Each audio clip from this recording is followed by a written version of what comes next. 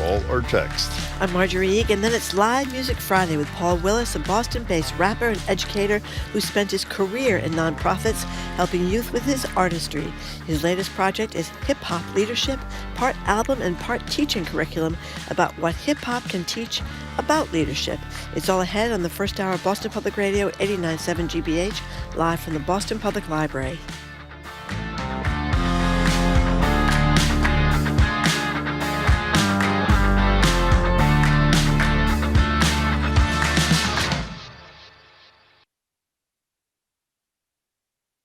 Live from NPR News in Washington, I'm Corva Coleman. There are conflicting statements from President Trump and Chinese officials about whether they've been in trade talks. Trump says he has, but won't clarify how recently those talks happened. China has been insisting that any report of current U.S.-Chinese trade talks is false. Top Chinese leaders met today in Beijing and pledged a string of new measures to boost their economy. NPR's John Ruwitch reports it's been complicated by high U.S. tariffs. An official readout of the meeting of the Communist Party's elite Politburo said external shocks to the economy are increasing, and it's necessary to prepare contingency plans. For companies significantly affected by tariffs, the Politburo said more funds should be allocated to help with retention. The meeting called for the prompt implementation of more proactive and effective macroeconomic policies. It urged local governments to issue special bonds to support basic living expenses and salaries. It called for steps to boost pay for low and middle income groups and said there should be more done to help struggling companies and boost core tech industries. The Politburo also called for steps to boost domestic consumption. That's something that many economists have been urging and something likely to help cushion the blow from tariffs. John Ruwitch, NPR News, Shanghai. President Trump's special envoy, Steve Witkoff, is in Moscow meeting Russian President Vladimir Putin. Trump says the U.S. is trying to get support for its plan to end Russia's war in Ukraine. He wants Ukraine to give up territory to Russia to bring this about. In an interview published today by Time magazine, Trump said that the annexed Ukrainian region of Crimea will stay with Russia. That's been a non-starter for the Ukrainian government. Ukraine is observing a day of mourning today for the 12 people killed this week by a Russian attack on the capital, Kyiv. Trump had rebuked Russia's president, writing online, quote, "Vladimir, stop." A federal judge is blocking the president's executive order on voting, saying President Trump lacks the authority to make the change. As NPR's Jude Joffe-Block reports, the provision would require someone to provide proof of citizenship to register to vote in the U.S. A federal judge paused that provision, writing, quote, "Our Constitution entrusts Congress and the states, not the president, with the authority to regulate federal elections." The judge's ruling is a victory for voter registration groups and Democrats who say such a requirement could create barriers for millions of eligible voters. In a statement, White House spokesperson Harrison Fields said the president will keep fighting for election integrity. Jude Joffe-Block, NPR News. Texas lawmakers have passed legislation to create an enormous school voucher program. The $1 billion plan will let parents use taxpayer money to pay for tuition at private schools for children. Opponents of vouchers say this will drain money away from public schools and hurt children from low-income families. On Wall Street, the Dow was down 200 points. This is NPR. Good morning. With the latest from the GBH Newsroom, I'm Henry Santoro. 2 students at Worcester Polytechnic Institute whose visas were revoked by the feds are suing to have their immigration status restored. Telegram and Gazette reports these students, both from China, are part of a suit filed in U.S. District Court of New Hampshire by around 100 students who lost their F1 status and are all seeking to get it back. Today is World Penguin Day, and conservationists around the world are raising awareness about these species and the need to preserve their habitats. Tommy DeMarco is a penguin trainer at the New England Aquarium. He says the day is an important opportunity to educate the public about threats to the species, many of which are dying earlier than expected due to human activity. But one of the largest issues really facing penguins is overfishing. So they're not even really able to make it to that 10 to 15 year mark because they're not able to find the food that they really enjoy. DeMarco says one small thing people can do to contribute to penguin protection is to choose sustainable seafood options. There's also an old age home at the aquarium for penguins, and you can say what you will about those penguins, but you cannot say that they are a flight risk. In sports, the Red Sox are in Cleveland tonight. The Celtics in Orlando for Game 3 of their series with the Magic. Gangrene leads 2-0. We like that. And in the forecast, cloudy, low 70s today, little wet out there, cloudy and upper 50s overnight. Rain, lots of it tomorrow. Of course, it's Saturday, high in the low 60s, then mostly cloudy, mid-50s on Saturday. 70 degrees in Boston. This is GBH News.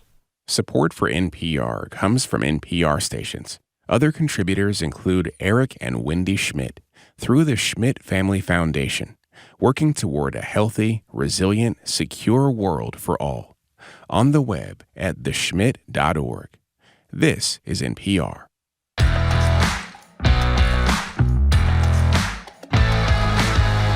Eastern Brownie, I am Marjorie Egan. Welcome to Boston Public Radio. Thank you. 89.7 GBH. We're broadcasting live from the Boston Public Library.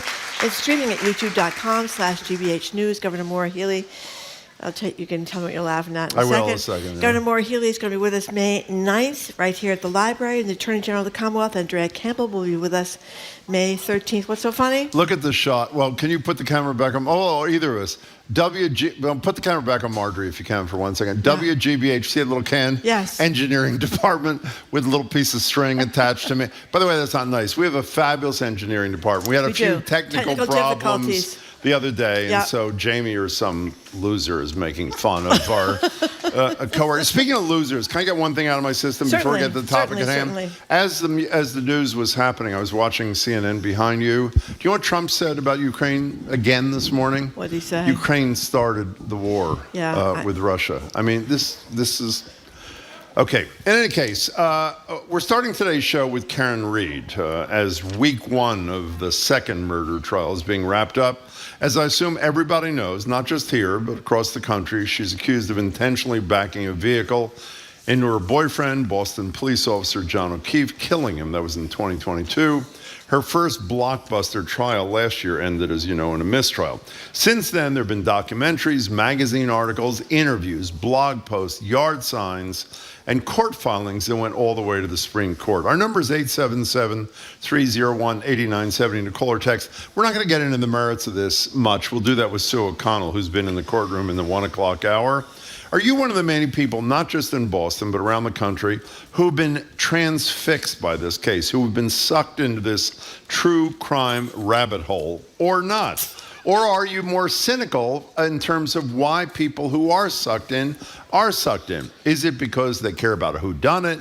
Is it because they want accountability? Or is it simply because, Marjorie, every time there's a good-looking white woman victim or defendant, all of a sudden we start paying attention to what happens in a courtroom? The number's 877-301-8970. So why do you think the interest is as intense as it is? Well, you know, you're above all this, Jim, at Cambridge. I'm not above this is a little too low rent for you. You are But you may recall that the Serial podcast, which started the whole true crime craze, and maybe started the whole podcast industry, was about a murder involving a young man of color and a woman, a very young woman, about whether it was a whodunit. So, I mean, you know what that was, by the way? What? That was not pictures. That was sound. Yeah, Are you aware of that? Listen, these are pictures. Listen, it is absolutely true that good-looking white women get more attention. Oh, you're folding already. Yeah, but Good, it's not just that. You know, the true crime craze. There was a great piece in Best Hightel, who's written wonderful stuff about this. She has. You know, there are certain things that really catch the attention of America. Well, it's not just good-looking women, white women. It's celebrities on trial, crimes of passion, kidnapping, kids who kill, killer kids, killer parents, killer spouses, love triangles, mass killers, medical crimes, murder, mayhem, murder for hire, police brutality, scorned lovers, self-defense, or murder and sex crimes. All of these things are like things that people are fascinated by. So, well, you know what? Let me just say, though. Except for you. Well, except for, not just except for me. By the way, I want there to be be justice for both Reed and for John O'Keefe. Jim's but you know what's interesting? Above the fray. What a lot of people like to say, like you, by the way, to pretend or suggest that they are into the merits of this thing, is their deep concern about finding who was responsible for the death of John O'Keefe. Do you know who's almost never mentioned in the discussions about the Karen Reed trial? John O'Keefe. Yeah. I mean, literally almost never mentioned. Well, we should mention that this week his mother took the stand. I know. Did you see that? This poor woman, I watched part of that, by the way. She lost her daughter to a brain tumor about 13 years ago.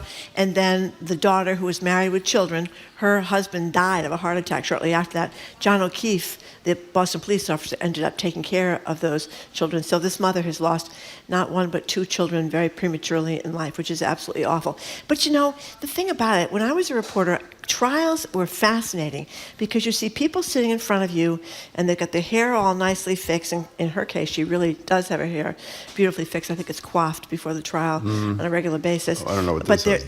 Well, because they're there in their nice suit and their tie, or if they're a woman, like any nicely defendant, dressed. right? And you think, how is it that this person could have chopped their wife into a million pieces and impaled their heart and lungs on stakes in the backyard? I mean, you just look at people and that think... was the Ziti killer. That was the Ziti killer, but you can look at a lot of them. There was that famous Dr. Grenadier from Wellesley. Yep. Wellesley, he was an internationally famous child with asthma specialist. He spoke to the German shepherds in German, remember? People were fascinated by that trial. I was. And there's a lot of fascinating things, like he had 3 children, and they all believed he was innocent. But I remember that. As the trial progressed, 2 of the 3 said, no, Dad killed Mom. So these things are kind of fascinating because they're real-life tales of horror. Did this all start, by the way, I should know this. This all started with Court TV and OJ, is that? Court TV and OJ, that's right. Which did OJ Actually, wire Beth to wire? Teitel interviewed the person from Court TV, and her analysis of what kind of things cause people to... That's what you just read, That's what I just read. It's good-looking white women, and then that long list, which I will not subject so you the to questions again. are twofold. Are you consumed by this case or not? And I think one of us is consumed, one is less so, let's put it that way.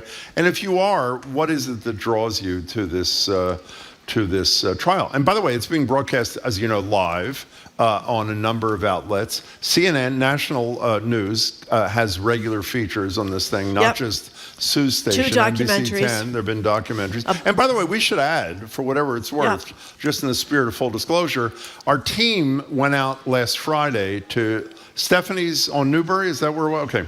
Marjorie and I were not there for reasons we will not disclose. Yep. And Jamie texts me and says, guess who is sitting at the next table? And I knew he was not telling the truth, but just to make me jealous, Karen Reed and her lawyer. There you go. But it turns out when he sent me a photo, 2 minutes later, it was Karen Reed and her lawyer, which is a really odd thing. The trial's about to start the following, well, did it start Monday? No, it didn't start Monday because of the holiday. Tuesday. And she's at a restaurant bar on Newbury Street with her lead counsel, which is an odd thing. And by the way, Jamie, for whatever it's worth, Jamie did his job and invited her on the show. And I believe Jamie nodded in agreement. If I'm right about this, she said obviously she'd be happy to, but during the trial she could not do that. So, she has given interviews, though, which has been very unusual. Like in Manly Fair. I've never, ever heard that. We've discussed that with Sue, too. Okay. 877-301-8970. Now, as you mentioned, there are 2. There's NBC 10. This is the one that Sue O'Connell, our media maven, and she's going to be with us later. She has a special show about it. Clinton, that's Canton, rather. That's the town it's in. Canton Confidential, the trial, the Karen Reed murder trial. That's one. And then there's the second one, A Body in the Snow, the trial of Karen Reed, which is streaming now, an HBO documentary. And we're going to play a little sound from that. Here's Karen Reed herself on the record in that documentary, A Body in the Snow, talking about the taillight. And people may know there was a lot of question about the pieces of the taillight, where they fell, if Officer O'Keefe was injured by the taillight. Anyway, here is Karen Reed talking about the taillight. I leave a voicemail to John where you can clearly hear me pull into John's garage. Shut the door and you hear me walk into the kitchen. It's like a full minute long. That's at 12:41. But the Ring video of me arriving home is mysteriously missing. The prosecution is accusing me of deleting the Ring, and we're accusing them. I want the video when I arrive home to show that my taillight's intact. I don't know that it would have captured it, but it could have.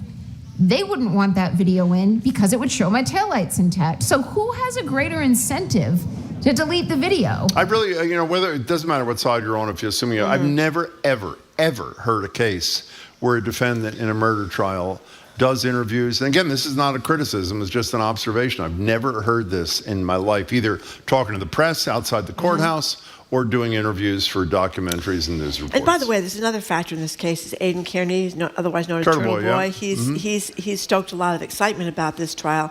Matter of fact, he was accused of intimidating witnesses. I think it's pending. They're pending. Yeah. Cases are pending. I think he did a little time in the courthouse involving this case. He was as held, well. right? Yeah. Yeah, but in any case, he's been a blogger. He's from Holden, and he's gotten a lot of excitement around this case.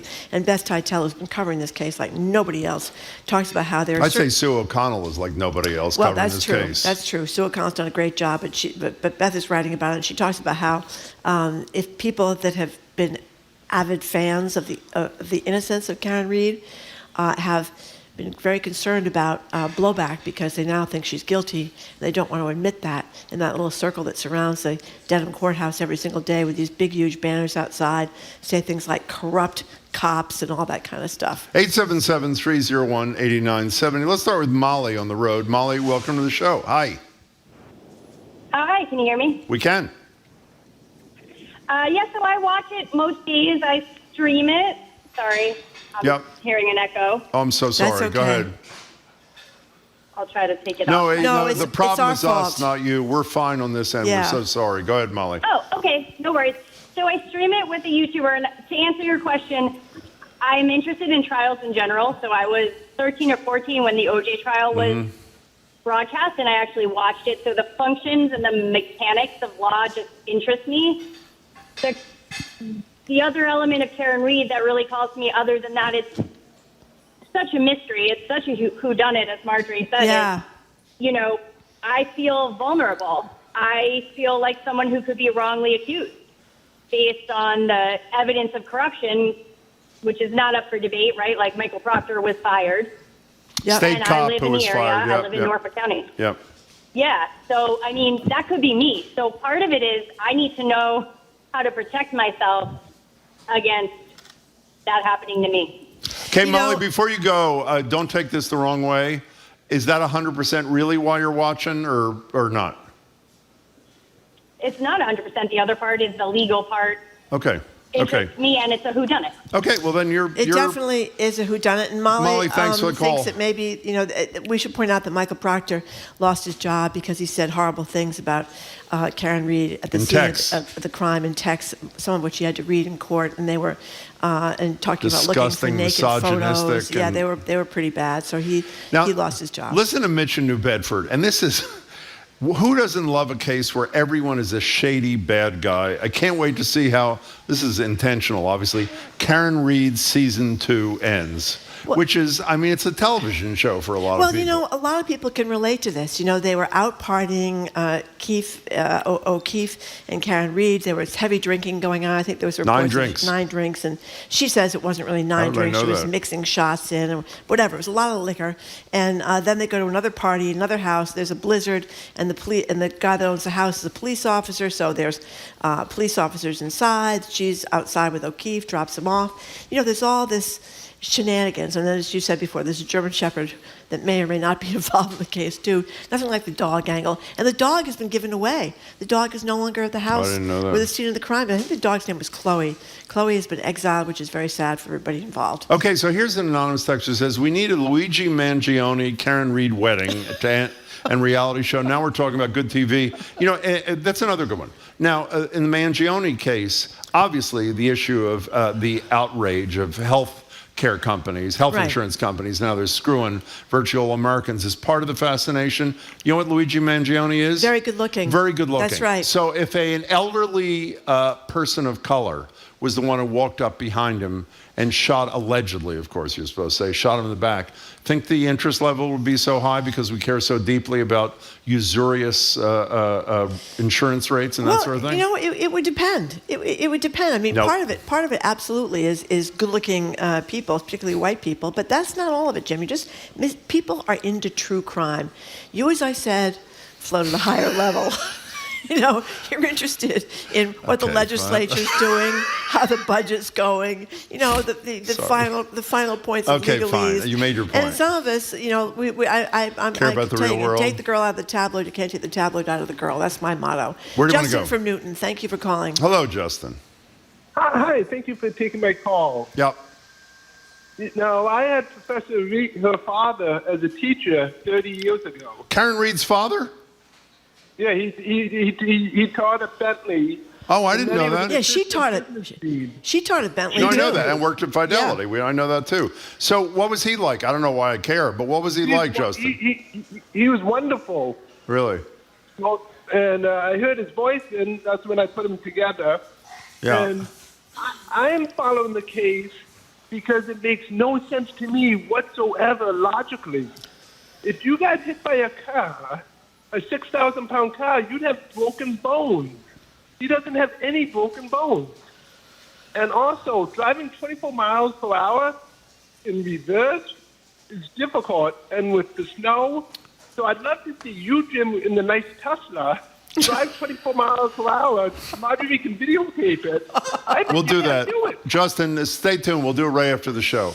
Now, I can't respond to any of that because I don't know any of that. Do you know that to be true? I think there's some question Justin, about the speed at which she was traveling and all that. I mean, to me, it's fairly obvious what happened, but I'm not going to. Good, don't. Yeah, say, but she probably didn't know she did it. Okay, Marjorie's not going to say until she said. And then she did. That's right. She didn't know she did But it. it took you like 3 seconds to say when you said you weren't going to say. Well, you know what the problem is? I'd like to have her on your jury, by the way. You know what the problem is with He's conspiracies? guilty. Oh, no, he's not. Oh, yes, he is. People love conspiracies. I like conspiracies. JFK, and they may have been one with the CIA. I don't really know. But it's really hard for a group of people to shut up for as long as it takes to keep a conspiracy intact. Yeah. They tell somebody. They tell their wife. They tell their kid. They tell somebody. It gets out. There's a lot of people in that house to have shut up for this long of a time. And that's why, Jim, I think usually the most obvious answer is the obvious answer. Well, it's like the Stewart murder, by the way, and that the Globe story on it in terms of the conversations that were going on in the family about what really happened, family and friends who knew what had really happened. Well, that's what was really weird in the Charles Stewart case. People may remember he was asking around, trying to find somebody to kill his wife before he killed her, and obviously his brother knew about this too. I don't think he necessarily knew he was going to kill her, but he knew that he was up to no good, wanting him to stage a robbery, and that's what Matthew Stewart did. Went to the car and took her jewelry and the gun and those other things. Can I we should be, in fairness to our audience, say part of the deal we cut today, you and I, so that we would discuss this today and the people, public interest in it, because you wanted to do that, was on Monday at 11 o'clock, we'll spend 45 minutes discussing the state budget, line by line. We'll go each line item in the state budget, and we'll get your reaction. That's Katrina right. in a car. Well, Jim is a tax man, as we know. You're on. And how many of us are just fascinated by tax policy? Tax policy. We're on. By the way, you know what I do care about in this case, what for whatever it's worth, Jim? which is, I know you're going to say this is a feat too, did Jim. she pay her taxes? Her whole claim, the thing is now before the Supreme Court, which has been denied by lower courts, about whether or not this is double jeopardy, because we have learned from actual jurors in trial number 1, they had voted 12-0 to acquit her of the most serious. Second-degree murder is the most serious. I think so. And whatever the bottom one was, I can't remember. Leaving the scene of a crime. I don't get that But part. they were never polled. Well, whether you get it or not, they voted 12-0 to acquit. Yeah. And the judge never polled them on that in their contention. Yeah. Her lawyers are. And I have to say, I find the case somewhat, in terms of an equity thing, not so much playing lawyer. Jim is there seems to be from the equity angle. You are really impossible. Okay. Katrina in the car. Hi, Katrina. Welcome. Hi. Hi. Somewhat of a frequent caller here, and I am very happy to speak on this topic with you guys. Good. So, Jim, thank you for bringing up one of my points, which is the double jeopardy factor. That concerns me a lot, and if I'm not mistaken, you're a lawyer. Or I am sort of a lawyer, yeah. In a prior life, right? So my issue is, I don't think it matters whether she did it accidentally, on purpose, or at all, because of how corrupted the evidence was at that crime scene. Well, that's part of the rationale for that's part of the rationale for the acquittal of O.J. Simpson, and obviously because what was Mark's last name? The N-word dropping. Furman. Mark Furman, yeah. But go ahead, and the corruption of the L.A. cops. This is more than O.J. Well, I don't know about that, Katrina. Go ahead. 3 generations of police officers drinking into the early morning hours in a blizzard, like the corruption of the crime scene and the evidence, the poor handling of the evidence, that's all not the definition of reasonable doubt. Do you live in the community there? I actually live in Norfolk County. Oh, you do? Which is the county Have in you which been? Jury, I did not get a summons. Have you been to the courthouse? I have an open mind to it, but to me, the evidence, it's really important to we got it. In how about Marjorie's question? Yeah, have you been to the courthouse, Katrina? Have you seen the scene out there? No, I've driven by, but I'm not a crazy person like that. Got but yeah.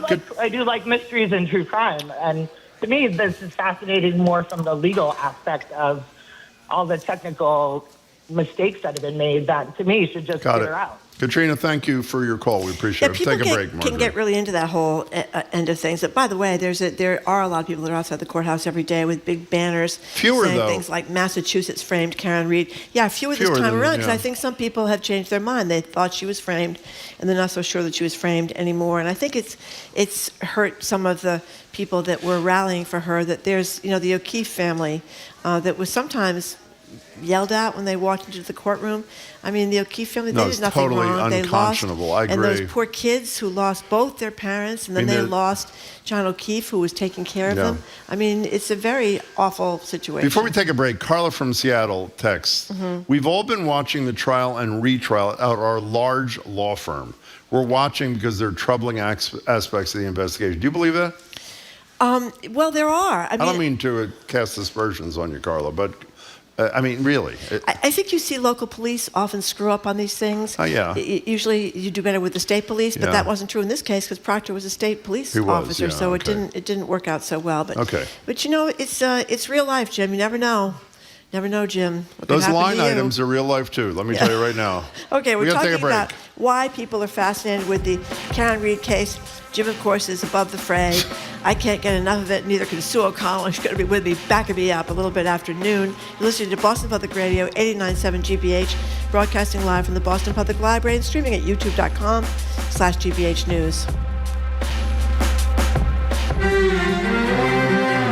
In 1937, Spain erupted into civil war. Now, a descendant of Spaniards who lived through that war has written a book to better understand his own family history. Writing the book taught me a way to look at my great-grandfather in a new light. That story next time on The World. This afternoon at 3, here on GBH News 89.7. Our programs are made possible thanks to you and the University of Massachusetts Amherst. United around a vision for public access to revolutionary education, UMass Amherst gives students the opportunity to seek solutions to the challenges of today. Learn more at umass.edu. And Celebrity Series, presenting the Alvin Ailey American Dance Theater, featuring Mr. Ailey's timeless masterpiece, Revelations, April 24th through 27th at the Bach Center Wang Theater. Tickets at celebrityseries.org.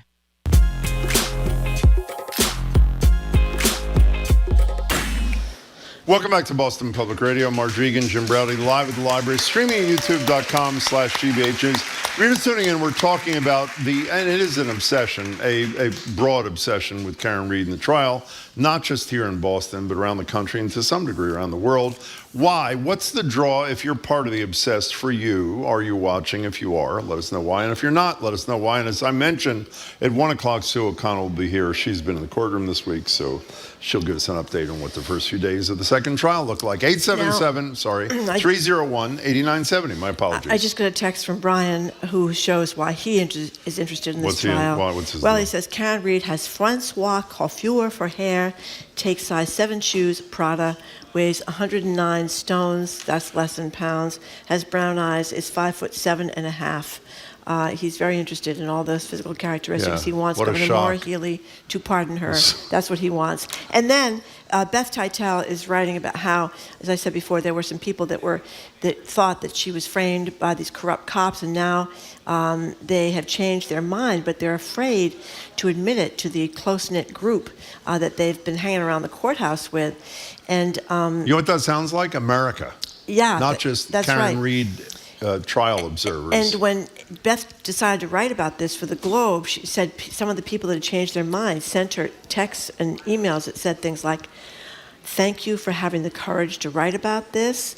Or another one said, "I have only told people in my close circle that I've changed my mind."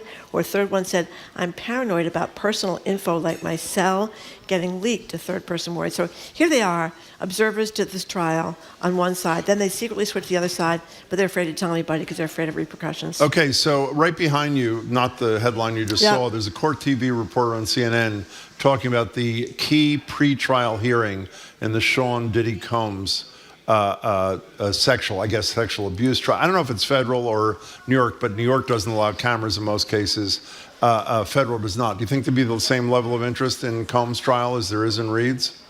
Yes. I mean, he is a huge celebrity. Yeah. He's a huge celebrity. So again, I sort of my point. I mean, that's the reason for it. Is that a fair assumption? Well, we mentioned before the really goofy-looking red-haired lawyer from South Carolina. Oh, killed his wife and kid. Killed his wife and his kid. That was on television constantly. He was that one I can't explain. He was not much of a looker, was he? No, that's true. That makes your case better than I'm making mine. Some cases just captured people's attention in a huge kind of way, particularly awful cases. Susan Smith, that was a long time ago. Remember, remind people who she was. She was also from South Carolina. Made me think of it. Her boyfriend wasn't crazy about her having these kids around her all the time. One of the worst so she gets in her ever. car, she drives into a lake with her 2 little children strapped in their car seats in the back and drowns them. Did you go to that trial? I did. Yeah. I did. That was that was huge. That got huge coverage. Esther from Hopkinton, thank you for calling. Hello, Esther. Hi there. Hello. I would rather listen to Jim talk about the line item of the budget than about the Karen Reed trial. Well, Monday, tune in. That's what I'm going to be doing there. Good for you. Why is that? Why is that, Esther? Because I understand celebrities getting all the attention, but enough already. Let the judicial system work its way out, give her a fair trial, figure it out, but it's everywhere. It's ubiquitous. I'm just sick to death of it.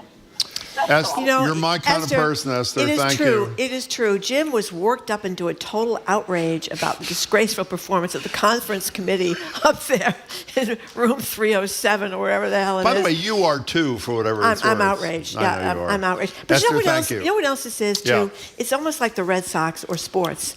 It's a distraction from something because obviously you want justice to be served. If she's guilty, you want her to be found guilty. If she's not, acquitted. But this doesn't really matter in some ways. You know what I mean? It's a distraction. Well, what does that mean? Well, it does not matter in a big kind of way. Well, it's it not matters like having that to think a about person's losing killer be brought to justice. Yes, it does, but it's not like losing your 401k or your business going out of business because of tariffs. It's not like the. You mean in terms of individual impact on? Yes. Okay, can I do one more thing? It just occurred to me because I was just looking up Susan Smith. We've had another. We're talking about a defendant. How about victims? What's the name of that young woman who disappeared in Aruba and that Dutch kid was? Holloway, Natalie Holloway. Yeah, how was that 24/7? Yeah. What was she? She was a good-looking blonde. She was. Well, and how much did we learn afterwards about women of color disappearing in colossal numbers? The late, great virtually none Gwen of them. Ifill I know Gwen did a Ifill, whole exactly. thing about this. Exactly. So how come the good-looking blonde women get all the attention, and there are women of color, black women that disappear all the time? So you want to counter that Remember, one too? we talked to Marcella Garcia about the woman in East Boston. I do. No, they've got a point. The East Boston woman that was missing for months and months and months. It was difficult to get attention for. So it's true. A lot of cases catch fire because the people involved are good-looking. But that's what our culture is, Jim. You know, celebrities are all missing white woman too. syndrome. We have time for one more. Caroline in Marlboro. You Hi. have a minute, Caroline. Welcome. Hi. Hey, guys. Love the show. First time. Thank you. Long time, all that. We love I'm that. obsessed with the trial. Oh, good. It's the only trial that I've ever watched live on court TV. Why? And I watch it with I'm fascinated with it only because, and I think that if you think that people are obsessed with it just because Karen Reed is an attractive white woman, I think you don't know all the details about the corruption and all these things going on in a small town. Like, people are freaked out by like the dueling banjo small town thing going on, manipulation of evidence. Dueling banjos. The timeline is all messed up for when she was there, and they had a handful of medical experts testifying to the fact that the injuries on his body they're not synonymous with being hit by a car. Well, some. There are some. Some of them, but the lacerations on his arm are from an animal, a dog, Chloe. Where's Chloe? Where's Chloe in all this? Well, we got it, Carol. We hear you. Caroline, so you think that it was she's getting framed by the cops? So and here's what I think happened. Quickly, okay, we're ready. Really quickly. There was an accidental fight in the house. Yes. And I think that Chloe got involved, and I think somebody accidentally killed John O'Keefe, and then they covered it up. By dragging him out. They knew that Karen Reed was blackout drunk. Okay. Yeah. And they could probably pin it on her. Okay. Well, obviously you know a lot about it. Caroline, thank you for your first call. Jim, call us again soon, please. You're just dismissing people. No, I'm not dismissing. We're out of time. I'm not dismissing calls. It's a fine back call. at the conference committee up at the State House. It's a fine. Okay. Okay, we're moving on. Not because I want to. Kim from Jim Italy says, I left the country just to get away from the Karen Reed trial. I totally agree. Speaking of Italy, how about that good-looking young woman in Italy that was accused of killing one of her roommates? Yeah. I mean, that trial She was on CNN last week. They're all over the place. What was her name? Knox. Somebody Knox. I forget. Amanda Knox. Amanda Thank you very Knox. much. Thank you very much. I tell you, we know all the names. By the way, I just want to say before we take a break, the way I knew it was Amanda Knox is because Jamie, how many years have we been in the library? No, how many? We've been here like 8 years, something like this. Jamie was actually able to speak into my ear for the first time. Can we hear it for that, by the way? How great is that? 8 years. Speak into our ears can finally now? talk to the host. This is an incredible moment. Oh my God, He's not talking is to a you, wonderful believe me, technological breakthrough. We thought it would never happen, and now it has. Yes. Okay, enough of Karen Reed until Media Bev and Sue O'Connell gets here a little bit after noontime. When is she coming in? 1 Jim? o'clock. Oh, you have to wait till 1. I'm sorry. There you go. But meanwhile, we have got some great live music for you. We're going to talk with rapper, educator, and author Paul Willis about his latest album, book, and teaching curriculum about hip-hop's lessons in leadership. And we're going to hear some great music from him and his group. You're listening to Boston Public Radio, 89.7 GBH, live from the Boston Public Library and streaming at youtube.com/GBH News. Support for GBH comes from you and Porter Square Books, hosting Alyssa Altman with her new book, Permission, about the craft of memoir writing and the ethics of storytelling. April 30th at 7. Registration information at portersquarebooks.com. And Mass General Brigham Health Plan, ranked #1 in member satisfaction among commercial health plans in Massachusetts by J.D. Power for the second consecutive year. Details at mgbhp.org/everyday. And Standish Village in Dorchester's Lower Mills, providing assisted living residents with programs designed to help seniors stay sharp, social, and independent. Learn more at standishvillage.com/programs. The next Great Performances explores Rachmaninoff's reinvention as an American artist after leaving Russia. Catch Now Hear This, Rachmaninoff Reborn, tonight at 9 on GBH2.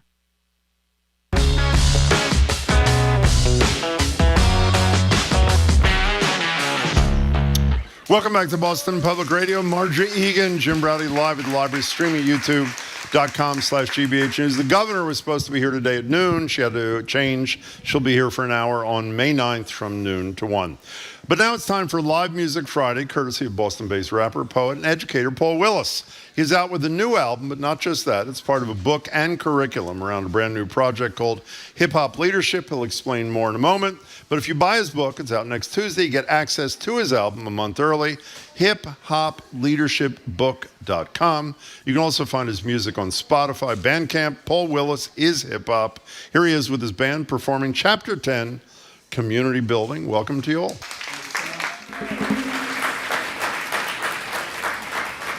Moves, you want to kick us off? Let's go. 1, 2, 3, 4. We got us, that's community. We got us, that's community. We got us, that's community. We got us, that's community. Like-minded individual, giving much love, baby, it's reciprocal. Bringing people together, call it unity. Don't need to be Latifah to be Queen C. I give myself to create us. Strong will, success, yeah, I build it up. Through my words and my actions, create trust. Building community, baby, that's a must. Leaders of the new school, we building dreams. So it seems they disrupt hope by any means. Generations of pain we hold in our genes. Building unity and wealth till it's busting out the seams. We build, cause the youth need opportunity. We build, cause employment over eulogies. We build, mentorship and continuity. We build, cause we got us, that's community. We got us, that's community. We got us, that's community. We got us, that's community. Said we got us, that's community. Come on. We got us, that's community. We got us, that's community. Said we got us, that's community. Said we got us, that's community. A like-minded individual, giving much love, baby, it's reciprocal. Bringing people together, call it unity. Don't need to be Latifah to be Queen C. I give myself to create us. Strong will, success, yeah, I build it up. Through my words and my actions, create trust. Building community, baby, that's a must. Leaders of the new school, we building dreams. So it seems they disrupt hope by any means. Generations of pain we hold in our genes. Building unity and wealth till it's busting out the seams. We build, cause the youth need opportunity. We build, cause employment over eulogies. We build, mentorship and continuity. We build, cause we got us, that's community. Said we got us, that's community. We got us, that's community. Said we got us, that's community. Said we got us, that's community. We build. We got us, that's community. We build. We got us, that's community. We build. We got us, that's community. We build. We got us, that's community. Word. That is Paul Willis and his band performing his song Chapter 10, Community Building. Paul is joining us now with Des Polk. Des is helped bring this project to life as the publisher. She is the CEO and founder of Destined to Shine Publishing. Des, great to meet you. Paul, great to see you again. Welcome. Yeah. It's great. Thank you for having us. Yeah, thank you so much for coming in. So before we get any further, tell us who's in the band. Yeah, we have Grateful Queen, who is a vocalist, singer, rapper, poet, amazing creative. We've got Calvin on the keys. Hey, Calvin. Lemuel. We've got Moves CEO on the djembe. He's incredible producer, rapper, instrumentalist, multi-instrumentalist. We've got Amari Fortune on the bass. Hey, Amari. Okay. That's great. So, hip-hop leadership, you've Yes. written a whole book about it. What does that mean?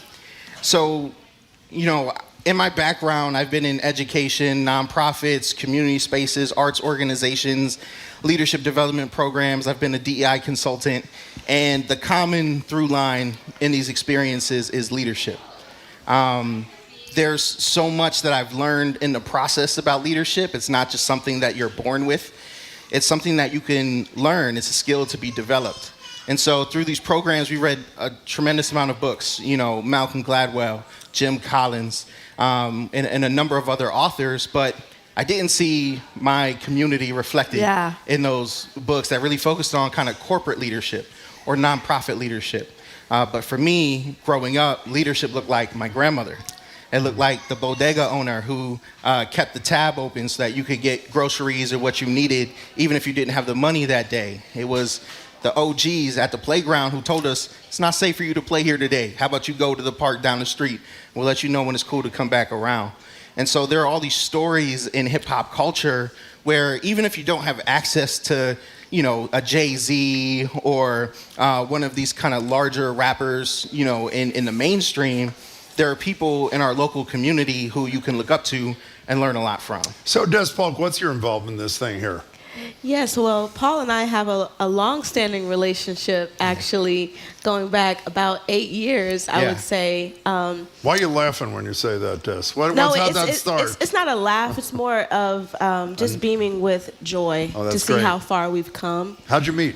As artists. So actually, I have an art activist platform called Radical Black Girl. Mm-hmm. And I produced a show 8 years ago called Resistance, and Paul was one of the featured artists at that show, and that was really the seed for this to even come into fruition as one art activist to another arts educator. Right. So what's your role in this thing 8 years later? Yeah, so I am his publisher, also his editor of the book. So from formatting to editing to consulting on, finalizing the beautiful cover.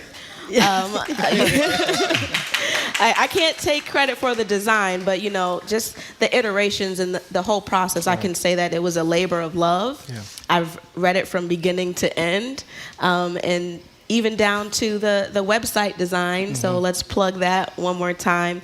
hiphopleadershipbook.com. Right. All of it has been a collaborative process. He has the same smile on his face that you did, by the way. This is a big moment. So, Paul, this is a multimedia kind of thing. As I think I said, it's a book, it's an album, it's a curriculum. We're particularly interested in the last part of this. Tell us about the curriculum. Yeah. So this process of writing and discovery started with the curriculum first. The last time I was here, I was working with 826 Boston. Which we're going to talk about at 1 o'clock because of their incredibly bold refusal to take federal funds and drop DEI from their curriculum. Right. That'll be a little bit later in the show, but go ahead. And I went from being an artist performing at BAMS Fest during that interview to then becoming the managing director of the Boston Art Music and Soul Festival. When I left BAMS Fest after that year, I started working with an organization called Beat the Odds. They're a creative youth development nonprofit here in Boston, really focused on artist development and then human development, making sure that there's a focus on mental health access and resources as youth kind of pursue their creative passions and dreams. And so part of the artist development program, we were able to use this curriculum and these guiding questions around how do you identify values-based leadership within hip-hop culture for not just yourself, but also your local community, and can we find examples in the pop culture kind of mainstream media about these stories. And so we started examining hip-hop culture at those 3 different levels with a group of 14 to 24-year-olds, and after kind of having discussions that were 90 minutes, you're talking about we've got teenagers in high school who can't, have a conversation for more than 2 to 3 minutes at a time. We're engaged deeply, 60-minute conversations, 90-minute conversations about these lessons and how they're showing up for their lives. And then I challenge them to create intentionally, thinking about these values in mind, and what does art look like when we think about authenticity and self-expression? How does your art change when you think about social commentary and advocating for something that you really believe in? What changes in the dynamic of your collaboration when you're focused on community building? Do you have evidence this works? Yeah. Like what? Give us a So we've had multiple student showcases at Beat the Odds. Students produced songs, music videos, poetry. We were able to partner with Conservatory Lab Charter School in Dorchester. They're like a performing arts school. And I worked with their 8th grade teacher. Shout out to Miss Abby Kelling and Colgan Johnson, who brought me in to really support students there. Took over their class for about 3 weeks. And they created some amazing spoken word. And so we have, those pieces, video evidence of that. We were able to align the curriculum with Common Core state standards for the 8th grade, reading, writing, speaking, all those kind of language pieces as well. So it works. Paul, I think I read where you went to Nativity Prep.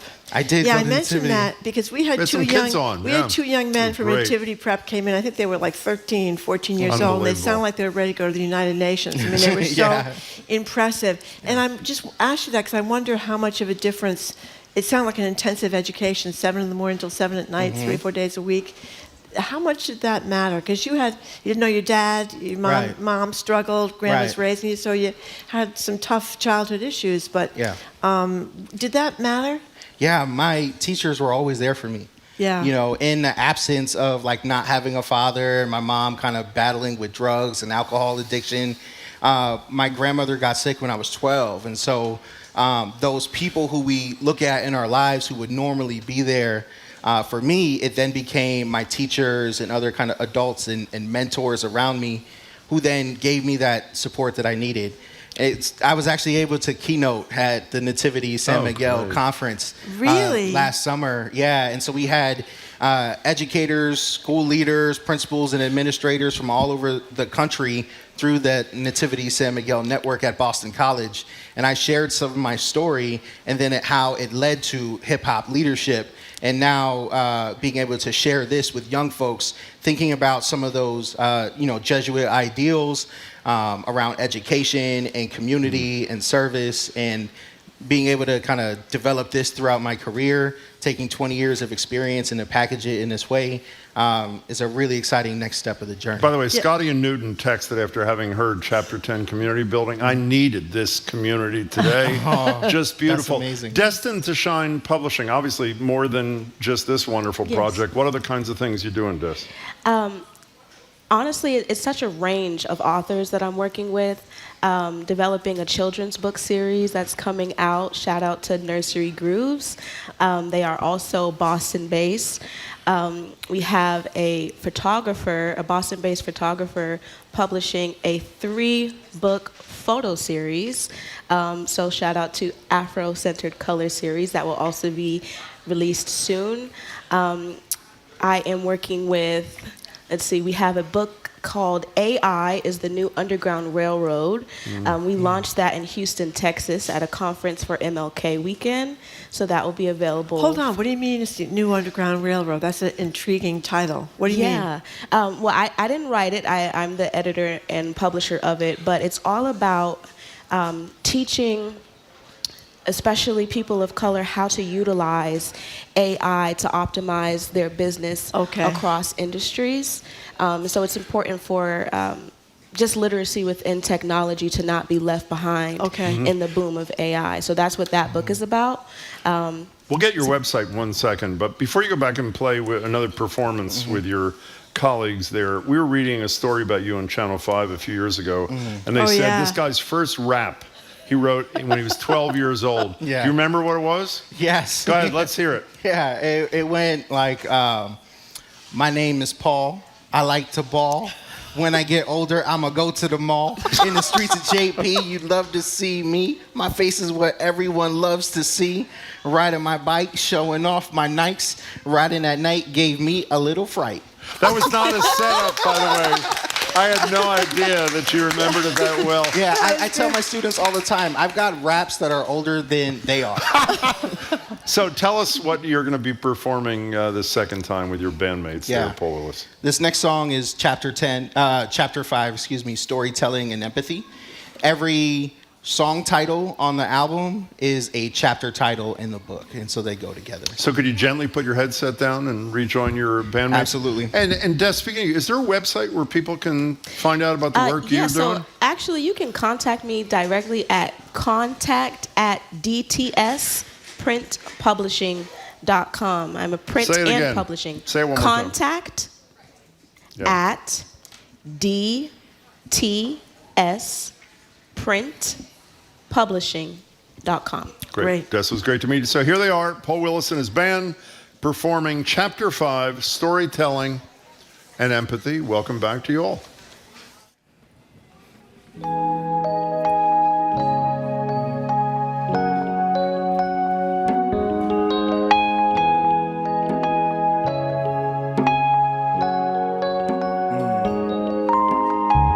Beads in her hair, cornrows and big froze, natural or weave, nails matching the toes. On a black women, lessons learned from my grandma's house. Gotta love her the most, cause she holding me down. This for our black queens, we gotta do better to protect. Almost 60 years, Aretha still singing for respect. You put us on the moon, and you put crowns on us, lifted our heads up high when the world looked down on us. When they jailed us, Angela Davis was organized. Maya Angelou bell hooks should be immortalized. If you saw the world rise up for black lives, that movement was led by black mothers and wives. Ain't no surprise when you see a queen doing a thing. We gotta own our own stories like the Woman King. Brick by brick, she been down from the ground up, so we can have health and wealth surround us. Yes, these are the stories never told. My heroes are sheroes. Out of the concrete like a rose. She arose, she arose. These are the stories never told. My heroes are she arose out of the concrete like a rose. She arose, she arose.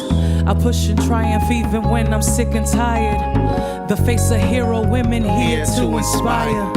Let's help each other, lightening the load. Looking for my peace and my joy, no time for foes. I rise up even when life's blow for blow.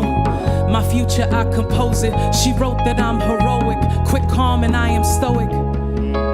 She's a rose, and she knows it. Cause these are the stories never told. My heroes are she arose out of the concrete like a rose. She arose, she arose. These are the stories never told. My heroes are she arose out of the concrete like a rose. She arose, she arose. I'm black, she black, they black, we black, black. Say I'm black, she black, they black, we black, black. Say I'm black, she black, they black, we black, black. Say I'm black, she black, they black, we black, black. Say I'm black, she black, they black, we black, black. Say I'm black, she black, they black, we black, black. Say I'm black, she black, they black, we black, black. Say I'm black, she black, they black, we black, black. Cause these are the stories never told. My heroes are she arose out of the concrete like a rose. She arose, she arose.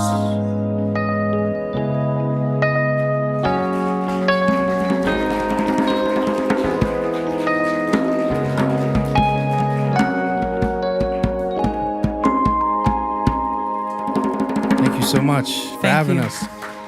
Appreciate it. Thank you so Thank much you, for thank being you, here. thank We have been you. listening to rapper, poet, author, Thank and you all. educator Paul Willis. His new album, book, and classroom curriculum is Hip Hop Leadership.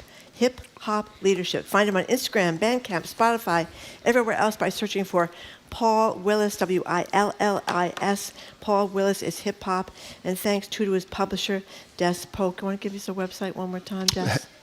Contact me at contact@dtsprintpublishing.com. Look forward to hearing from you and bringing your book to reality. And it's hiphopleadershipbook.com is the website. hiphopleadershipbook.com. Thank you very much. Thank you all. It's great. Coming up after Really the great. news, we'll be Thank you. joined by former Secretary of Public Safety Andrew Cabral. We're going to talk to her about Trump's bad week in court and banning trans soldiers from the military. You're listening to Boston Public Radio, 89.7 GBH, live from the Boston Public Library and streaming at youtube.com/GBH News.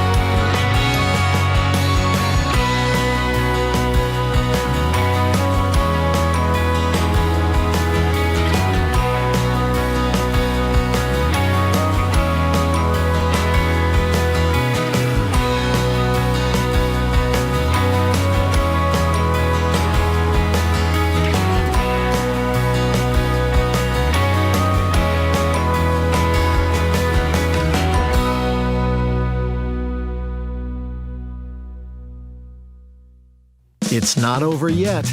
More smart conversation about community issues up ahead with Jim Braude and Marjorie Egan on Boston Public Radio, right after a news update from NPR. Stay with us here on GBH 89.7. I'm Jared Bowen. Today on The Culture Show, Pope Francis was truly a patron saint of the arts, the first pontiff to attend the Venice Biennale and to open a contemporary art gallery in the Vatican Library. He even recorded a progressive rock album and convened comedians from all over the world for a communal laugh. We take on that and more on The Culture Show's Week in Review, today at 2 on 89.7 GBH.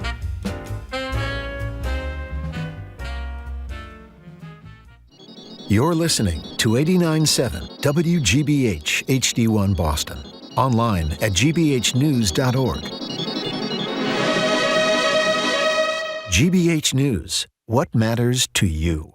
I'm Jim Browdy, head on Hour 2 of Boston Public Radio, live from the Boston Public Library. A bad day for Trump in the nation's court. But one judge gave the government a pause in having to facilitate the return of Kilmar Abrego Garcia. We'll ask Andrea Cabral why. I'm Marjorie Egan. Then Boston Globe business columnist Shirley Leung on a nonprofit in Boston rejecting $250,000 in federal grants and risking serious difficulty to maintain their DEI programs. Plus, Harvard's President Alan Garber speaking out to the media, finally, and a little quick sausage party to his favorite. The best of the worst is next on the second hour of Boston Public Radio, 89.7 GBH, live from the Boston Public Library.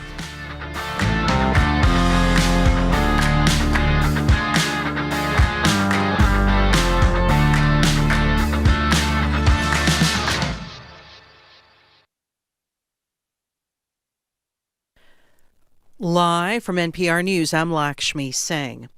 The Ukrainian capital is observing an official day of mourning for the lives lost when Russia carried out drone and missile attacks on Kyiv early yesterday. Officials say at least 12 people were killed and as many as 90 were injured in the assault. In an interview with CBS's Face the Nation, the foreign minister of Russia, Sergei Lavrov, was asked about the civilian toll and why the Kremlin continued its attacks even though Ukraine says it's ready for a ceasefire. If this was a target used by the Ukrainian military, the Ministry of Defense, the commanders in the field have the right to attack them.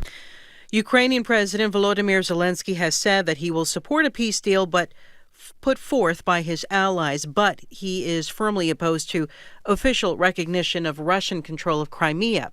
However, eager to mediate a peace deal, President Trump says Crimea will stay with Russia. Both Trump and Zelensky are among the world leaders expected to be in Rome tomorrow for Pope Francis's funeral. The Pope, who died Easter Monday at the age of 88, will not be laid to rest in the grottos of the Vatican, as has been the tradition.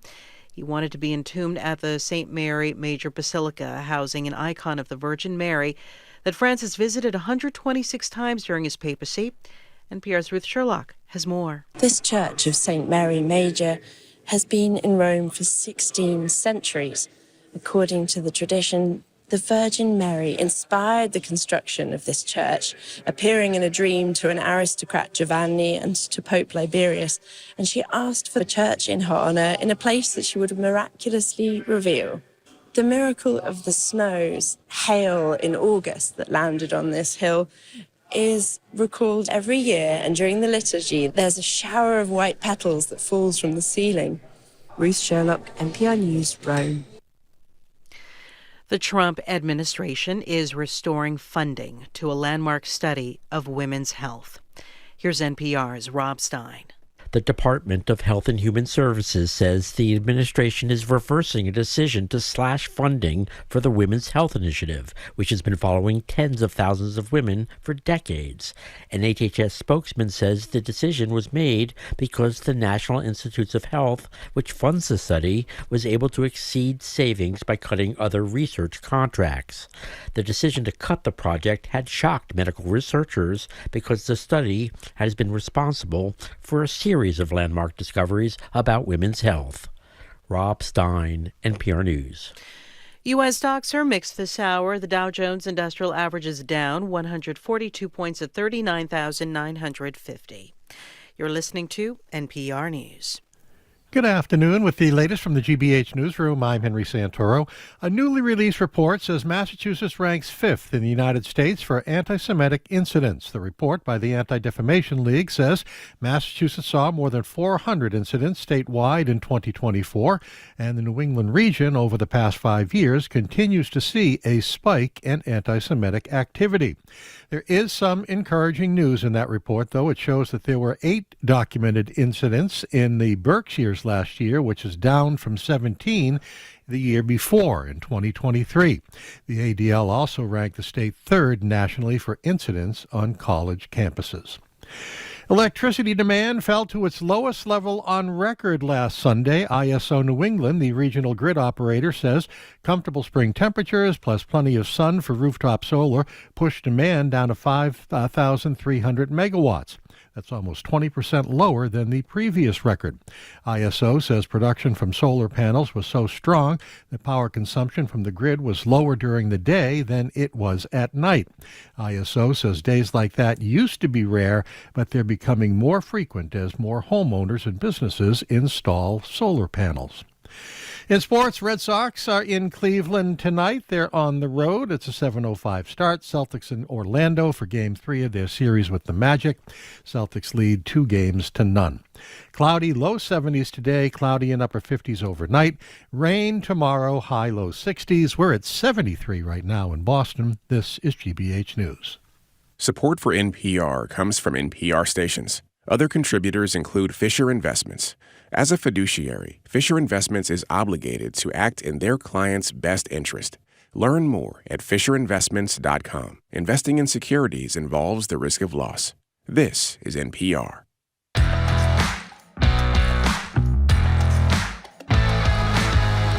Welcome to hour number 2 of Boston Public Radio. Jim Browdy and Marjorie Egan. We are broadcasting live from the Boston Public Library and streaming at youtube.com/GBH News. Governor Maura Healey will be with us at the library on May 9th, and the Attorney General of the Commonwealth, Andrea Campbell, will be with us on the 13th of May. Thanks. Hello again, Jim. Hey there, Marjorie. Before I introduce our next guest, I just want to say what you mentioned to Paul Willis a minute ago, that he went to Nativity Prep. We had a couple of great kids on. The president of Nativity Prep, Brian Marr, was apparently listening and texted, "Thank you for the shout out.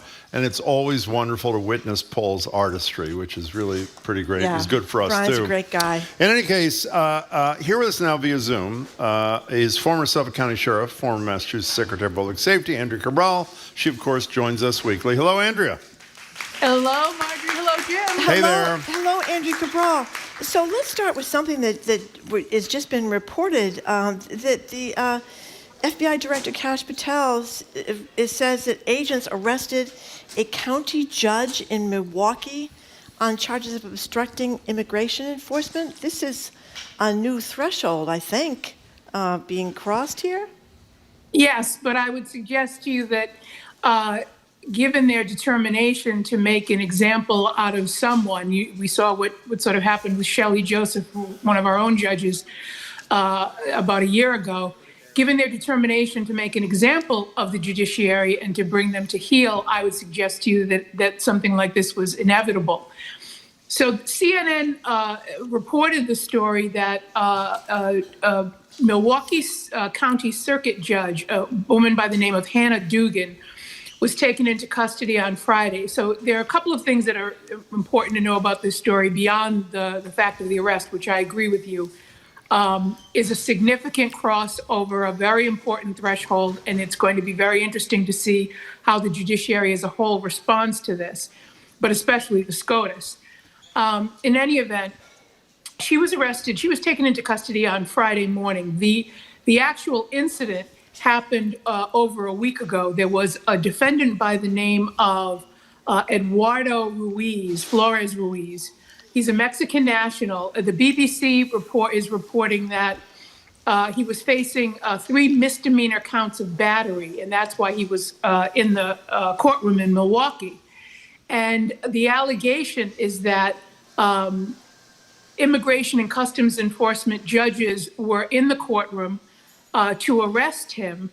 There had been some, I think, order by the Chief Justice in that court that they were not to arrest Flores mid-trial, as they did in Massachusetts, which prompted the entire sort of contempt proceeding with Judge Somerville here. Their allegation is that Dugan directed Flores Ruiz and his lawyer to a side door leading out of the courtroom. That's what the BBC is reporting, and that was the basis for her arrest a week later. What's interesting to note is that the CNN story simply says that she was arrested, and it talks about her obstruction and getting this dangerous criminal off the street, but there's no detail there. They have not made the detail of the facts underlying the complaint against her public, nor have they, defended the need to arrest Flores Ruiz in the courtroom. So as usual, there is scant evidence other than their allegations coming from the FBI. And it's also notable that Kash Patel announced, and this is why I say this was inevitable and that they were pushing it, announced the arrest of a circuit court judge on social media and then deleted the post, probably because he got criticism for it. But that's where they are, basically putting it out into the ether and putting it out into the public that they've made this arrest with virtually no factual basis. If you think you were right to do it, then tell us why you did it. But it is a significant threshold, and this should be of great concern to the judiciary, to the legal profession, and to the public generally. By the way, you mentioned Shelley Joseph in passing, and we should just update people. That was the Newton judge, Massachusetts judge, who did, and correct me if I'm wrong, Andrea, a similar thing. There were federal charges brought against her, I think at the end of Trump's first term. Ultimately, the prosecutors in that case agreed to dismiss the charges if she agreed to refer herself to the Commission on Judicial Conduct. And one of our colleagues just said that commission is still not resolved, has asked the state's highest court to appoint a hearing officer to preside over a public hearing, which would happen 30 to 60 days after the appointment, so that the Shelley Joseph thing is still pending. Very quickly, if you can, you intimated where you stand here, but where does the law stand on this in your estimation? Where's the law stand? Well, I think that's an open question. Clearly, there is a conflict between states' rights to pursue criminal charges in their courts and the right of the immigration, ICE, or Homeland Security to arrest people who have sometimes not been charged with anything, certainly federally, may be facing state charges. The right to interrupt proceedings, the right to be present in a courtroom and have a chilling effect on people who may be just appearing as witnesses or victims. I think these are all things that, ICE is relying on, the FBI is relying on the Supremacy Clause, and U.S. attorneys are relying on the Supremacy Clause to simply say the feds can simply pluck anyone they want from your courtrooms. And I think the states have a lot more to say about this, and that this should be it's going to be a hard-fought battle, but this is definitely a battle worth fighting. This is them not just going into courtrooms, but into churches, into elementary schools, and other places. And if there's anything to state sovereignty, these battles have to be fought. Yeah.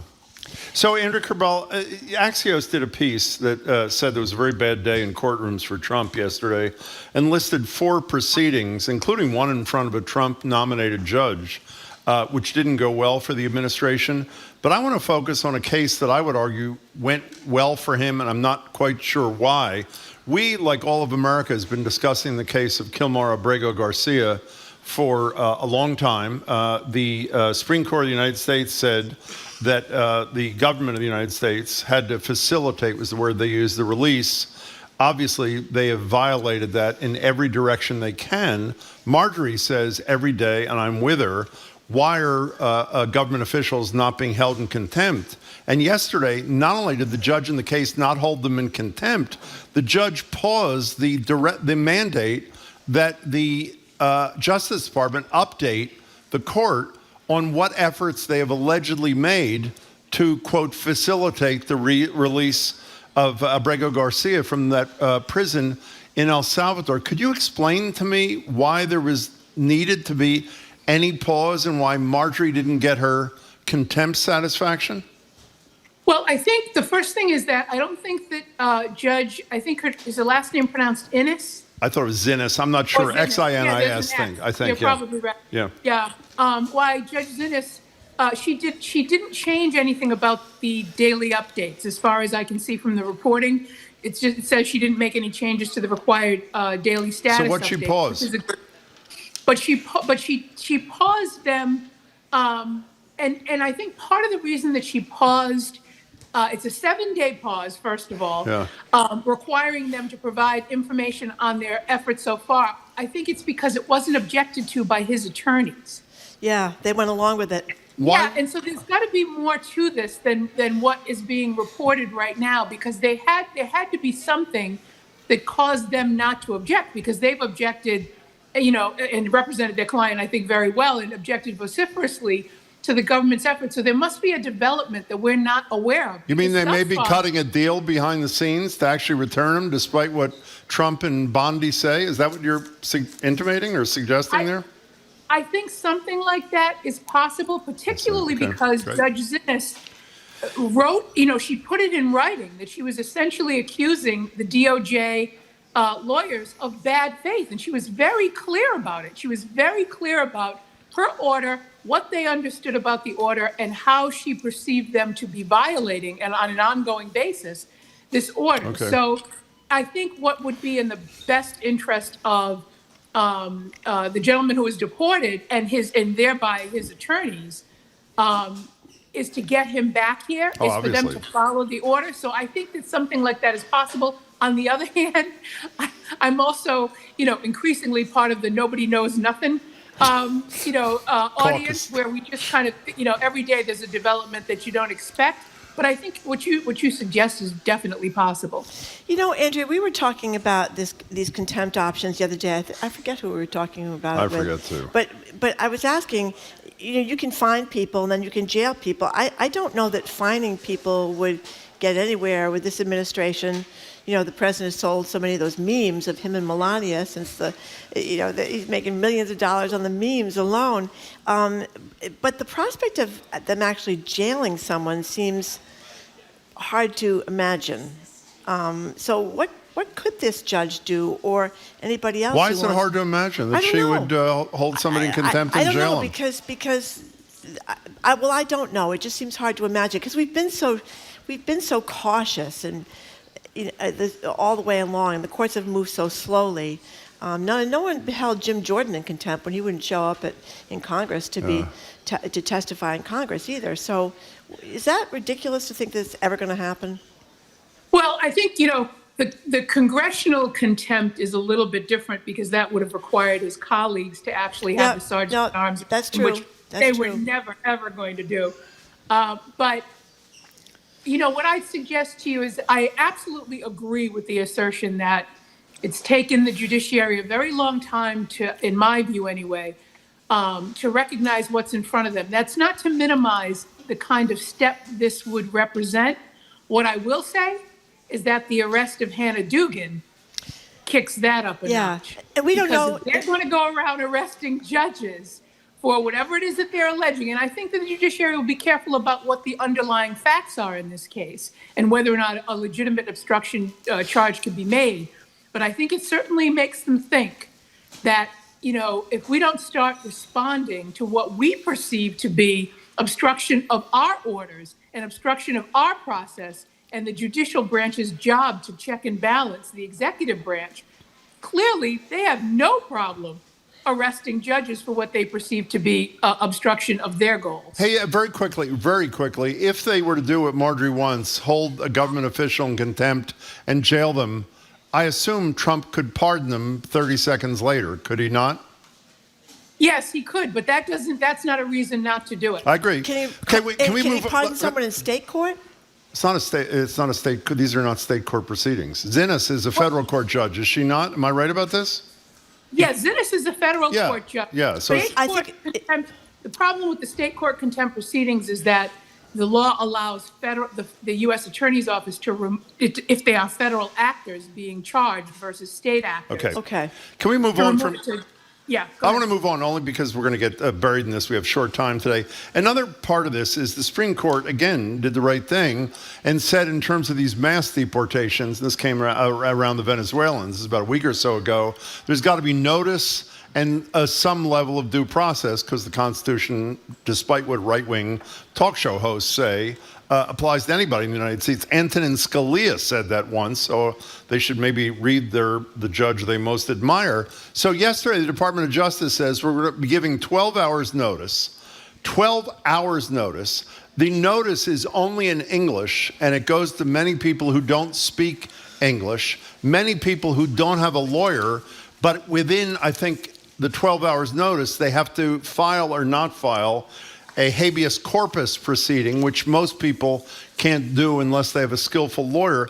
This is total non-compliance under the guise of compliance on the part of the federal government. Is that a fair statement? Yes, and to put a timeline on this, just so that people understand, this isn't something that Carlos Cisneros, who's the assistant field director for ICE enforcement, this isn't a new thing that they've put out. This is a newly unsealed document in this particular case. This is something that they had filed when the initial back and forth took place about the lack of due process that was being given to people under these mass deportations. And apparently the judge has recently allowed it to be unsealed. And I think maybe the purpose of that was to show people, to your point, just how unreasonable a position ICE is taking on this in terms of the time that people have, particularly non-English speaking people. ICE is asserting that they're giving non-English speaking people an interpreter. I don't believe that for a second. But, I think the judge unsealed it so that people could see what right now passes for traditional due process under ICE. And I think that was an important reason to unseal the document. I completely agree with you. Mm-hmm. It is insane to believe that this is a reasonable amount of time to file, to get notice, to file notice, and ask for a writ of habeas corpus, to get representation within the time that they're suggesting here, 24 hours, is when you're being held and you're given one phone call to get representation, that I agree with you. It's nonsense. And I think people need to see just how, when you throw around terms like due process, people have often a generic view of what that means, and they may think that it's any process. It's reasonable process. It's a process that's due given the consequence. Given the consequences. It was a couple of days now, but the president did say he didn't think undocumented people were entitled to any due process because he's in an emergency situation. We're always in an emergency situation, I've noticed. But he claimed, this is not true, that countries like Congo and Venezuela were emptying their prisons in the United States, so he needed to bypass constitutional demands of due process. So where he stands. Despite what the Supreme Court has said overwhelmingly. Right. It's all a lie. I mean, these are not crises. Are we supposed to believe that before Trump became president for the second time, we were simply ignoring the fact that countries were emptying their prisons into our system? Of course that wasn't happening. The caravan thing, it's a lie on par with the caravan of immigrants thing. And he simply has to say that there is a crisis in order for it to be reported that there is a crisis. Not every media outlet says he's lying about this or this is a false claim. And so he just simply says it, and he uses it to justify unconstitutional, undemocratic, and otherwise illegal action. And executive orders are not law. They are directives perhaps to agencies, but they are not law. The courts are where this battle is taking place. And I'm praying that the judiciary meets the moment. Some have been meeting the moment. I hope that more join meeting the moment, and those that have been continue. But this is the battle. Let me just, can I add an up note to this, which is a rare one for us? Well, Trump's numbers on virtually everything, his overall polling numbers on the economy are completely tanking. The one area where he's remained strong is on the mass deportation thing, which to me is troubling, regardless of your point of view, because of the cruelty and unconstitutionality with which he has acted. However, there was a bright sign this morning. Marty and I talked about it. One, those numbers are shifting in general because apparently people are paying attention. And equally importantly to me, despite the lies and unconstitutionality, again, of the administration, the Trump himself, the Attorney General, and others, a plurality of the American people, a pretty significant one over the other side, support Abrego Garcia being returned to the United States, which I think really is, at least to me, an incredibly heartening thing. And we only have 45 seconds. Why do you think the shift, Andrea Cabral? Well, I think I'm cynical, as you know, and I believe that that's Judge Zinnis's order, the staying of her order, and the possibility that they're bringing him back has to do with the fact that they no longer want him as a lightning rod standing in the way of what they want to do, the cruelty and the other things that they otherwise want to do. If they bring him back, then they eliminate him as a topic of conversation. And I think that's the only reason they would do it. Andrea Cabral, as always, a pleasure to talk to you. Thanks for your insight. Thank really you very appreciate much, it. Andrea Cabral. We have been speaking with former Suffolk County Sheriff and former Massachusetts Secretary of Public Safety, Andrea Cabral, who joins us every week. Coming up after a quick break, Boston Globe business columnist Shirley Young is going to talk about Harvard President Alan Garber finally is speaking out. And it's a good day, Jim, to get a deal on one of those skyscrapers downtown. Their prices. You got a few million hanging around. This could be your day.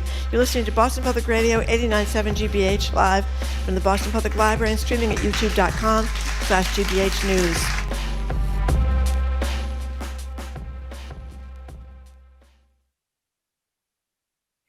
Improved climate modeling helped forecast the intensity of Hurricanes Milton and Helene last year. Now scientists worry that big cuts to weather research may affect the ability to forecast future severe weather events. If the siren doesn't go off, then you're going to be caught unawares. I'm Ari Shapiro. The impact of the administration's cuts to climate research on the next All Things Considered from NPR News. Today at 4, here on GBH News 89.7. Our programs are made possible thanks to you and the Massachusetts Office of Travel and Tourism, commemorating 250 years of history, independence, and innovation since the American Revolution. Learn more at massachusetts250.org. And Chevalier Theatre, presenting Little Feat on their Strike Up the Band tour, spanning genres from California rock to funk. Tuesday, May 6th at the Chevalier Theatre. Tickets and information available at chevaliertheatre.com.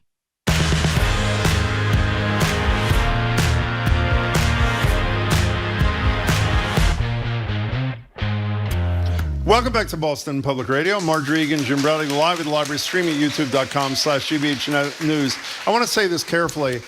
I don't want to rush through our next guest because she's one of our favorites. However, we are 19 minutes away from sausage for all. So decide what matters.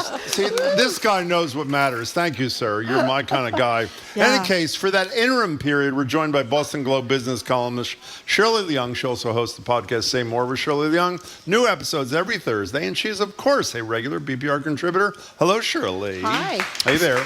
So, Shirley Young, we talk all the time about people with millions and billions of dollars who go right on bended knee to Donald Trump, whether it's, Mark Zuckerberg, Jeff Bezos, whether it's Shari Redstone now that owns Paramount and is given a hard time to CBS.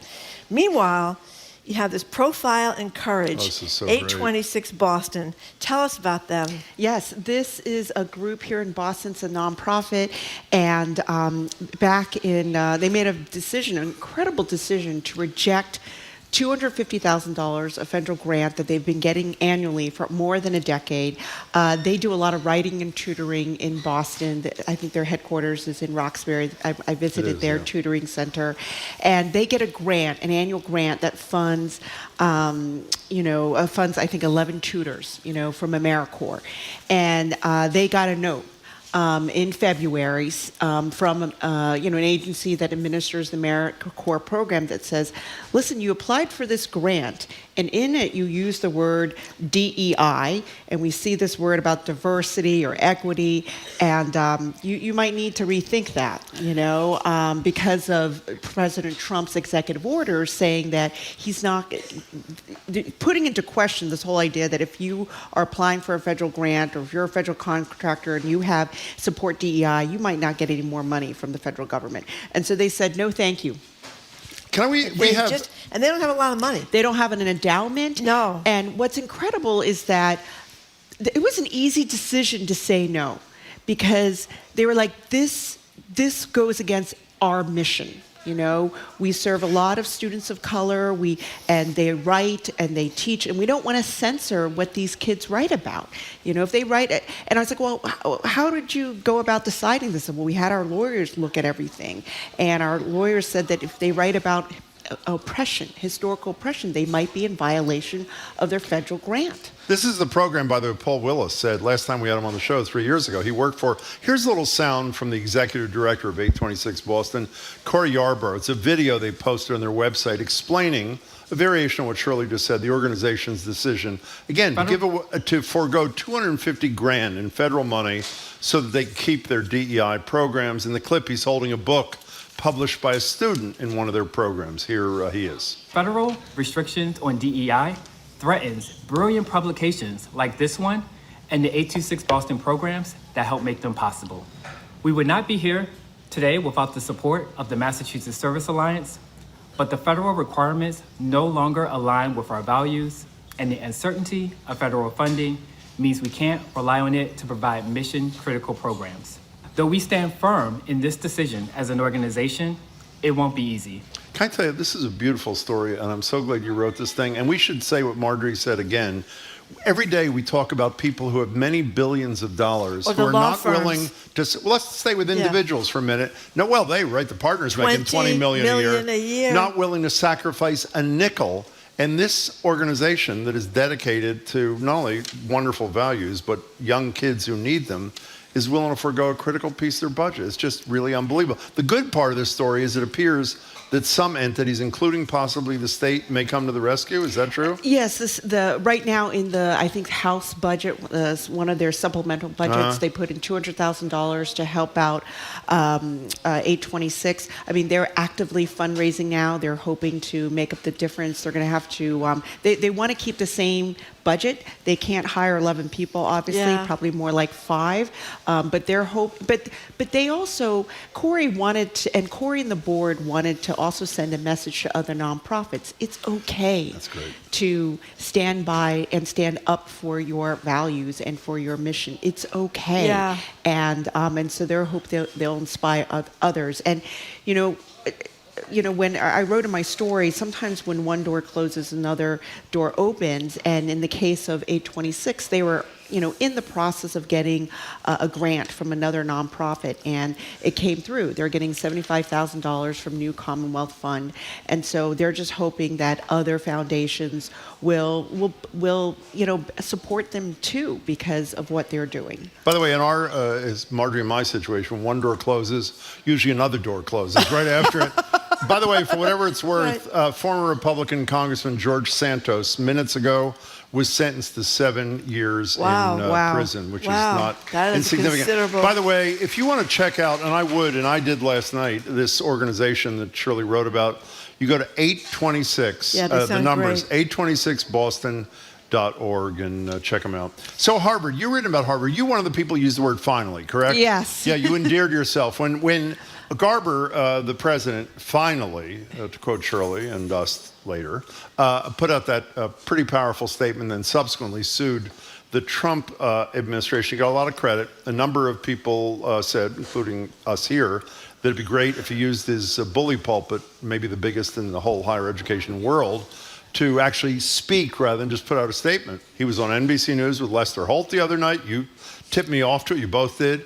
And he did an interview. I think the first ever, maybe, but at least the first in this crisis with the Boston Globe. It's in the paper this morning. Right. And so what do you think? So I think it was, I actually, until I came on the show last week, it was your idea. It's like, we need to hear him speak. You're right, we do. I actually don't know what he sounds like. I didn't either. Because he's fairly new. Exactly what I thought. He's fairly fairly new to his job. Yeah. You know, he's only been there since January 2024, abruptly, elevated after the sudden departure of Claudine Gay, who was forced out.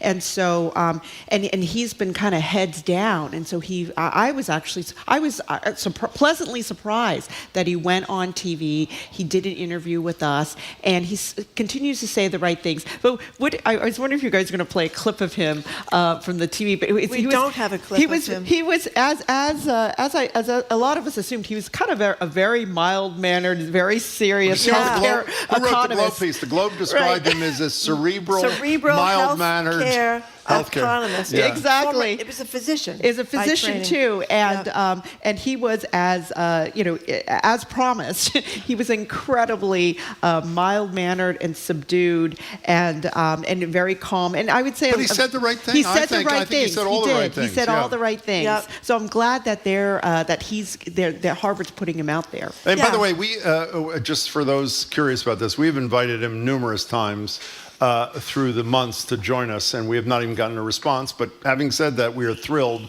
that he's talking to the Globe and NBC, and we hope there's much more, NBC nationally, we hope there's much more to come. So let's come back to Boston here. First of all, in the mayor's race, we have another big donation from Jim Davis to Josh Kraft. No.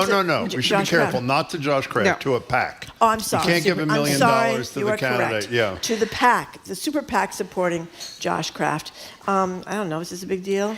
Well, now this is not. So last time when Mayor Wu ran for office, she was in a race, a very tight, a tight race with Anissa Sabi George. That's right. A fellow city councilor at large. Jim Davis also gave $1 million to her. The super PAC backing Anissa Sabi George. I mean, I think he gave him well over $1 million. I think he gave multiple times to her candidacy. So I was thinking, he must really want to see Anissa Sabi George win. Now he's giving $1 million to Josh Kraft, who is running against Mayor Wu. And so I was thinking, no, maybe Jim Davis is anyone but Wu. Could be right, because he's giving yet again supporting an opponent of Wu, any opponent of Wu. By the way, let me just say, for whatever it's worth, there's a very modest limit to how much you can give a candidate. And just so it's clear, it would be illegal for Josh Kraft to solicit or even know anything about this contribution. Technically, by law, these things have to be separate. I don't think it helps the Josh Kraft cause when one of the arguments against him has been, the son of a billionaire, obviously Robert Kraft, sort of moving literally and figuratively into town to do this race, to have another billionaire who's not crazy about Mayor Wu contributing to the campaign. Does that feel right to you? I mean, it's perfectly legal, I should say, perfectly legal. I mean, Josh Kraft, what does he have going for him? He's got his name and he's got money. So this is one way, for him to, try to topple Wu. Well, I got one. I'll tell you one way thing he has going for him. How many times have you interviewed him? I've interviewed him since he announced. I've run into him at events. How many times have you asked for an interview and he given it to you? I haven't asked for an interview yet because I haven't found the right reason. But why? I mean, forget the money. I know I'm Johnny One Note and people sick of this right away. It's not just us. If I'm a candidate challenging an incumbent who is much more popular today than she even was when he announced, for obvious reasons, I would argue, the answer is you go everywhere, and I assume he is invited everywhere, and the mystery remains. We have no idea, and I don't know if you do. This is one of Jim's recurring themes. Do you not agree with me? People do not appear on his TV show or radio show. I do think it's unusual that you wouldn't take free media, as they call it, and also you get better at it. The more you do it, the better you get. I did ask his campaign this. It's like, why don't you go on Jim and Marjorie? What'd they say? And I was told they're making the rounds. He is going on. He's going on local podcasts. Yeah. He's going on other shows. Not quite made it to Can I be arrogant, if I may? We're the top-rated show in Boston in our time zone, time period. wouldn't you want to be on the show that more people are going to listen to rather than fewer people are going to listen to? No, but it could be maybe he's not really building up. Right, exactly. I think it's more a strategy. Yeah. He's not quite ready for Jim and Marjorie. Okay, no, that was not my point. Thank you. Not quite ready for Jim and Marjorie. Jim and Marjorie. Can I do something that may upset you, if I may? I'm big fans of two of your colleagues, Emma Platoff and Nikki Griswold, who do great reporting. This piece, attempting to compare the race in Boston to the race in San Francisco, where the incumbent lost to a very rich guy, how can I say this nicely? Because I really admire. Was ridiculous. Well, I mean, the guy is the rich guy is a long-term resident of San Francisco. Right. Josh Kraft is not. The incumbent mayor had a scandal right before the election. Mayor Wu has no scandals. On and on. Do you see parallels between these two? I think they were attempting to, ask the question and answer it, because I think a lot of people wondered, would a progressive mayor be toppled like what happened in San Francisco? Right. But you're right. There are a lot of differences. So I think it was an attempt to, to say, Are we rather raise the question rather than answer. Okay, exactly. That's fair. I think it was that because we know it's very different. We don't have homelessness and crime, much bigger issue in San Francisco there. Yes, we have. There are concerns about homelessness here, but it's not like San Francisco. There's, in San Francisco, property values, commercial property values are plummeting. Here it's just starting, but we're not San Francisco. At least we're not yet. And also, I think Mayor Wu is a lot more popular, right? A lot more popular than Breed was. The Breed was. So it's very different. And I think the other candidate plowed it a lot. I mean, we don't know yet. He plowed a lot more money into his campaign. We have yet to see how this plays out financially. And we should say, if I wasn't clear, he won. The guy ousted the incumbent in San Francisco. Speaking of commercial values plummeting in San Francisco, and we're not there yet, this was a little upsetting to me. Your colleague Catherine Carlock wrote a piece about downtown office tower. There was one that was auctioned off a few weeks ago for less money that was purchased for, and this one, this big 730,000 square foot tower sold for 17% less than the $273 million the building's prior owner paid for it 2 decades ago. Marjorie, you have to get ready. Brace yourself. You're going to see a lot of this happening. Yeah. This is just the beginning of discounted commercial buildings in Boston. And so, I think the last time there was only one bidder the fact that we one bidder for that last building. So at least there's someone buying these buildings. Someone sees a market for these discounted buildings. But by the way, for those who are totally bored to tears by this building discussion, it's not the sale of the building. The implications for the mayor's race are huge also. Right. She's been trying to shift these property taxes to shift more on the commercial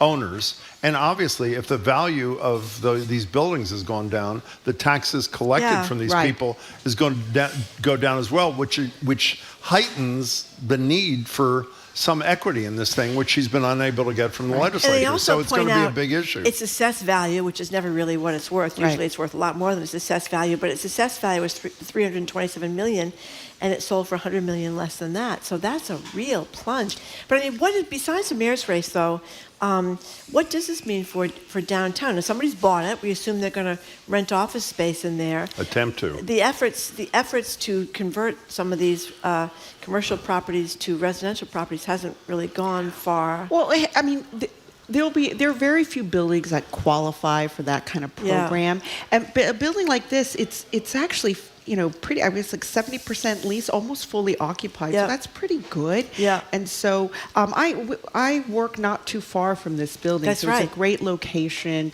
I actually parked in the garage there. Oh yeah. How much is it there to park for a day? $40? Well, no. If I get it on spot here, I get a good deal. But only $30. $30. Okay. But anyways, I think it's good that there are buyers for these buildings.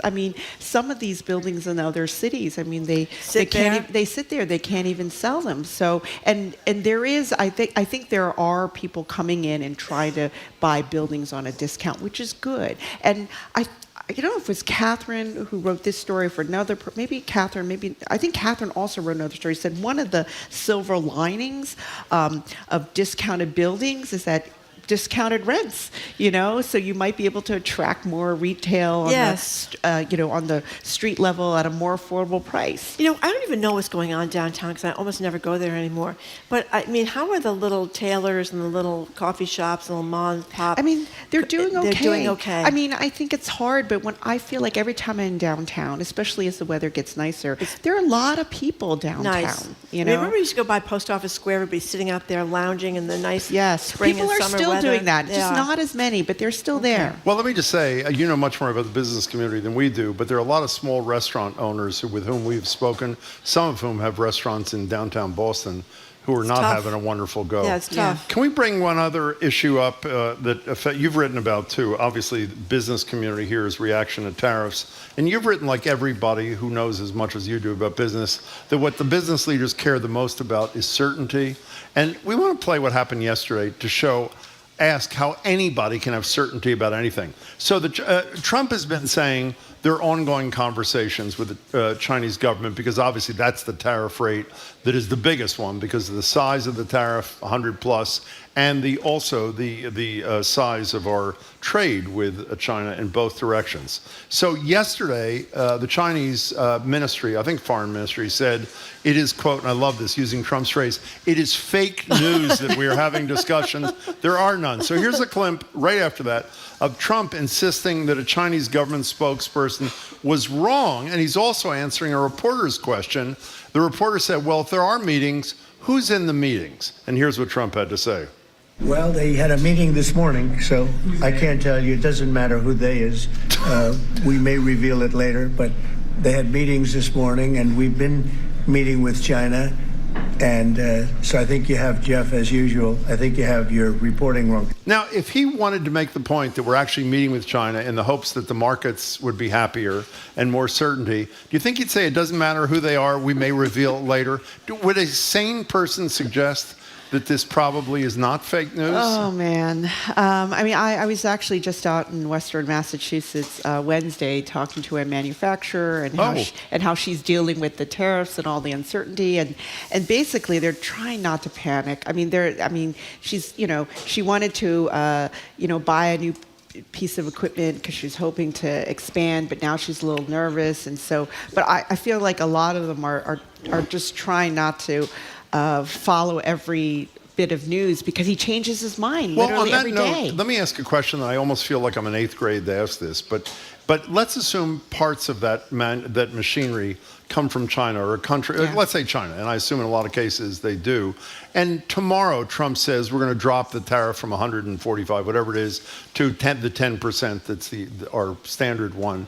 How does that owner of that business not know or conclude it's not going to go up to 145% when he upsets President Xi next week? Right. I mean, that could happen. I think they're going to try to wait till the dust settles a little bit more before they move forward with anything. I think everyone is kind of in limbo right now because they're too scared to invest, and they're too scared. Some of them are too scared to make drastic cuts because they might not need to. And so it's a tough situation for small businesses. I think in particular young small, the newer smaller businesses. Now, let me ask you one last question here. If you were me, and you co-host the show from time to time, you may do it again, I'm facing a dilemma right now. Either talk to you for another few minutes or eat sausage. Absolutely eat sausage. I'm about to run you over mustard.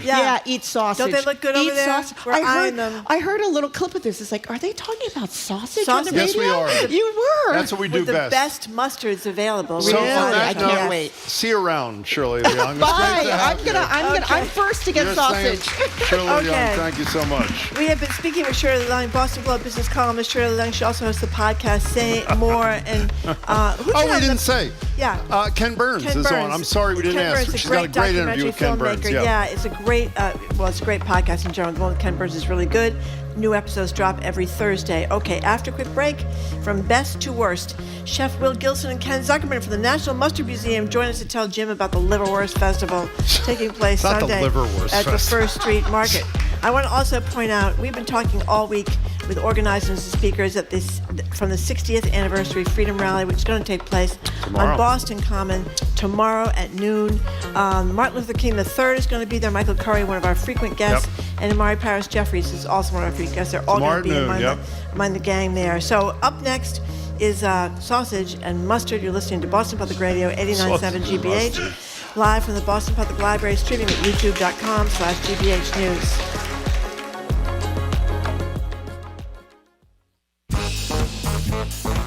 This week on Under the Radar with Callie Crossley, shakeups at the EPA may lead to revoked grants. New commercial fishing grounds are open for business, and are wildfires now an East Coast problem too? All that and more on our Environmental News Roundtable. That's Under the Radar with me, Callie Crossley, Sunday night at 6 here on 89.7 GBH and the GBH app. Support for our programs comes from you. And the Boston Speakers Series, announcing its 2025-2026 season at Symphony Hall for 7 evenings, featuring Dr. Anthony Fauci, Tipping Point author Malcolm Gladwell, Ken Burns, and conservation photographer Christina Mittermeier. BostonSpeakers.org. And Native Plant Trust, presenting Garden in the Woods, the hidden jewel of Metro West. A botanic garden showcasing the beauty of native plants. More at nativeplanttrust.org.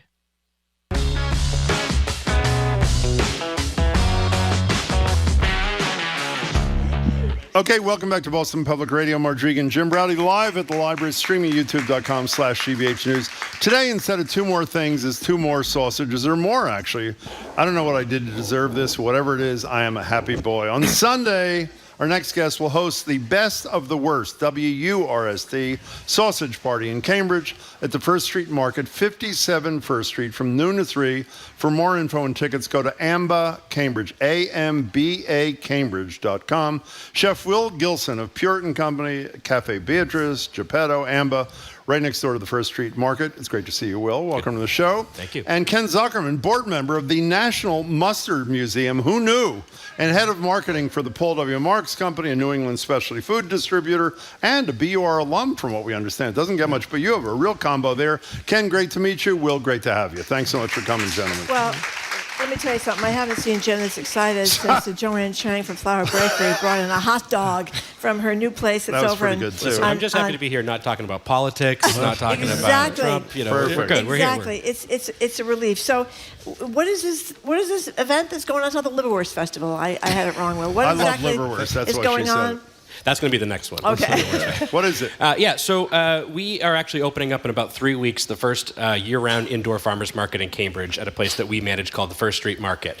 So this is really exciting, and to do that, we're doing all these events to try to ramp up and have everybody know where the space is. So at First Street Market, we said, let's do a sausage festival, which I know that always sounds like a very weird connotation to say sausage fest, but as we're saying, it is the goal is to crown the best sausage in all of Cambridge. And so we've invited a bunch of Cambridge restaurants to participate. 3 of ours will be participating in as well, even though if we win, we probably will concede the trophy to whoever is right after that. And you have to buy a sausage passport to participate. Is that correct? Exactly. What is that exactly? So the sausage passport essentially is your guide to all the sausages that are being served at the event. It helps you remember which vendors are serving which ones from which restaurants so that you can vote on it. And then after that, there is a prize that you can be able to put that in and win a basket. Okay. Hey, Ken, now you are here with your National Mustard Museum shirt on and a bunch of different mustards. You have a very interesting story about how you became a mustard museum guy. What's the deal? Well, I've worked in the food industry for a long time. I love anything that is fermented. Mustard almost always has vinegar in it, so it is a fermented food product, and I met the founder and director of the National Mustard Museum, which is in Middleton, Wisconsin, a suburb of Madison. Of course it is. And thank you, Jim. It's okay. And he's the former Assistant Attorney General of Wisconsin. That is also correct. Now, do you know why he organized this museum to begin with? I do. Well, tell us. So very similar to pickleball, which is a mix of fiction and fact in terms of its origin story. Yeah. After that baseball sadly went through Bill Buckner's legs in the 1986 World Series. May he rest in peace. Barry Levinson, the founder, who grew up in Worcester, Massachusetts, by the way, was distraught, like most of other New Englanders, and he was walking through the grocery aisle late at night, and as he went by the mustards, they spoke to him. And they said, if you collect us, they will come. Now, I love that story. So you bought a ton of mustards. Do you pair mustards? We have 3 different kinds of sausages. By the way, and they're going to be distributed in a minute? Yeah. Okay, so you're all going to get it. Be patient. Tell us what the 3 different kinds of sausage are, and should we pair them with a particular kind of mustard? Yes. So you go first. I'll tell speak us to the sausage, and you tell us the mustard. Go ahead. Okay. All right, so we've got the 3 sausages. The green one on there is from our restaurant Geppetto. That is a broccoli rabe and provolone pork sausage. Oh, my God. I know. It's like a cheddar brat, but think provolone. Let's do one at a time. What goes with that one, Ken? So for this one, I've skipped the traditional, typical German sausage mustard. Yeah. There is so much more mustard in the world what are you doing? than that. So we are going to do a passion fruit habanero. Sure, pass it over. And we're also going to do a raspberry wasabi. Okay, is that with this one? That's a greenish raspberry looking one. wasabi to Marjorie. Okay. Okay, let me try that. What's the next one? You can start talking. Right, so the next one there is from Amba. That is our lamb merguez sausage. So, lamb sausage, the smaller one right there. Yeah. So that one is a lamb merguez sausage. Definitely a lot of strong flavor in there. Beautiful lamb taste to it. Lots of spices. And then, Ken, to pair with that. What's the mustard? Yeah. So for the mustards, we're going to go bold on this one. We are? Will's already got a lot of bold spices in there. So we are going to go smoky garlic and curry. Excellent. So lamb and curry are a beautiful pairing. Smoky garlic to you, Jim. Curry to Marjorie. All right. And then last here on the plate from Puritan Oyster Bar, our seafood place, we have a lobster and scallop sausage. Oh, my God. What goes with that? All right. This one is going to definitely knock it out of the park. So we have from Edmond Fallot in Dijon, France, we have a tarragon mustard. Tarragon and seafood always work beautifully together. And going the other way, we have a basil mustard. Thank you. So the seafood, is so flavorful, but mildly flavorful. You don't want to overpower it too much with the mustard. So we went herbal in this direction to really bring out that beautiful seafood flavor. Okay. By the way, a texter says, this is like that SNL skit about NPR sweaty bowls is what That's right. So how many different kind of sausages are going to be available the Sunday noon to 3 thing again? We're going to have 9 different sausages that are going to be there from all different places in Cambridge. That is really good. And then how many mustards will we have, Ken? So the mustards just arrived. We will have 25 different ones to sample and another 25 going into the gift baskets. If I may add, there's also Pearl hot dogs on Piantadosi buns for all the kids. So this is a very family-friendly event. We've got coloring activities for them as well. And it's also a great value at $25 getting to eat 8 different sausages. Well, the kid is even cheaper, right? Isn't the kid $10 kind of thing? Yep. That's unbelievable. Even better. So how big a role of sausage played in your rise in the culinary world? You're a fairly big deal. I don't think we have enough time for that. We're going to be here all day. What percentage of people here not like but love sausage? Raise your hand. That is pathetic. Oh, my God. I thought this was Boston. Really? My God, that was like 25, 30%. Sausage is one of the... I've gotten Jim the Sausage of the Month Club. She has, actually. Christmas every other year. Well, and also... alternate with Bacon of the Month. What happened when I went outside... this is a true story. I went outside Fenway to get a sausage in Jersey Street about 10 years ago, and they wouldn't let me back in. The end of the story, which I've told before on the air, is they threatened to arrest me. And this is a true story. The sergeant says to me, on one condition, we will not arrest you. On my honor, this is true. And I said, what is it, Sergeant? He says, you have to promise to let Marjorie speak tomorrow on the show. Right. Honest to God. Yeah. True story. So how have you not been banned from Exactly. Yeah, Thank 10 you. years later, things haven't changed much. So who comes to the National Mustard Museum? out there in Wisconsin? We have a combination of a lot of regional visitors from Chicagoland, particularly, but we have people from all over the country and all over the world. It's on the list, Atlas Obscura, which has a lot of really unusual places. We're always at the top of that list. The museum has over 7,000 mustards in its collection and growing, as well as every aspect of the mustard world, how it's made, how it's processed. I'm going to be there. Trust me, I'm going to be there.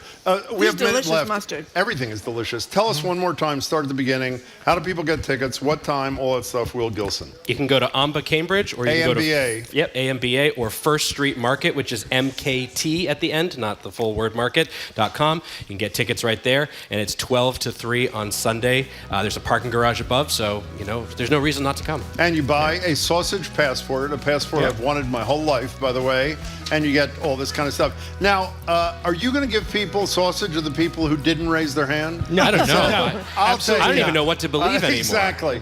Will Gilson, Ken Zuckerman, it's great to see you both. Sunday, 12 to 3. Thank you so much. That was Check much it out. fun. AmbaCambridge.com. Great to see you both, We have gentlemen. been speaking with Ken Zuckerman on the board of the National Mustard Museum and Chef Will Gilson at Puritan & Company and a bunch of other great restaurants, Amba and First Street Market in Cambridge, where this event is happening on Sunday. For more info and text, go to Amba, that's AMBA, Cambridge.com. Somebody's sending me a message here. Are you sending me a message, Jim? No, go right ahead. Okay. Coming up after the 1 o'clock news, it's our Friday media analysis segment, Press Play, with Adam Riley and media maven Sue O'Connell. They're next on Boston Public Radio.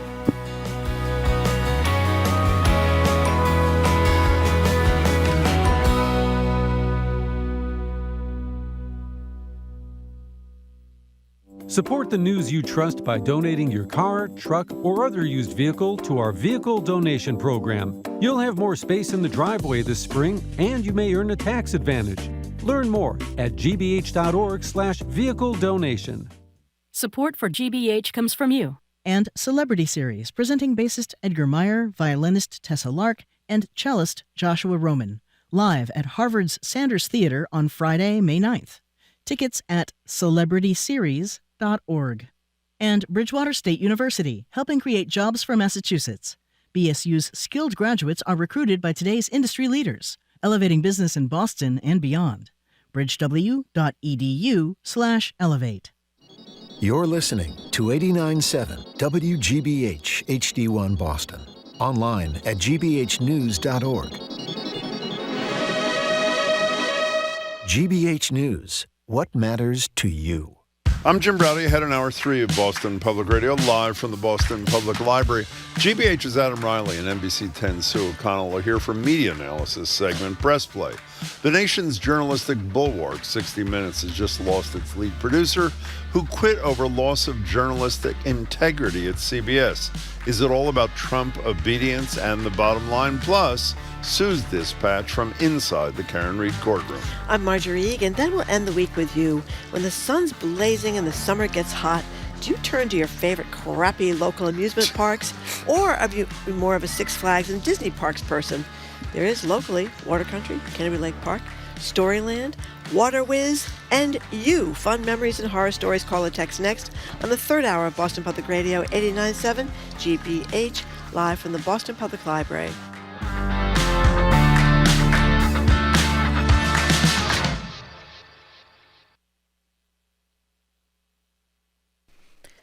Live from NPR News in Washington, I'm Lakshmi Singh. Federal authorities have arrested Wisconsin Judge Hannah Dugan. They're accusing her of obstructing an immigration arrest operation.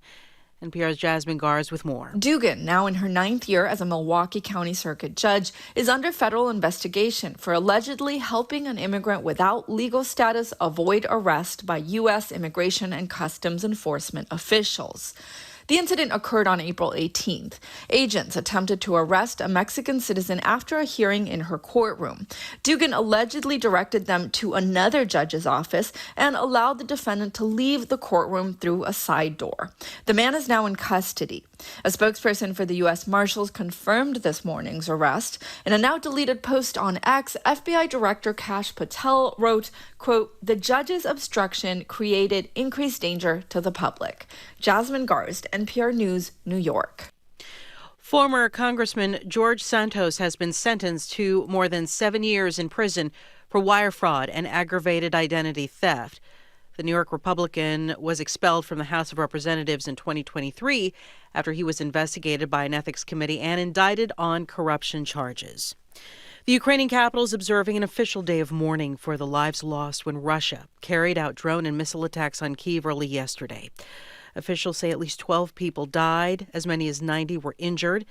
NPR's Joanna Kakissis says President Volodymyr Zelensky maintains Russian leader Vladimir Putin must be held to account in order for a peace deal to work. Zelensky says his country wants peace. He has agreed to an unconditional 30-day ceasefire brokered by the U.S. last month, something Russia did not agree to. And Zelensky's team is finalizing a minerals deal that could make the U.S. a lot of money. So in return, Ukraine wants the U.S. to provide security guarantees so Russia does not invade their country again. But the Trump administration so far is only offering vague promises. That's NPR's Joanna Kakissis reporting. Russian authorities confirmed that a senior general in the Russian armed forces was killed in an apparent car bombing outside his home in Moscow. More from NPR's Charles Maines. Russia's investigative committee says the deputy chief of the Russian General Staff's main operational directorate, Lieutenant General Yaroslav Maskarik, was killed when a VW Golf parked outside his home exploded. Witness video appears to show a pedestrian walking by the vehicle as it erupts into a fireball. Investigators say they later found evidence of an explosive device packed with shrapnel and launched a murder investigation. In the wake of Russia's full-scale invasion of Ukraine in 2022, assassination attempts have been repeatedly carried out against Russian military officials, as well as pro-war nationalists and Kremlin-backed authorities in occupied Ukraine. Charles Maines, NPR News, Moscow. The Dow is down 81 points at 40,013. It's NPR News. Good afternoon. With the latest from the GBH Newsroom, I'm Henry Santoro. U.S. Department of Justice cutting millions of dollars in grants to Massachusetts organizations that are working to decrease violence and support victims of violence. Reports say several nonprofits received funding termination letters this week. Why, you ask? Well, because the Trump administration alleges that the grants do not align with its priorities, even when local leaders say otherwise. And now they're trying to figure out how they'll continue programs like community violence intervention work. Excuse me. The letters say the organizations have a 30-day window to appeal those terminations. And a group of local activists are using highway bridges to protest the Trump administration. On the Savin Hill Bridge over I-93 yesterday, a small group of demonstrators posted a sign reading "Due Process and Justice for All." Organizer Jane Ivosi says they want to inspire others. The hope is that it's contagious in the sense that they see other people kind of protesting and speaking out, and they'd feel more emboldened to say something, to know that they're not alone. Organizers say the bridge protests are an easy and legal way to get their message across. Sports, the Red Sox in Cleveland tonight. The Celtics are in Orlando for Game 3 of their first-round playoff series with the Magic. Gang Green leaves 2-0. And in the forecast, a beautiful afternoon out here today. Cloudy, low 70s today, cloudy upper 50s overnight. Rain and lots of it on tap for tomorrow, high in the 60s. We're at 74 in Boston right now. This is GBH News.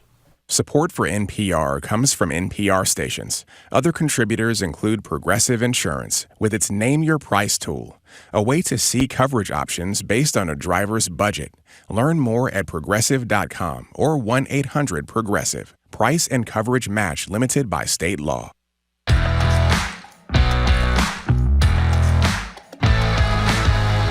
Welcome to hour number 3 of Boston Public Radio. Jim Browdy and Marjorie Egan. Thank you. We are broadcasting live from the Boston Public Library. Streaming at youtube.com/GBH News. 2 programming notes. Governor Maura Healey will join us here at the library May 9th, and Attorney General Andrea Campbell will join us on May 13th. Hello again, Jim. Yeah, before we introduce our guest, can we just say a couple of people texted us concerned that our chat on YouTube is disabled. One of them says, Chris from Shrewsbury, I think we're owed an explanation. Not having live chat can chip away at the transparency of our show. We all love it, and we thank you for saying that. Yeah, we apologize. And we agree with you. It turns out, I'm embarrassed to say, the person who runs this is on vacation. It's no excuse. But as a result, it can't happen today. It will be restored on Monday. our apologies, and we'll do our best to make sure it doesn't happen again. In any case, it's time for our Friday media analysis segment, Press Play. With us at the interview desk are GBH politics reporter Adam Riley. Adam, it's good to see you as always. Hey, thanks for being here. Good to see you guys. Hey to you too. And media maven, local woman Sue O'Connell, co-publisher of Bay Windows. And his introduction is like 3 seconds. Yours is like 3 minutes. Bay Windows, South End News commentator and news influencer, at NBC 10 Boston, where she's been covering wall-to-wall as well as anybody, if not better, the Karen Reed trial. Adam, Sue, it's great to see you both. Thanks for being here. And I used to work with Adam directly, Oh, I forgot that. The Boston Phoenix. Yeah. Yes. We could have included that in his introduction, but we didn't. Yes. Okay, fine. So we know that the woman that runs Paramount, Sherry Redstone, is trying to close a deal that will make her billions of dollars, I think $6 billion or $8 billion or something. And meanwhile, supposedly there's pressure on 60 Minutes, which is on CBS News. So give us the big picture, Adam, of what is going on here.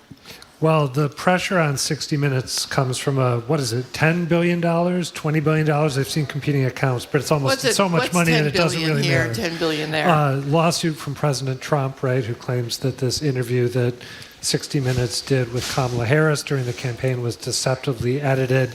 I think you're talking about pressure from the lawsuit. You're talking about pressure from Sherry Redstone looking to close a deal and sell off Paramount, CBS's parent company. Apparently, which Trump would have to approve. Which his administration would have to sign on to. And apparently, what this is leading to is the longtime chief of 60 Minutes, Bill Owens, quitting, saying he can't do his job, that he's been placed in an untenable position, and the show's been placed in an untenable position in a very public way, I think trying to push back at what he sees as the sort of editorial interference that we've talked about in this segment periodically. Yeah, I was saying to Jim, I try to tape 60 Minutes every week because they do some great reporting, and they have been really tough on Trump in recent weeks. So whatever crackdown from Sherry Redstone hasn't happened yet because they had this American doctor in Gaza who was taking care of children that were losing legs without any anesthesia. It was a really, really upsetting story. They've been tough on Ukraine, et cetera. So what do you make of this? Well, there's a couple of things happening. And to your point, it's not something you're going to see immediate because they plan so far in advance, even for breaking news stories, so that they're already working on things that they expect to happen. And there's, in a regular world, without a Trump administration, no news group or organization that has been operating independently appreciates it when the bosses send someone in to start interviewing and sitting in meetings, even if it's someone that they like and respect, right? We have all been lucky enough in various forms of our careers that we've been able to do our jobs, report to our immediate bosses, and not have to, have someone come in and tell on us or give us notes, right? When I was at FNX, that Stephen Mindich owned with 1 in 10, the only person I reported to was Stephen Mindich and no one else. The program director didn't tell us what to do. It's a special privilege in a way to be able to do that without layers and layers. In this world, with the Trump administration, with the lawsuits, with the threat of the FCC, there is no good answer here, right? There's no good choice. Either 60 Minutes pretends or Paramount pretends or does indeed send someone in to oversee things, or they don't. If they don't, and then 60 Minutes gets pressure, do they get taken off the air? Does the local stations that carry 60 Minutes lose their licenses? Do they hold their breath until the midterms and hope that things change? I don't know what the right answer is. Well, I have to say, I disagree with you. I think there is a good answer. The good answer is the one we discussed with Shirley about this little tiny nonprofit, 826 Boston, that decided to give up $250,000 of its funding because it wasn't going to compromise its values. This is a lot of what we talk about around the press stuff. We get text that's inside baseball. 60 Minutes is arguably the single most important communicator of investigative reporting of any place in America. Can we say that as a fact? Yeah, and to the extent that there is any sort of common reference point that the country can... That's exactly right. It's that. So we have that. We have an interview where they're suing, I think for billions of dollars, where every legal expert says Trump has no case. They're thinking of settling it to please him so that he doesn't veto this purchase by Skydance. I disagree. Why? Because if it goes to the Supreme Court, the lawsuit issue isn't just about the FCC, and it's the same with ABC and Stephanopoulos. If we end up going to the Supreme Court to settle the issue of a lawsuit that the Trump administration brings against a broadcast company around a news story, what do we think is going to happen?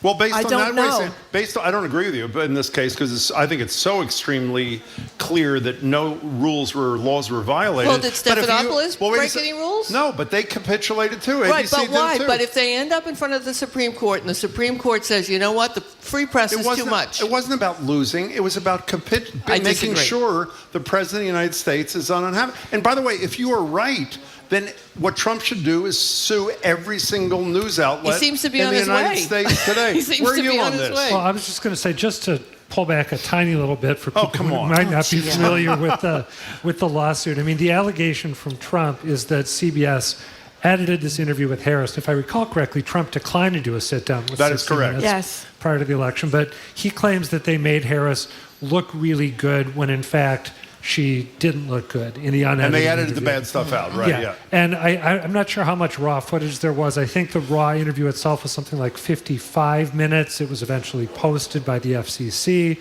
in connection with this lawsuit. The edited version was, about 20 minutes? And, I tried to compare the two a little bit before coming over here.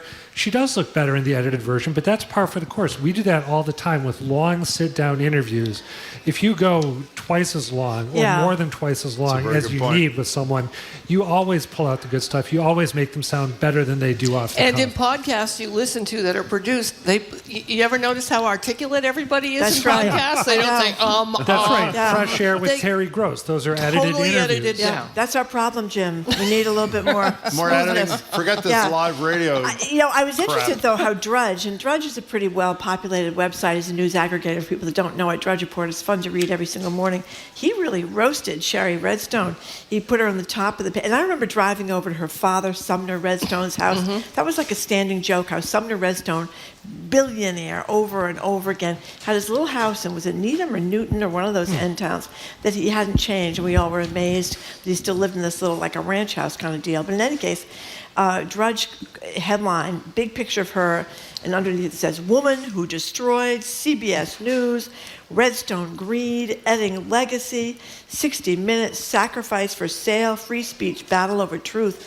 I mean, I was surprised to see that level of venom really coming from the Drudge Report. There's also another problem here, and I speak about this as someone who works for NBC, Universal, Comcast, is that in the olden days you just had a network, right? And you didn't have a movie company, and you didn't have an amusement park, and you didn't have a streaming service, and you didn't have all of this huge business that you feel like I've got to protect my news organization from being sued so that I don't lose my theme park. Right. It's like Succession, basically, where you've got the ship and the boat and all these problems.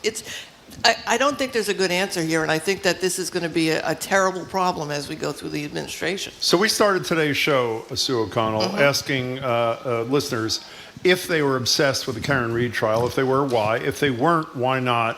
And why, for those who are obsessed, we think they are. Marjorie and I have a difference of opinion. Jim is above it all. She thinks I'm an out-of-touch elitist Yes. when I say things like she's a good-looking woman, and if you're a good-looking woman, defendant or victim of a crime, it's much more likely it'll be covered. She says there are a whole ton of other issues. Let's try to resolve this first before you give us an update about this week. You had an encounter with her yesterday. We'll get to that in a minute. Every day I have an encounter. Okay, with well, first, for those who are really into this, and it's not just in Greater Boston, it's all across America, why are they? So I agree with you, Jim. Sorry, Marjorie, because if there were the issues of police overreach, government overreach, poor investigation, poor police training, people would be out picketing every single day, right? There were 50 murders in Massachusetts last year.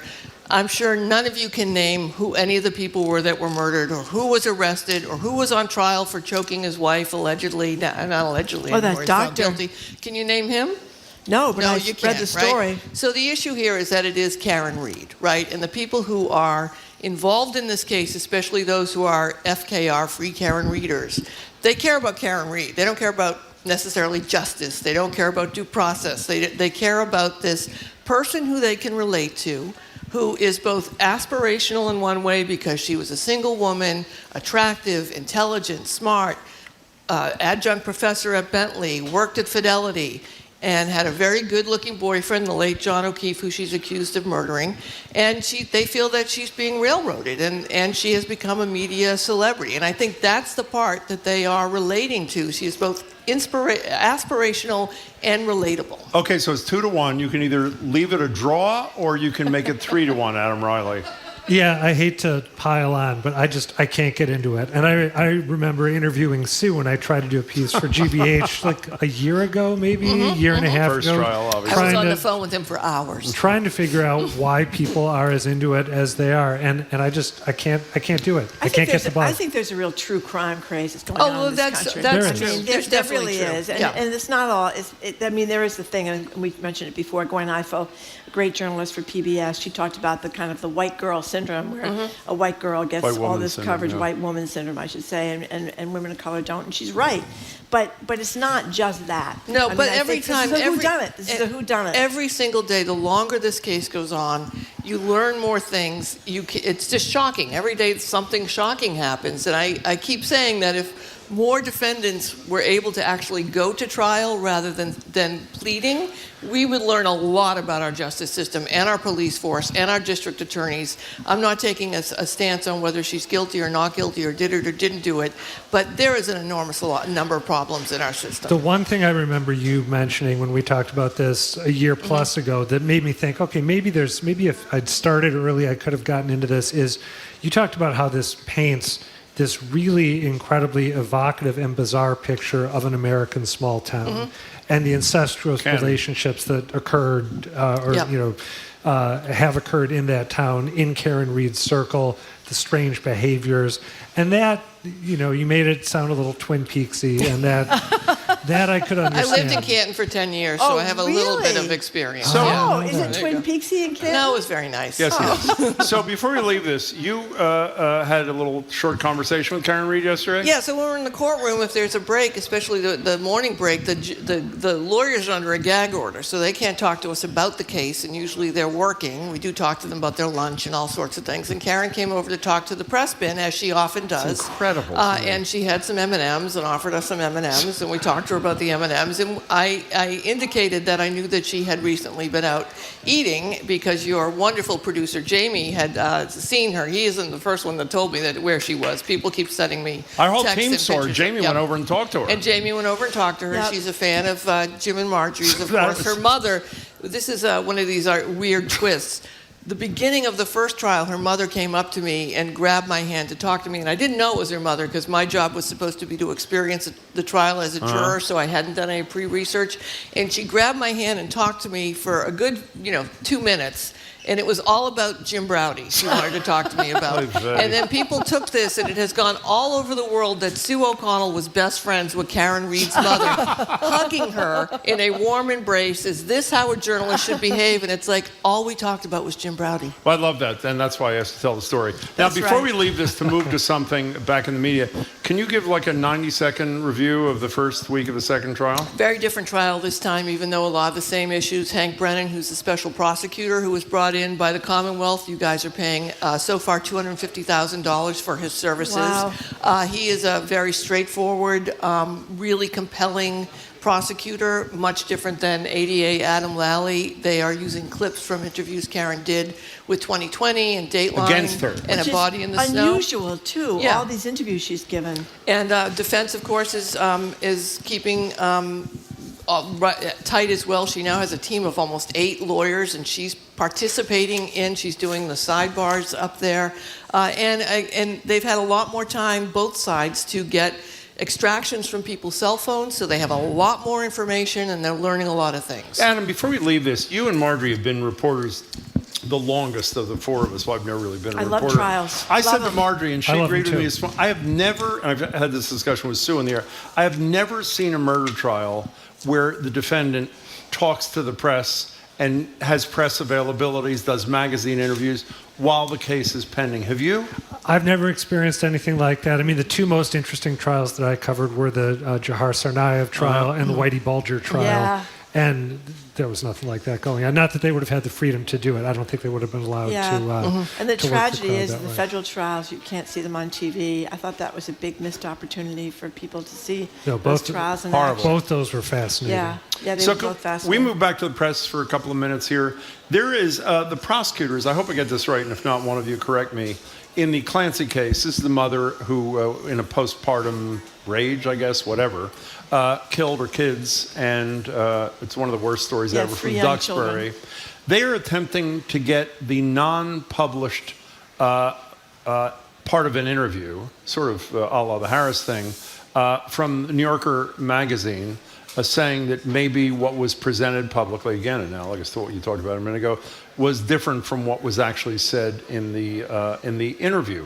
What I was unaware of, and I'm really embarrassed by this, is the New Yorker, based in New York, has a shield law. You can explain what a shield law is in a minute, New York which State. arguably protects, New York State. Massachusetts, where the prosecutors are, is one of only 10 states in the country that does not. So there are two questions to start this off, Adam. One, what is a shield law for people who don't know? And why don't we have one?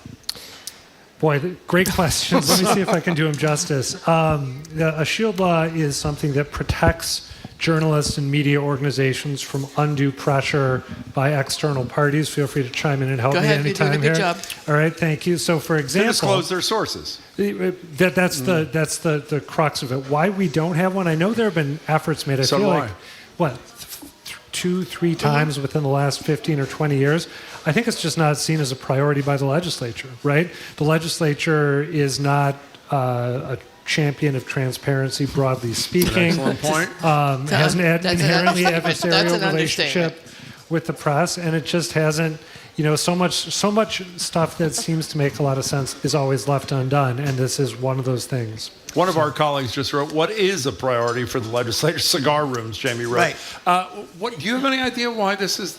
That to me, I agree with the lack of transparency. We're one of the worst. We're one of the worst states in the country for government transparency. We are the only state in America, that does not apply public records laws to all branches of government. So is that the explanation?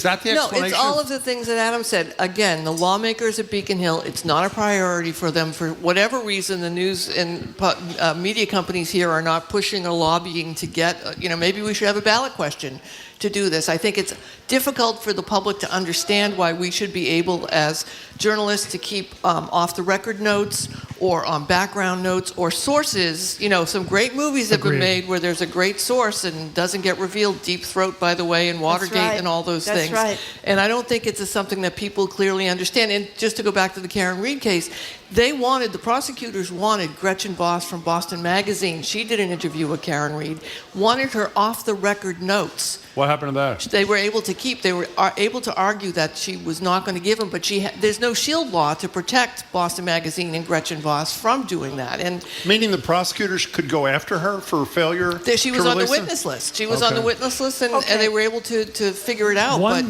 One strange wrinkle about this story is the reason the prosecutors want those off-the-record notes is they want to see if the picture that emerged over the course of the reporting process of the woman who killed her children was as sympathetic in their phrase, their wording, as the New Yorker suggested. But when I went back and looked at that piece, I actually don't think it's a very sympathetic portrayal. It's really we can't know what was going on in the mind of this woman. Well, what if you went back and it was sympathetic? Does that mean, or would you argue that they should be forced to release? No, that's not my contention. Okay. I'm just trying to make a point that I think the prosecutors have fundamentally misread the story. Okay, that's why I think this is so unusual what the state's Supreme Judicial Court did in the case of Harmony Montgomery. You may remember she was a 4-year-old girl that was given over to her father, who never should have gotten custody, and the father killed her.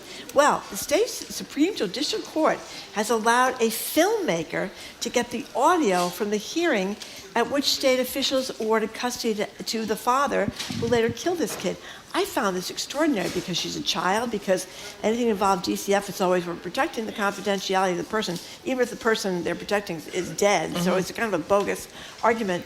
But what'd you make of this? I was stunned. Either of you have strong Well, feelings about this? what part were you stunned about? You were stunned that they released them, or that the court would release the audio of a hearing, which is usually absolutely verboten because it involves a custody case of a child, to a filmmaker. But I think the case that the filmmaker made might be what the difference here is about protecting, again, someone who's passed away who was a minor. You know, this I think is a good thing because it's looking for the transparency to release what happened. How did this process happen? And if the government isn't doing an audit of it, and that's what the journalists are supposed to do, and this is the opportunity. The reason I think it's so unusual is there have probably been 150 reporters who tried to get information about dead kids in DCF custody, and we were never able to get them. And that's why I find this so shocking. Yeah. I mean, I think it's great. Yes. I think it's fantastic, but this is very unusual. Yeah, I was surprised to see it. I got to say, I kind of dread hearing what they come up with. I mean, the case, we're talking about a couple horrible cases here. The Harmony Montgomery case is just awful. And if we hear a judge speaking in a way that sounds incredibly cavalier, for example, it's going to be tough to listen to. It matters because DCF never has enough money. They never pay social workers enough money. They don't get enough training. They're making life and death decisions. They're 24 years old. I would like it to expose that so people could see that in a documentary and think, we have to do better for these kids than we're doing. They hide all the mistakes underneath a blanket. A shield, right. Yeah, and it's a bogus blanket. Yeah, not to demonize the people who are working, but to show the stress that they're under and how hard it is for them to do their jobs to protect children in every way. Not even just, also for their future, the kids who end up in foster care. I mean, I think it's a unique situation. Yeah, well, it's a good situation. I think they made the right decision. I'm really glad they did. Nice to see you both. Good to see you. Adam Riley, Sue O'Connell, we appreciate it. We have been speaking with GBH political reporter Adam Riley, NBC 10 Boston, Sue O'Connell, our media maven, and our resident expert on all things having to do with the Karen Reed trial. There's still a lot of signs up over there outside the courthouse? No, the buffer zone. They've got the buffer zone. 200 feet? Tamped down? Very far, and there's not that many supporters there yet. Doesn't mean that there won't be. I know some of the businesses in Dedham Square down there are not happy with how they've been pushed out that far, so we'll see what happens. What time is your Canton Confidential? Canton Confidential is at 7 p.m. tonight on NBC 10 Boston, and starting Sunday, you can watch the entire episodes each week on Peacock. Ooh, I love it. Another thing we own. That's right. As I was saying earlier. You know why, Jim? Because millions of Americans are interested in Apparently, this case. but Adam and I are not, so there you go. Well, you both it's live actually in not Cambridge. totally do you true. Do you live in Cambridge? I don't live in Cambridge. I thought you lived in Cambridge. I used to live in Cambridge. That's good enough. Oh, That's Marjorie good enough. lives in Brookline. That's That is right. really different. Well, you never know what's Okay, going to fine. come out of Brookline. Good to see you both. Take care. Okay. I'll see you soon. Bye. Thank you very much. So after a quick break, inspired by a listicle, Jim's best ideas come from listicles? I like lists. Lists. Oh, okay. I wasn't sure what that meant. Okay. I'm reading the script Why here. don't you say what Are you moves supposed you to say instead popsicle? of reading a script? Okay. We'll open the phone and text lines to talk about New England theme parks. Theme parks in Hell on general, earth. because the warm weather is coming. Water Whiz, Water Country, Kennedy Lake Park, all your faves. You want to hear all about your wonderful experiences on the Ferris wheel, and in the men's and women's rooms there, because they can be a little tough. You're listening to Boston Public Radio, 89.7 GBH, live from the Boston Public Library and streaming at youtube.com/GBH News.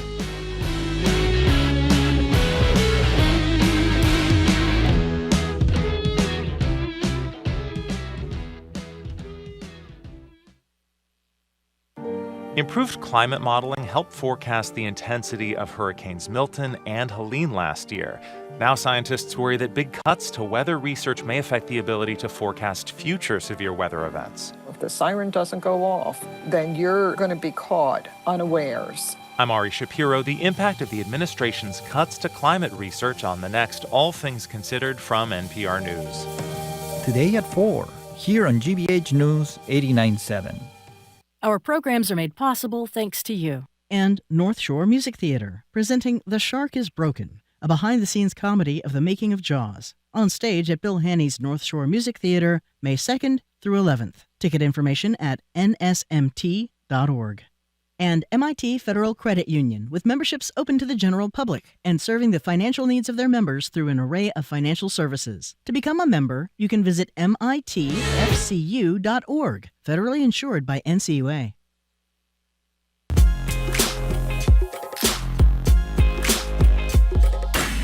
Welcome back to Boston Public Radio. Marjorie Egan, Jim Browdy, live at the library, streaming at youtube.com/GBH News. With spring in bloom and summer around the corner, a lot of people are beginning to line up at New England's vibrant and at times overwhelming theme parks. Because if you get your tickets now, you might stand a chance of actually getting on the roller coaster by June.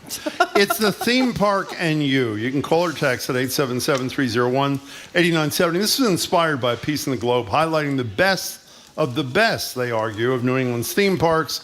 But if we're being honest with ourselves, not all, well, I shouldn't say this. Six Flags New England, Storyland, Canopy Lake, I have to say, and God forbid, Water Country. Water Country's great. Really. I loved Water Country. Is there really a Water Whiz, or did you make that That's up? on Cape Cod. It's in Wareham. Oh my Water God. Whiz. Love That's Water exactly Whiz. what it Spent a is, lot of Water time Whiz. at Water Whiz. 877-301-8970 is the number. Are you somebody who's fully smitten with theme parks, the local ones, or are you more of a Universal and Disney? Sue is a big Disney person kind of deal. What is it about them that you love? What's your warmest, fuzziest memory of time spent at those glorified money pits? Or you like me, less enthused by the idea of a theme park, dreading having to take like a kid's like to Canopy Lake, oh my God, and finding a diaper. This is not a Canopy Lake in Water Country. Do you not find diapers floating in the water? No, I did not find any diapers floating in the water. 877-301-8970. Can we add one thing to this? We have to just play some music.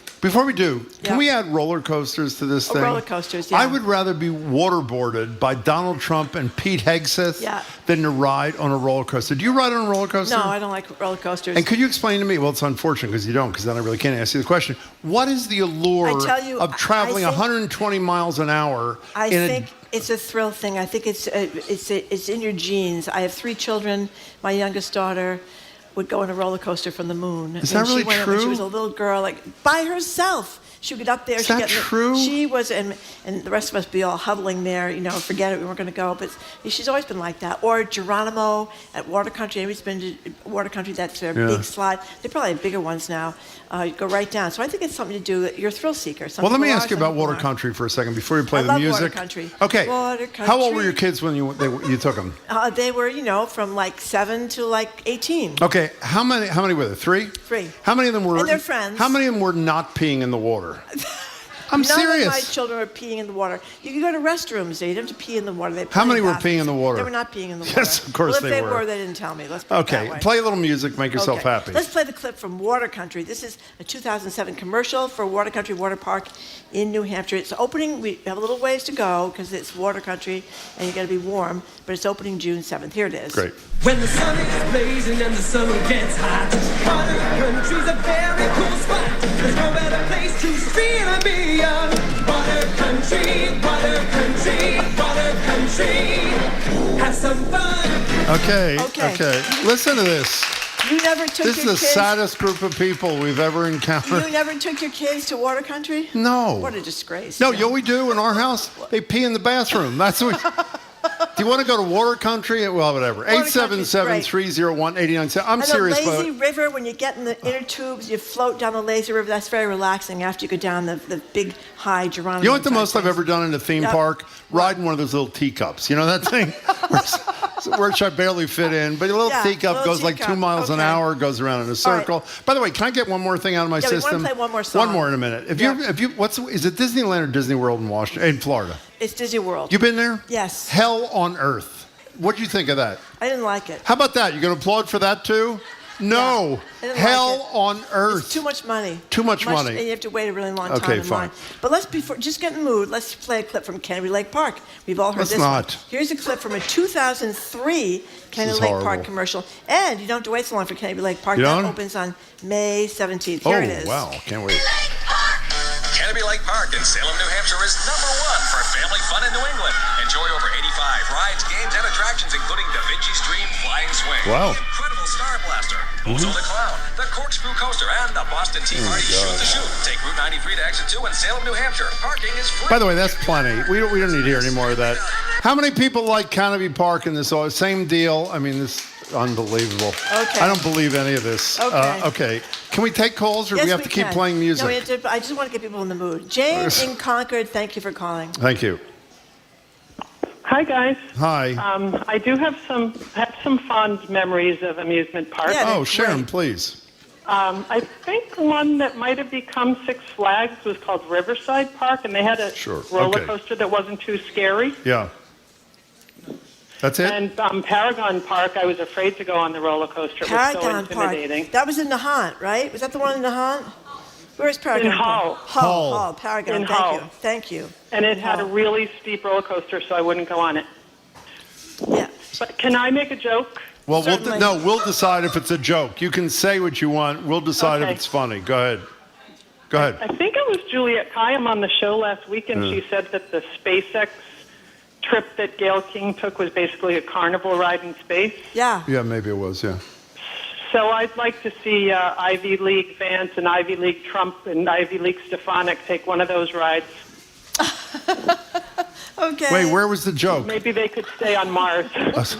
Okay, well, people in the audience thought it was fairly funny. Thank you, Jane, for an excellent call. Shannon Canton has an interesting idea you might like. Got an idea for a fundraiser for GBH, a dunk tank with Jim in the dunk seat. I think you'd make a lot of money. I think we would. So From Jamie alone, we'd make a lot of money. Yeah. Thank you for your support. I appreciate that. Thank you. You know, and Cecilia in the BPL audience today, she says, I don't know where Cecilia is. Where are you, Cecilia?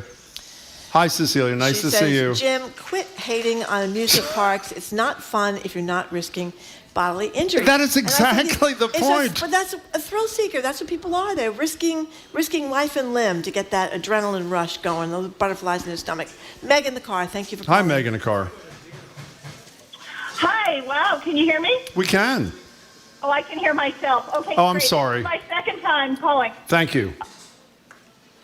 Oh, should I keep talking? No, yeah, but don't worry about the echo. It's our problem. It's fine here. I'm sorry. Thank you. I just want to say I totally identify with Marjorie. I love roller coasters. Well, I love roller coasters. I love Canopy Lake. I love water country. My youngest is 35. I haven't been in years, and I'm trying to find a family to adopt me so I can go again. You're an honest woman, Meg. That was pretty great. Thank you, Meg. Do you remember our former? I was of the opinion when I came back many years ago from the misfortune of having been in whatever the Disney is in Florida. I was complaining on our old radio show, and our producer who was then married. He subsequently got divorced. Said, and I said what you said. The horrible part is people take their kids, and you stand in line with them, and they've spent all their year's savings to go to this thing. He would go with his wife. They had no kids. That was their annual vacation, was to go to Disney in Florida. And that, I mean, Sue goes to Disney. She has a kid who loves it. Her kid loves it. I know but she goes quite a bit with the kid. I mean, some people are into them in Universal Studios. You're such a nice person, you know. Well, I'm not that nice. No, you're. And they keep fixing. They got like Daniel Tiger now and all those kind of things and That's Blue. fabulous. Maybe they don't have Bluey. I'm not sure. They keep up with all the trends. They do? Yes, they do. Meg, thank you for the call. We talked to her already. We don't talk to her again. She was great once. Okay. I can't go up in space like Gayle King says a texter, but I can go on a roller coaster. And that's true. We can all go on roller coasters if we like it. And another texter says, Jim might like Dickie World. That's not really. For people who are not regular listeners, they may not understand what that means. Where everyone wears Dickies, and Jim has a full-color assortment of Dickies back home in his closet. Oh, my God. Okay. Let's go to Susie in Milton. What do you Hello, think, Susie in Milton. How are you?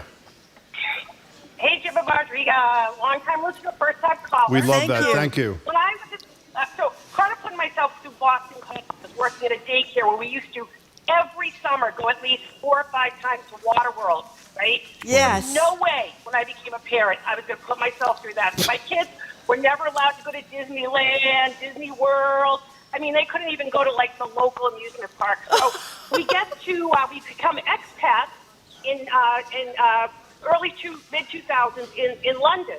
They go to this international school. They come home, spring break. They're like, hey, everyone's going to take the Channel to Disneyland in Paris. All of our friends and our parents. I was like, no, we're not going. Absolutely not. The kids were absolutely horrified. They said, well, what are we going to do? I said, we are going to Auschwitz. Yeah, that's what you're doing rather than Disneyland. So to this day, my kids say, their memoir will be, you went to Disney, I went to Dachau. And you know what? Oh, God. I'll stand by that decision any day of the week because, at least you learned something and your parents didn't have to go through what I went through all those 4 years of that. Waterworld is, out of all of them, is the worst. Okay. Absolutely. But Susie, that was an extraordinary phone call, and congratulations for being a fabulous parent. Call us again soon. Now, James in a car asked a question that only you can answer. Does getting stuck in the ball pit playground at Burger King count as an amusement park? Because I did many years ago chasing my younger daughter. Does that count as going to an amusement park? That doesn't really count, no, as going to an amusement park. It's a very small little playground that they had at McDonald's or Burger King. Burger King, Route 1. You know, Water Whiz is a much smaller version. There's not. Can you look up one of you guys? It's There's no such thing as Water Whiz. You would deny my marathon There is? thing for ages, and we finally found it, like he's denying all the marathon thing. We finally found that, and Water Whiz is indeed in Wareham. I was there many times. Loved it. Yeah, it was great. What kind of name is that, Water Whiz? I'm serious. What are they thinking? You're a whiz in the water. I don't think that was the point there, I Marjorie. don't think that was what they were saying. I Jim. don't think so either. Cameron and Mattapan. What do you think, Cameron, how you doing? Hi. Hi. I'm calling, and because my husband and I went on like kind of a honeymoon-like thing to Disney this January. He actually works at the Boston Public Library, so I hope he's getting coffee right now. Oh, hello, Cameron's husband, wherever. Yeah. Okay. But it was so much fun. We had the best time, and like the rides were almost not scary enough.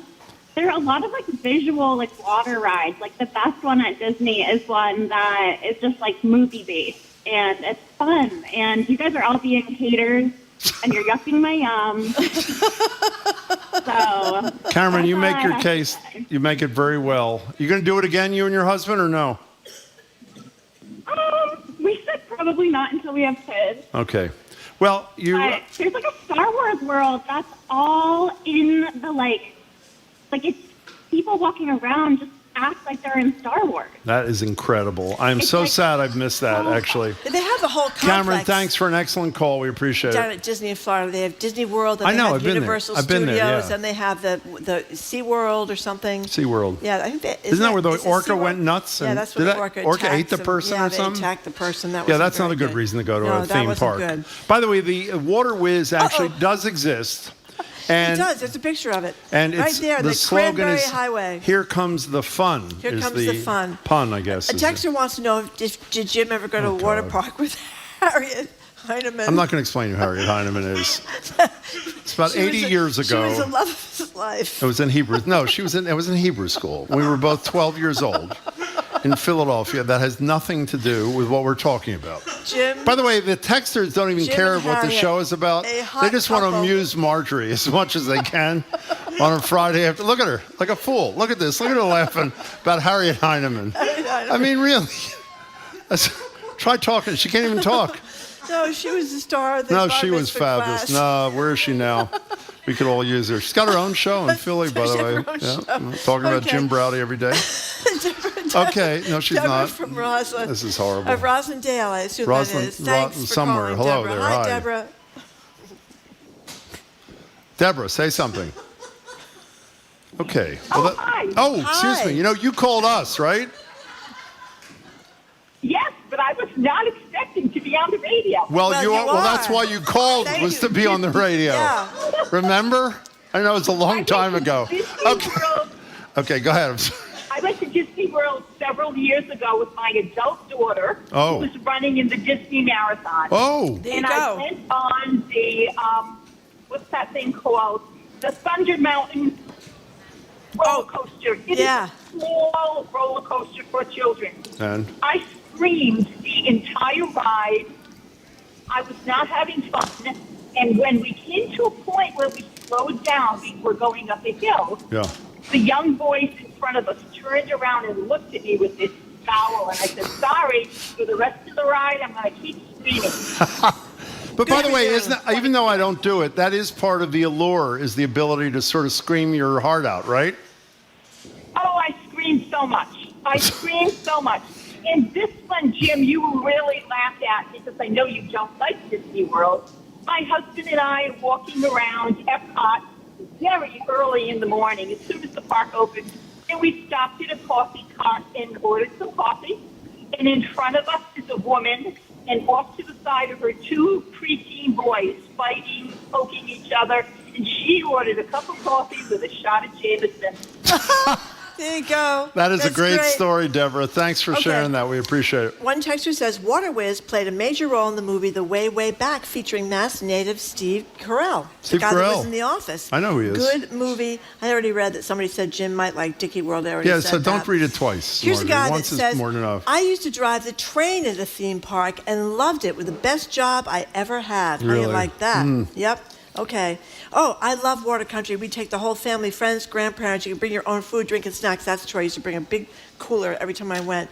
We'd set up in the picnic area, have an amazing day. That's what you have to do. You have to get there early in the morning. That's you good. can stay there all day long, That'd be have your fabulous. sandwiches for Longer lunch. the better. Yep. There is so much chlorine in the water, it will kill anything, and the smaller kids have their own areas. The highlight of every summer, and I never dared do Geronimo. That was the big one that my daughter went on when she was like 7. You know what we should do this year? Every Christmas, we take the whole staff to one of the Ryan Landry plays at Gold Dust Orphans. Why don't we take them all to Water Whiz this year, just for a different kind of experience, see how they feel about it. Live show, Zoe says, from broadcasting remotely from Water Whiz. Where is it again? It's in Wareham, Massachusetts, Sure it on the is. Cranberry Highway, between Jim's Dickies and the Sausage No, Fest. come I'm on. wondering what I'm listening to today. So do I. That's one of the texters. Cynthia in Boston, welcome to the show. Hi, Cynthia. How are you? Hey guys, I was in Canopy Lake Park. Great. My son was 8 years old. Yep. I hate roller coasters. Okay, go ahead. All right? Okay. Standing on the platform, you know how you get in and they walk you in? Yeah. Okay, I get in. I look at him, he doesn't. I say, get in. Get in. Okay? All right? He's standing there. 8 years old. Get in here. And he's just looking at me. I am now going on the corkscrew, which I devoted, my intention was to do that as the devoted mother I am for him. And here I am, upside down in the corkscrew, and I'm screaming, I did this for you! That's great. That's a pretty great story, Cynthia. Thank you. Great. I don't even remember if he was still on the platform when I got off. Cynthia, that's a good story. You know, Thanks for sharing it. We I appreciate have a it. few people, including Sam from Fairhaven, asking me if I have fond memories of Lincoln Park, which was in Dartmouth between I don't Fall know River what and that Bedford. is. It was, or was it Westport? It might have been Westport. What was it? it? Was a great What is it? amusement park with a huge roller coaster, which you could see from the road. And yeah, I used to go there a lot. I think I went there once for a birthday party.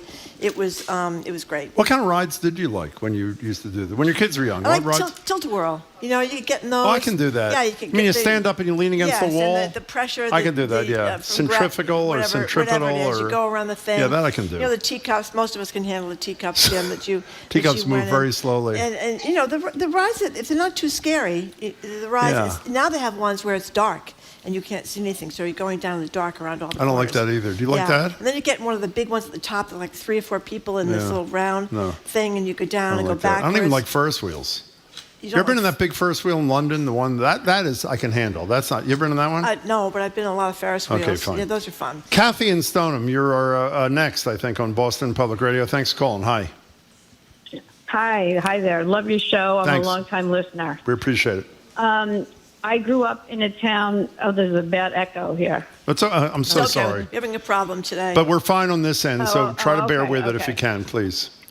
Okay, I grew up in a town in New Jersey where Palisades Amusement Park was. Oh, sure. Oh, It yeah. was right across from Manhattan. I know that. And everybody in the towns, it was in 2 towns, would get a pass that said your name +3. So in all my formative years, I was there all the time in the summer. I was there at the pool during the day, and then at night hanging out with all the carny people. Oh, wow. And I knew everybody there, and I went on all the rides. You get used to it. It was just, it was fabulous. And Hey, it Kathy, was just Kathy. so many fond memories, and yeah. What'd you do with the carny people late at night? Well, we would just hang out and talk. Okay. You know, we didn't, No, we you didn't do the other thing. do Okay. anything. Okay. No, I was a kid. No, you were a Okay. kid. Okay. Kathy, thank you. I remember that place, actually. Kathy, thanks for the call. We have a ton of texts. Anonymous texters. Oh, yes, I have been to Water Whiz. You could ride the Tinkle train to the Piddle Pool, which is exactly what I thought. Here's Anonymous. Loved Canopy Lake as a kid. My parents brought us every year. I couldn't understand why they were always so stressed. Fast forward, I'm a mom with a 4-year-old. Did it once. Now I get it. It is hell on earth. And then Tammy, where's Tammy? You hear Tammy still? Hi, Tammy, how are you? Tammy's at the library. What exactly does Marjorie drink to get through the show? I swear the two of you veer off course the further into the show you go. Can you imagine if it went till 3 o'clock? It would really be a nightmare. Yeah, exactly. This is my water with my Ultima electrolytes in it. Listen to this. What do electrolytes do for you? I don't know what they do. They make the water taste better. Okay. This is a texter. One of my absolute favorite parts of your show is hearing Jamie's laugh in the background. There you go, Jamie's laugh in the background. Nobody's applauding for that. It's okay. Judy in Danvers says, our kids call the teacups the spin and barf, which that is part of the problem with all these things. You do see a lot of people throwing up in these. Yeah, that's really nice. Nothing better than that. What's the one where at Disney World where the floor goes out from underneath you and come flying down? I mean, really? What's it called? Tower of Terror? It is Tower of Terror. Tower of Terror, yeah. That's a little nerve-wracking. You think so? Yeah, I think so. Okay, fine. Lois in Boston. What do you think, Lois? Hey, Lois. I don't mind roller coasters and all of that, but you cannot spin me in a circle. I was at Storyland in New Hampshire. I made them stop the tilting turtles. The tilting turtles? Wait, you made them stop it, you said? Yes, I kept waving and waving my arms. They stopped the ride for me. And did they? Yes, they did. Now, wasn't that a little embarrassing, Lois? Yes, but I was going to spin and barf. You were going to spin and barf. Yeah. Well, thank you for that, Lois. We appreciate it. And you show a little strength there, actually. You know what is scary in the Ferris wheel? They have to stop the Ferris wheel to let people off. Hate that part. So you rock back and forth. You're at the top and you're swinging back and forth. That's a little nerve-wracking. Hate that, yeah. It's like the chairlifts when you go skiing, and every once in a while, I don't do that either. One of them disconnects, and you go flying down. But at least you're landing on snow there instead of landing on You've fallen off a ski lift? No, I never have. Occasionally read about it in the paper. There was just a few weeks ago somebody fell off a chairlift. Yeah, it happens every once in a while. Jim, someone who's asking this question? You, Jamie? Some listener is asking, what's the last roller coaster I've been on and when? Let me answer it a different way. The next roller coaster I'm on will be the first roller coaster that I've been on. I mean, really, this is just not happening. Elizabeth from West Roxbury says we should check out the documentary Class Action Park. What is that? And we'll never make fun of water country again. I don't know if that means there were suits, or I don't know what that means. I have no idea. And a lot of people are talking about Nantasket Beach and Hull. Remember, you used to be able to see the big roller coaster or the Ferris wheel, whatever it was, and people go down there on the beach. It was kind of cool. Remember we saw Carousel with Lee Peltman a few weeks ago? Well, that's why you were asking what was happening with the carnival people, because they were misbehaving. They were bad boys, were the carnival people in that Carousel musical, but it was a great musical. Now let me say this. Jared Bowen. No, don't ask him a question yet, because we always try to predict what he's going to do. Yep. Jared Bowen appears to be a rather measured kind of person. Yes, he does. But as you've told me, I haven't had this experience, he has a really wild side. He does. You've said that. It's outrageous. I am assuming, based on that information, I mean this seriously, you were probably a wild roller coaster-er. Is that true? That's true. And what do you find? What's the allure?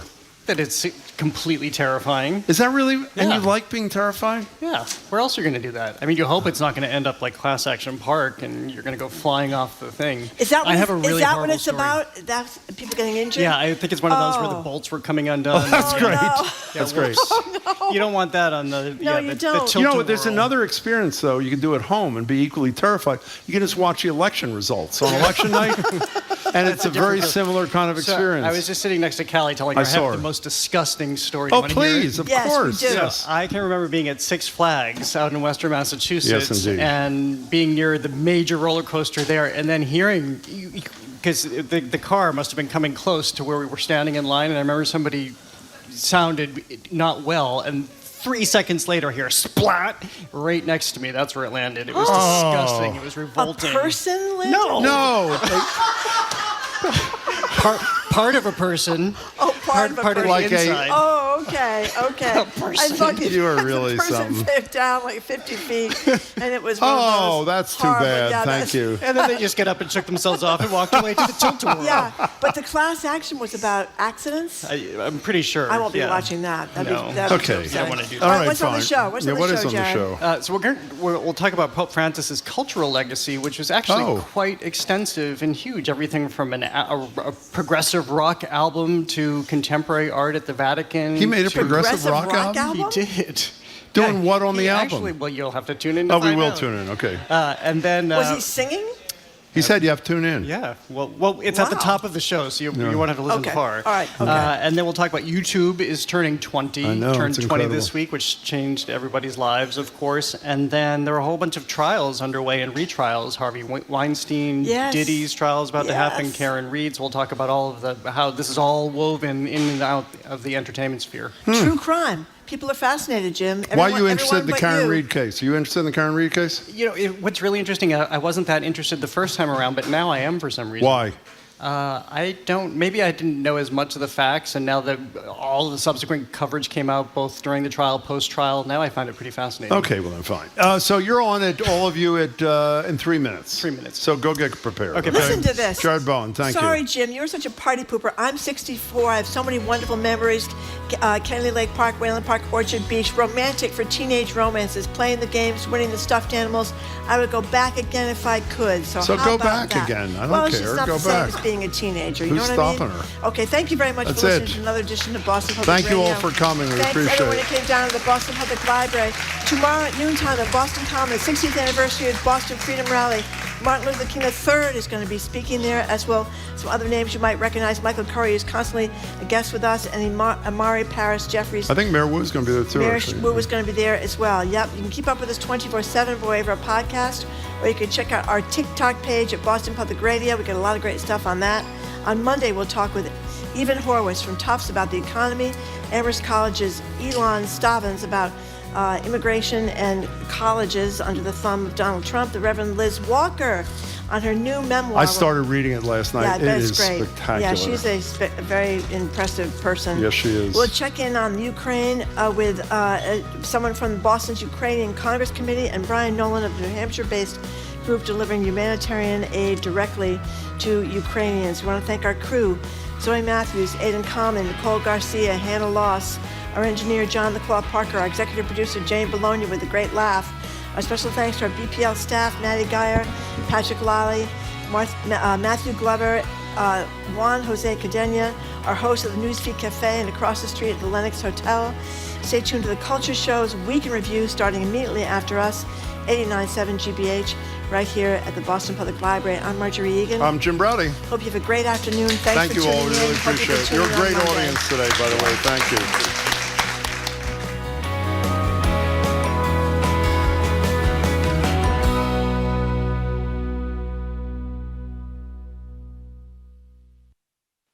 What's trending?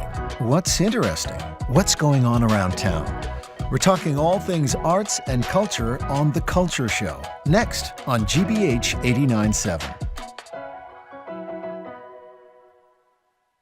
Funding for our programs comes from you.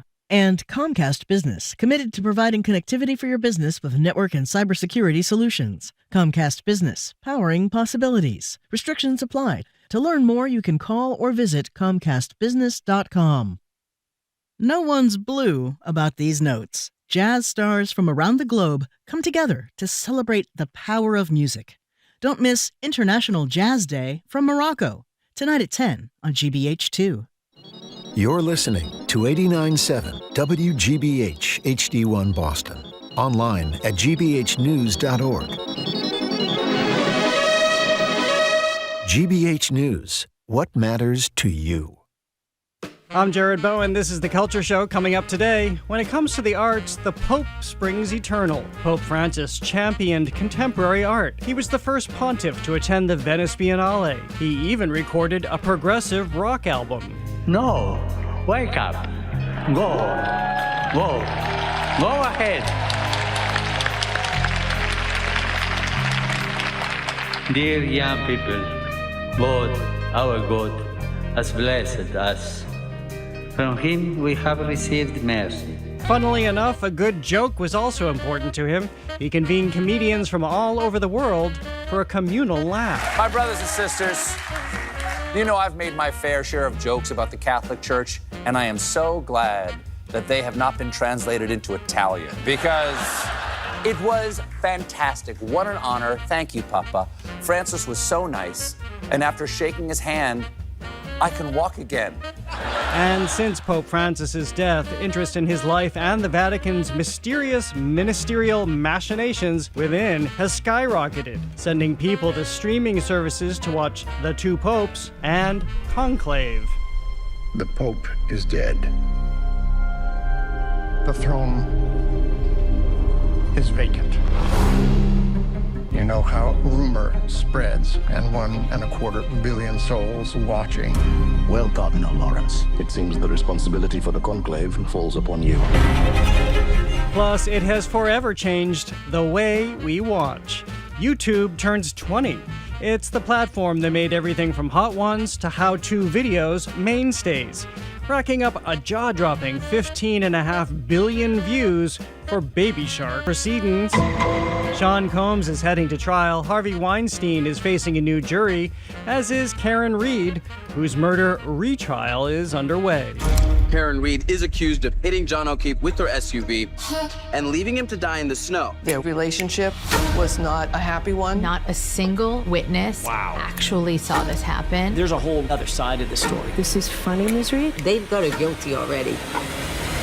And Ryan Coogler's vampire film Sinners isn't just scaring audiences.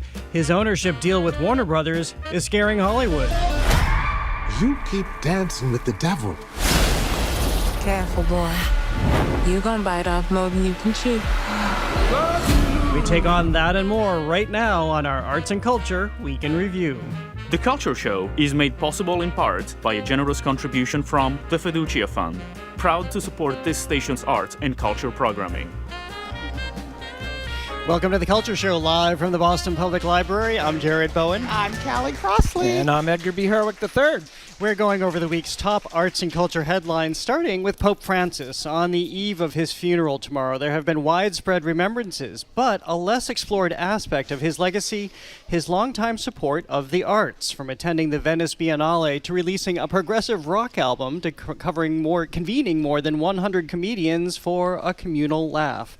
We'll begin with the arts in general. I have to say that as long as he has been Pope and as long as I've been covering the arts, I didn't realize the extent to which this was a man who cared deeply about the arts. I think it makes sense when we recognize how he considered the population at large and all cross-sections of the population, and he recognized that the arts were a venue for dissemination of information. They're a vessel for enjoyment, and as he described, a way to express God's beauty. And one of the first ways he did that was making the arts front and center at the Vatican, including contemporary art. So we have many things to talk about, many sectors of this, but let's start there and just overall. And what he did at the Vatican, he was a pontiff for the arts. Well, I didn't know that either, to the extent that he was. And he saw artists actually as an extension of his mission, his spiritual mission, which is that he saw that artists could create the beauty that he believed would bring people together. And his specific charge to them was to live out the Beatitudes, blessed are the poor, et cetera, in their work, so that those people who were the least among us would be recognized and highlighted by the work that these artists could do. And at the same time, they can inspire people and spark the kind of collaborative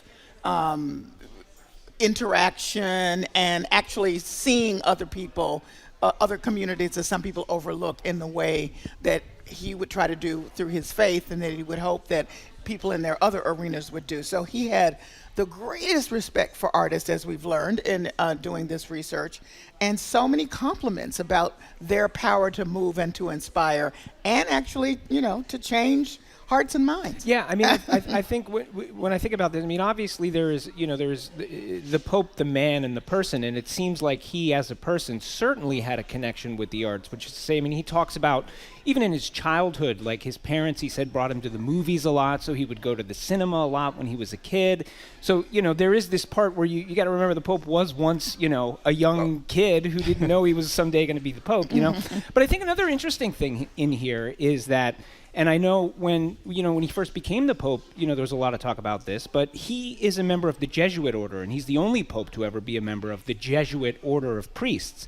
And there's a long tradition in the Jesuit order of a connection with the arts. This is something that this is like, I think, him as a person, but also him coming out of the Jesuits. Like, there's this idea that they have that, like, God is found in all things, right? This is kind of part of the Jesuit idea. And specifically in created things, like God is to be found in creation. I think he has a line where he once said, a work of art is the strongest evidence that incarnation is possible, this idea that God could become man, right? Mm-hmm. So for him, I think this is also part of his faith. And how it takes us forward. So I think it's really interesting. A few things are interesting. One, the Vatican never had a contemporary art gallery until Pope Francis. He was the one who created that. He was the one who convened a number of artists, about 200 artists a number of years ago when they celebrated the 50th anniversary of having a contemporary art collection. This is before the gallery. This is obviously why you can create a gallery if you have the collection. Mm. And among those 200 artists was the artist who created the Piss Christ piece, which caused furor all over the world, but he welcomed that artist who was interrogating religion and making a statement in that art. He's also the first Pope to visit the Venice Biennale, not too far away in Italy. And he went to a women's prison where an exhibition was being staged about women artists, including Corita Kent, the Boston artist who was a former nun, whose artwork adorns the gas tank on I-93, but he went there. He talked about Louise Bourgeois. He talked about Frida Kahlo. He talked about Corita Kent, of course, inciting this. So he was somebody who was always attuned to it. He was also, as we would later find out, a performer. Here is from his 2015 progressive rock album, Pope Francis, Wake Up. I see. I see people who sleep. No, wake up. Go ahead. Dear young people, God, our God, has blessed us. From him we have received mercy. A short So, of course, this was a mechanism for the dissemination of information, but this is pretty unprecedented for him to release a rock album. Also unprecedented, we'll get back to the album, but we have talked about the Parthenon marbles here on the show, and repatriation. We always talk about them in the context of the British Museum, which has most of the marbles. Should they not go back to Greece? Most people say at this point they should go back to Greece. They had fragments in the Vatican Museum. He sent them back to Greece, where they belong. I want to pick up on that because his quote was, in the case where you can return things where it's necessary to make a gesture, you better do it. He also said if you steal something, you have to give it back. Yeah, I mean, that's pretty not strong. a small thing. That is not a small thing at all. Yeah. Yes. So I think that says a lot about both the movement across the world to investigate and interrogate the provenance of these pieces, but also that he appreciated that it was important to connect those pieces with the communities from which they came. And one of the I find this interesting. I've been thinking a lot about this. I mean, there's this idea that we're a few decades on from Pope John Paul II, who was by many accounts the sort of first celebrity pope, as they said. But when we think about, you were just talking about the sort of the Piss Christ artist who goes in. All of these like artists who want to go see the Pope. He did have this sort of like celebrity status, which is not necessarily, I mean, it's not assumed that is going to happen when you're the Pope. And I don't know that Pope Benedict had that same kind of footprint necessarily. But when you look at this list of, he had filmmakers like George Clooney, Robert Redford. Apparently he's kind of buddies with Martin Scorsese, which sort of tracks. But I think about like Martin Scorsese in the 70s, like kind of doing cocaine and like, making the Last Waltz film. But then now he's also kind of palling around with the Pope. I mean, he's an interesting figure. Well, speaking of the draw and the convening, just a couple of weeks ago, I saw David Sedaris here at Symphony Hall, and he talked about meeting the Pope. And this is something that had missed me too. Well, he wasn't the only one to meet the Pope, because only just within the last year, he convened more than 100 comedians from 15 nations around the world.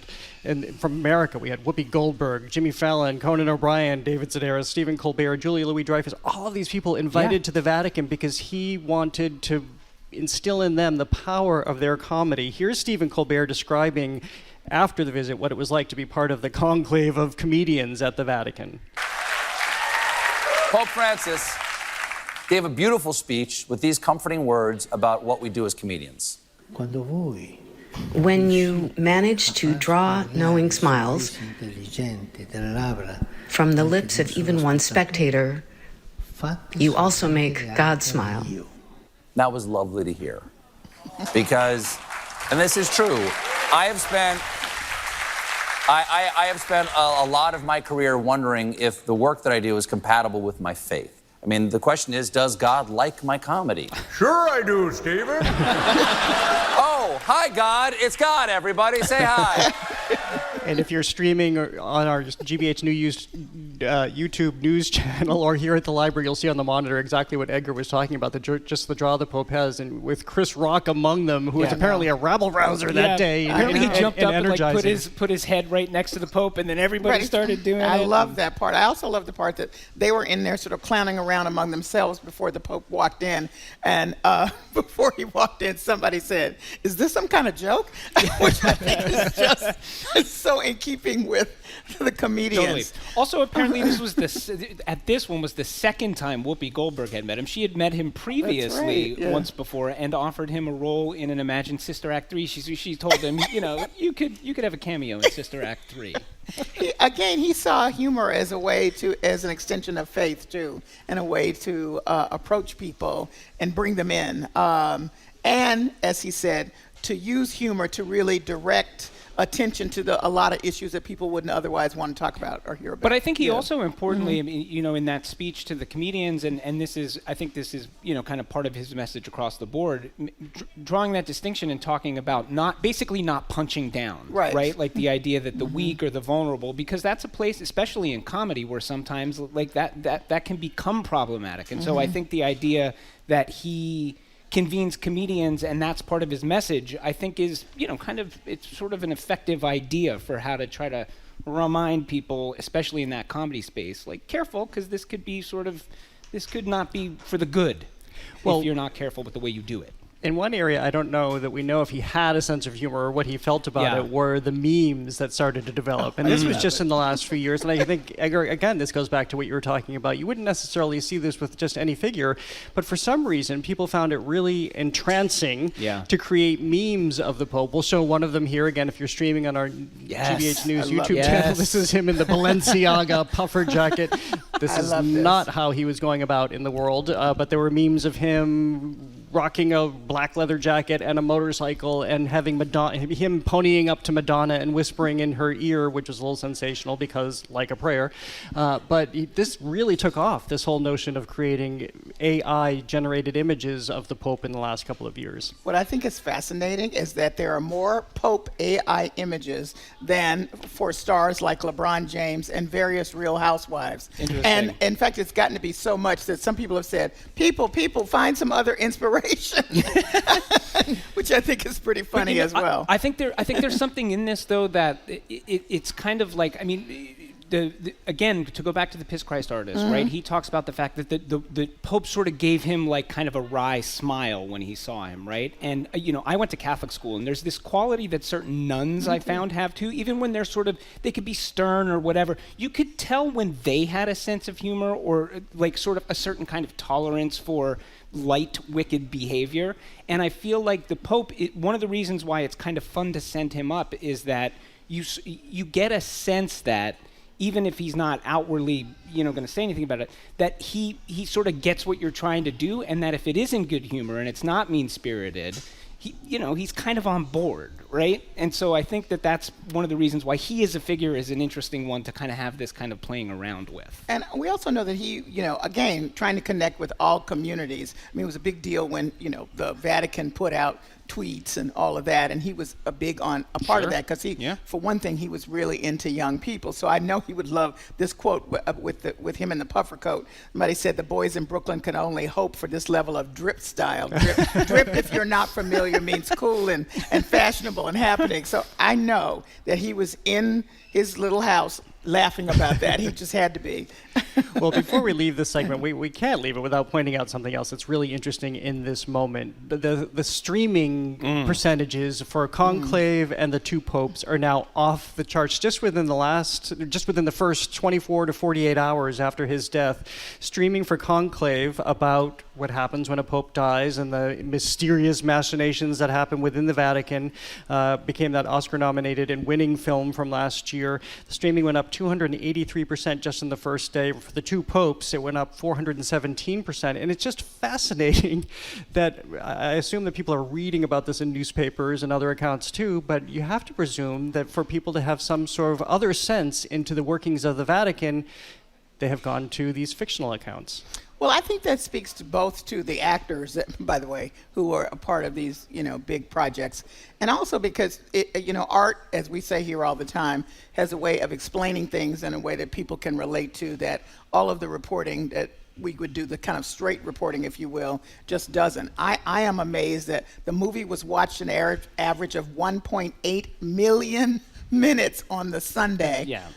That, after he was after they announced his death, and 6.9 million minutes on Monday following his death. But, I mean, it just connects. Yeah, but I think you kind of hit on something or touched on it, Jared, in that, for all of the, the reforms, quote unquote, that, Pope Francis kind of brought to bear and the openness to a certain extent of the church, the Catholic Church does remain a pretty mysterious and closed off and locked down place. And so the idea that in a moment like this, people don't really have anywhere to turn where they feel like they're going to get a true answer. They're not really going to necessarily get it from the Holy See, and they're not necessarily going to get it, to your point, from reading about news reports. Right. So they do turn to art to try to understand at a deeper level what's about to happen now. Right. And I think where we have facts elsewhere, this fills in the color, if you will. Yeah, there you go. Yes, for sure. All right, well, coming up, our YouTube is all grown up. The streaming platform turns 20 and has forever changed the way we watch,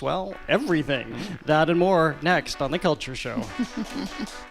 The Culture Show is made possible in part by a generous contribution from the Fiducia Fund, proud to support this station's arts and culture programming.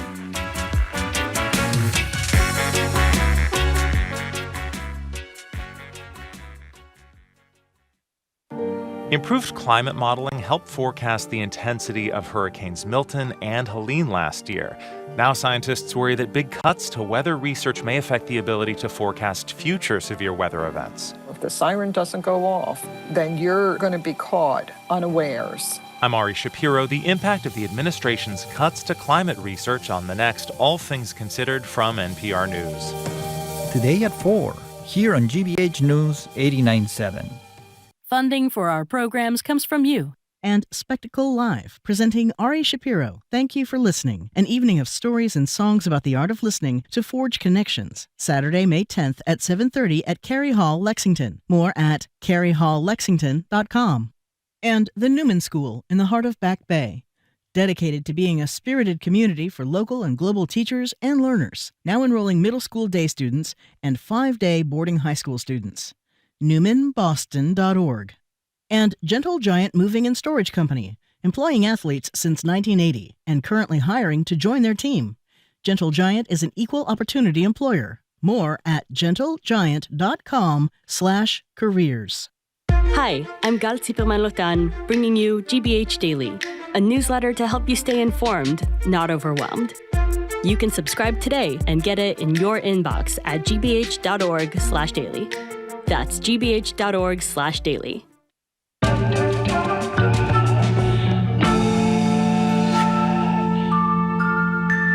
Welcome back to The Culture Show. I'm Jared Bowen, live from our GBH studio at the Boston Public Library. I'm joined by co-hosts Callie Crossley and Edgar B. Horwick III. If you're just tuning in, it's our Arts and Culture Week in Review, which includes the Museum of Fine Arts.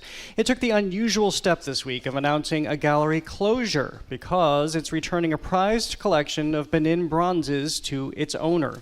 So I will try to do this as succinctly as possible, but this is a very complicated story. But we've talked, as we just did, with the Parthenon marbles, and when art is looted from one nation, how and when should it go back? Well, this is very much the case here, but this is a very clear-cut case.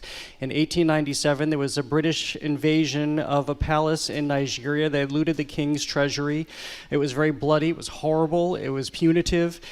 Ultimately, in the intervening years, these treasures went all over the world into collectors' homes and into museums. So here we have a case where Robert Owen Lehman, a collector, also descended from the Lehman brothers family, had these bronzes. He collected them presumably by clear-cut means. He bought them at either auction or by way of gallery sales. And then he promised this gift of about 30 bronzes to the Museum of Fine Arts. So here's where it begins to get complicated, because the Museum of Fine Arts has long had a curator of provenance, that is somebody who does the research to determine if they were received through all legal and legitimate means. She determined no, that was unlikely because we know of the looting. And then this long process began of figuring out what to do with the bronzes. Flash forward to now, and because of all this negotiation, the back and forth, Lehman has basically called them back to himself. He will deal with this himself. However, the museum, because it had a tiered gift schedule, meaning over the years, 5 of the bronzes had been transferred to them. So now they will determine what should happen with those. But in the meantime, they're closing this gallery. So this speaks exactly to what museums and collectors face around the world when, in the 1960s and 70s, well after this happened, you paid for this, you have the paperwork, you thought you were doing something right, but you know the moral and ethical truth here. And you respond in kind, which is what the museum is doing. If you're looking at our stream, you can see the gallery. You can also see a close-up of one of the, I say Benin, Jared says Benin, bronzes. We were told both are correct by the museum. Both are correct, held by the MFA. This is a commemorative head of a defeated neighboring leader in Benin Kingdom, Nigeria, late 15th, early 16th century. So I came to know these sculptures through the Portuguese colonization, and I'm obviously very well aware of the British invasion, that bloody acquisition that happened there, but I've always been fascinated by them. The largest collections are in Nigeria, obviously, and in the British Museum, and I've traveled to both those places. The third largest is in Berlin. I have not seen those, but they're beautiful, they're gorgeous, and they're so detailed in this brass and bronze cast relief, which is why they were highly prized. The other part of that, just from another cultural perspective, is that this also has to keep pushing against the theory that nothing was going on in Africa. These people were not skilled. Yeah. And this is, from the skill of the artisans at that time.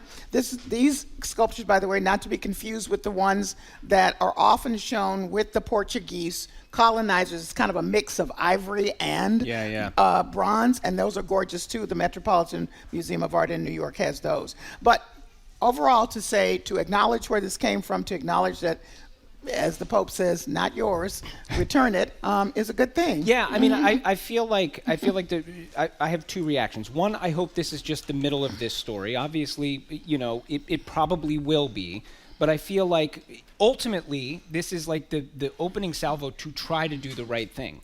But I feel like right now, where we stand right now, this feels to me like the worst of all worlds, which is to say, it doesn't sound like the rightful owners are getting these pieces back just yet. Maybe that's coming down the pike, right? Mm-hmm. But they're not getting it back.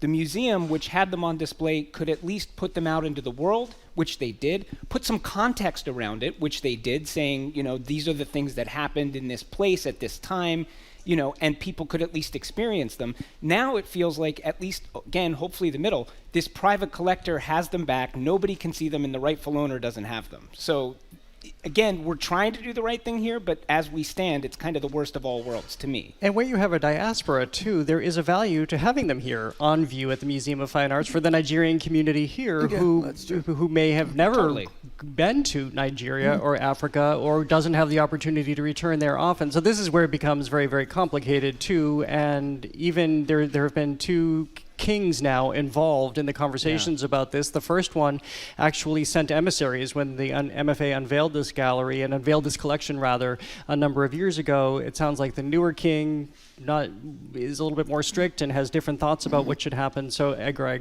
completely agree. It's the middle of the story. It's a fascinating one, and as we become more flat, as the planet becomes more flat, this becomes more of an issue. Well, you should note that in June they're going to display 5 bronzes in the Art of Africa gallery, so you get a chance to see that at least. Well, from bronzes to gold, streaming gold, YouTube turned 20 this week. It has completely changed how we watch everything and what we watch. Here's our own YouTube sampler where you will hear a full expanse of content from the very first upload titled Meet at the Zoo to early moments of virality.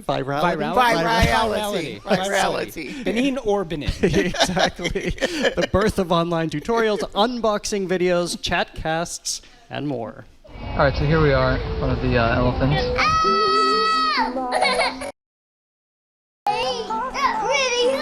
Evolution of days. You have to come with us to Candy Mountain. I hope you made lots of spaghetti. Hello, what up, Pawn? Yo, Sandberg, what's cracking? You thinking what I'm thinking? Party up, man, it's happening. Cheers. Cheers. Leave Brittany alone. What's up, you guys, and welcome back. Oh, whoa. We are doing a PR unboxing. Oh, whoa. All right, guys, this is how you tie a bow tie. Oh, whoa. It's Friday, gotta get down on Friday. Why does it feel like my skin ate? Can you hear me, Judge? I'm here live. I'm not a cat. I recreated every single set from Squid Game in real life. This dude does is deep fried food. That's a lot of chicken. Oh yeah. Wow.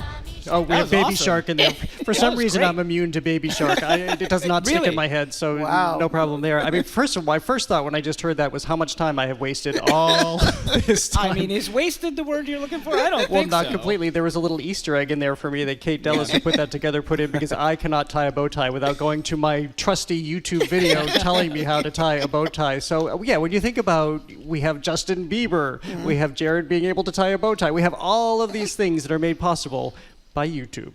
And we have just recently noted that the rise of video podcasts on YouTube, just to, again, the spectrum of material that's on there, 20 million videos are uploaded every single day. Yeah. Okay. It's insane. They're about to do a redesign on the app, which will probably make it even more sticky, as the people would say.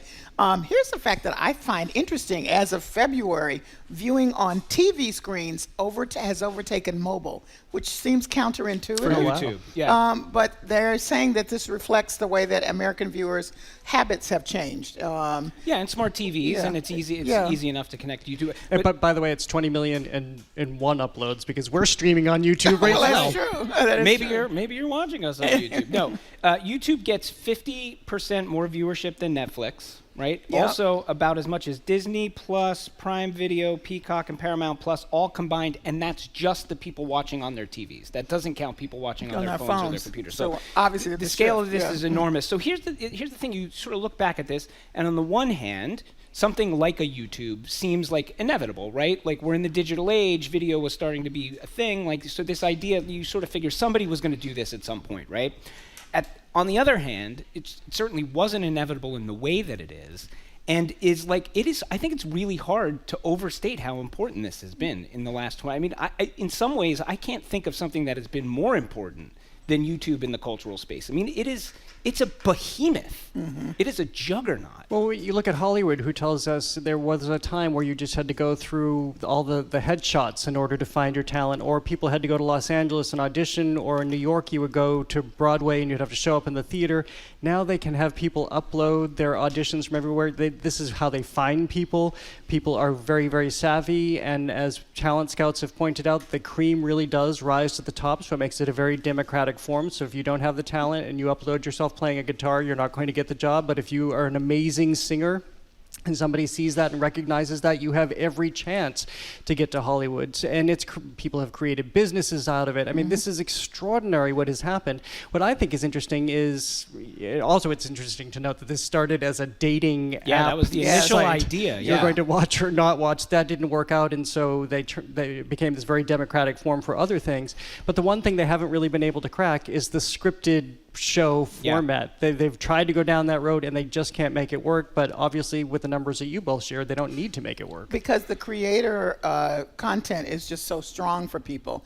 You can do a couple things here. You could track all the high cultural moments from that first video to now just by going through YouTube. Now, I don't know what happens to those videos. They stay there. How long will they last? We don't know. So in a way, it's a lovely diary for all of us. And then I get scared thinking, but it goes away at some point. Maybe. And I don't know, but nobody's explained that actually. I don't know that anybody knows. I mean, this is one Yeah. of those things where people say the digital formats will change and who knows. But like you both hit on something.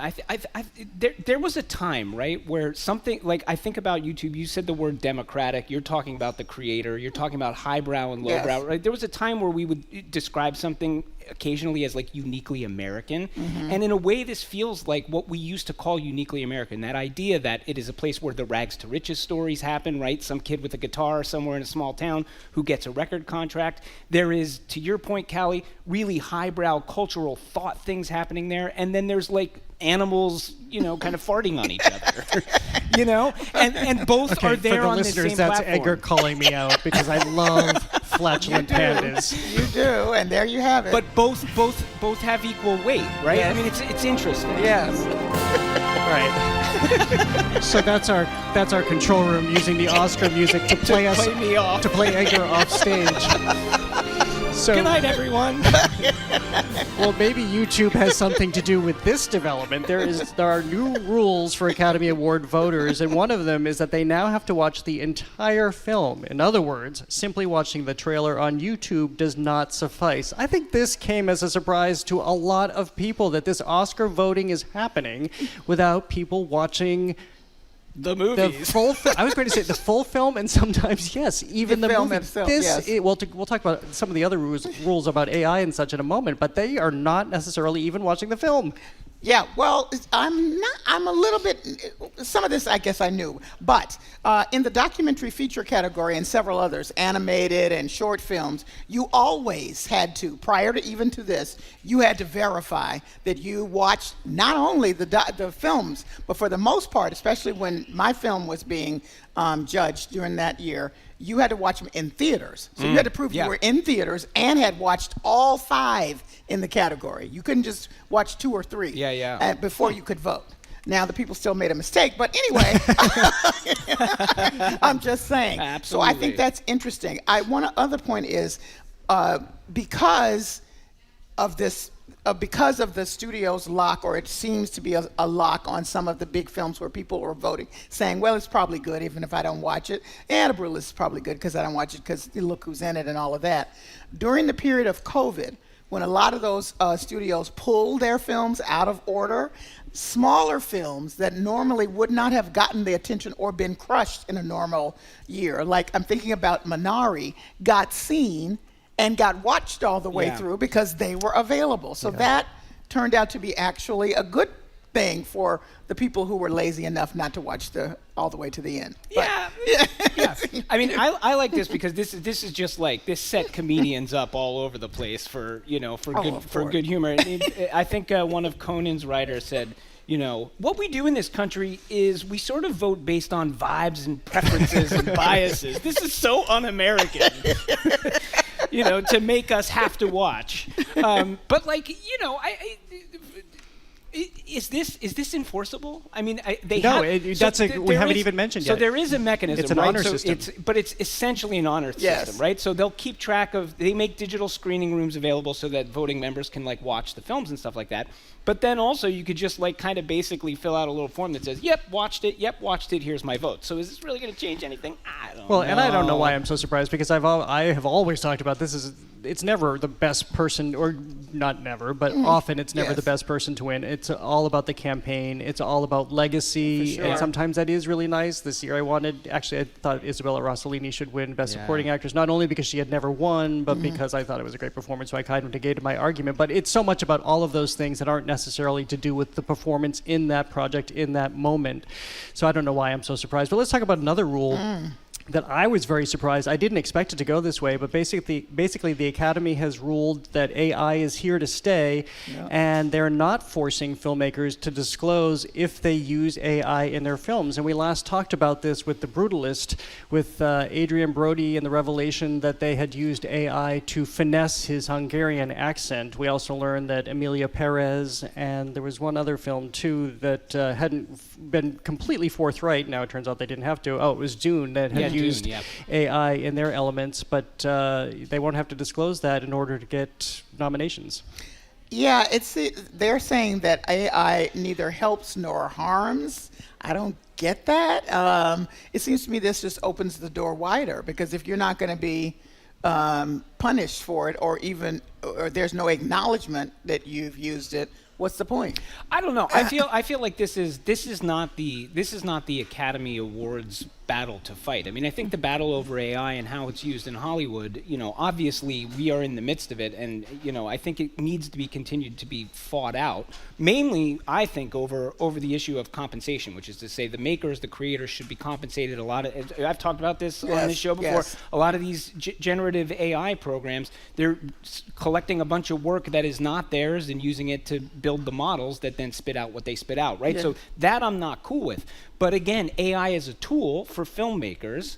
I'm fine with it. I'm all for it. And in terms of who has to disclose where or how it gets compensated, to me that's not up to the Academy to police that. And so I get what they're doing here, because at the end of the day, what is the film that is seen, and is that worthy of an award? That's what this body is about, to me. I'll go back to what you said about the middle with what you were just talking about, that I feel like we're in the middle here too. And in this middle, I feel like I do want to know if an actor's performance is enhanced. I fully recognize we're going to get to a point where AI is part of our lives, will be a part of everything, including films, and it won't matter as much because we'll grow to accept it, because we'll all be using it. But for now, I would feel better knowing. I would like to know too.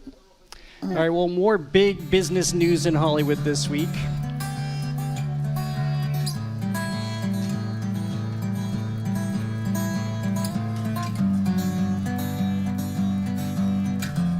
We're going to sink our teeth into Ryan Coogler's new vampire film, Sinners. It's a horror film that is also terrifying Hollywood because the director scored an unorthodox deal with Warner Brothers. Among his terms for taking the project to the studio, ownership of Sinners returns to Coogler after 25 years. Some critics are saying he's driving a stake into the heart of the Hollywood studio system because this is so unprecedented. This virtually never happens. The only other contemporary comparison to this is Quentin Tarantino getting full ownership of Once Upon a Time in Hollywood after 30 years. But Ryan Coogler wanted it, and he got it, and I think that says a lot. I think it says a lot, too. It says a lot about originality of films and how originality of concept, rather, and I don't think that has been as valued as it should be in this moment, because we're rebooting and, what's the thing, sequencing and all the rest of that for most of the material that are blockbusters. And so I think he proposed this, and they're like, yeah, sure, because it'll be a little thing and you'll move on. Yeah, I mean, I think our emerging theme of the day, the middle of the story, right? And right now, we're in the middle of a reshuffling of the financing of big Hollywood movies. I don't know that anybody really knows in 5 years how many movies are going to be being produced, how many people are going to be going to see them in theaters. Nobody really knows how this is going to play out, so maybe that's in part why there's some trepidation from at least, and I find this troubling, an unnamed senior Hollywood executive saying, like, this is so dangerous for the studio system. I mean, maybe, that feels like maybe overblown to me. Also, Coogler himself has said, I don't see any reason not to take him at his word. He said, look, this deal that I struck for this film is because this film was deeply, deeply, deeply personal to me. Mm-hmm. And in this case, I wanted ownership. And by the way, one of the themes in this is a history of taking things from black culture and black people and appropriating them and not paying for them and then profiting on it. And so I think there's a little bit of that in this, maybe here too. And I'm all for it, man. If you can negotiate that deal, good for you. I am fully behind him on this. But on the other side, the critics are saying this is what the whole studio system was built on. That you are a thriving business as a Hollywood studio because of your library, because you have invested in these films, and then because you own these films, and so in perpetuity you get the royalties, you get the streaming rights. You of course you have to pay them out as contracts allow, but basically you own them, so you control this. And their fear is that you've done it for Quentin Tarantino, you've done it for Sinners and Ryan Coogler in this case. What other A-listers are going to come forward? They've already cited Ben Affleck and Matt Damon as asking for ownership in their next project. But I think this is a case where the system bears out. If not too long ago, Callie and I both listened to read Barbara Streisand's biography. She formed the artists partnership with Paul Newman and Sidney Poitier so that they could make the films they wanted to make, and not just schlock that they had to make in order to make the next film. And they learned real hard and real fast the studio system, because some of their films did well and some did not, which meant they didn't get paid. Yeah, this is all true. I would say, though, that the studio system has a lot of other issues. The biggest one is China. Let me just put that on the table. So while they're arguing with Ryan Coogler about a story they probably wouldn't have supported I'm just saying, then they're losing all kinds of money. And how many films are now being produced and sustained by financing from China, which is a little bit on the precarious side in this moment. Yeah. So there's a lot of other stuff going on they need to worry about then. Yeah, and this, again, I think. I'll say, if studios look at this and they can't see a way to profit, if they're going to, there is a way to profit for 25 to 30 years or whatever it is until ownership reverts back, which is not that long a period of time. It's not hard to calculate that out, right? Yeah. And if it doesn't make sense for a studio then to finance the thing, then filmmakers aren't going to get to make the film, and they're either going to have to finance it another way or the film won't get made. And I just think this will take care of itself. I think it has to. Yeah, it will. Well, and I think 25 for the studios, 25 years is a long time, and this will. I can't help but have the sense, but the Warner Brothers execs, in trying to get Warner Brothers out of a hole in this moment, are looking down the road, thinking, "Not our problem," and probably this is going to look a lot different anyway if the system could even survive. Yeah. Absolutely. All right, well, coming up in the courtroom where it happens, we'll look at some high-profile trials underway. That's next on The Culture Show. Stay with us or stream us on the GBH News YouTube channel.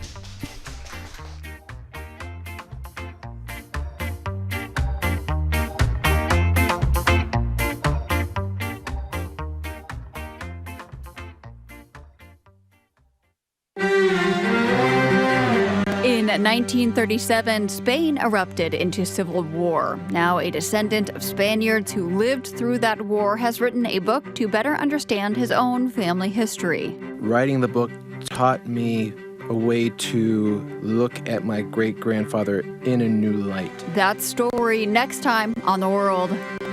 This afternoon at 3, here on GBH News 89.7. Our programs are made possible thanks to you and North Shore Music Theater, presenting The Shark is Broken, a behind-the-scenes comedy of the making of Jaws, on stage at Bill Haney's North Shore Music Theater, May 2nd through 11th. Ticket information at nsmt.org. And Comcast, offering Xfinity Mobile, featuring data options that include streaming, browsing, and texting. More information is available at xfinity.com/mobile. And Native Plant Trust, celebrating 125 years of commitment to protecting New England's native plants. More information about how using natives can support pollinators at nativeplanttrust.org. GBH News is your home for trusted local news.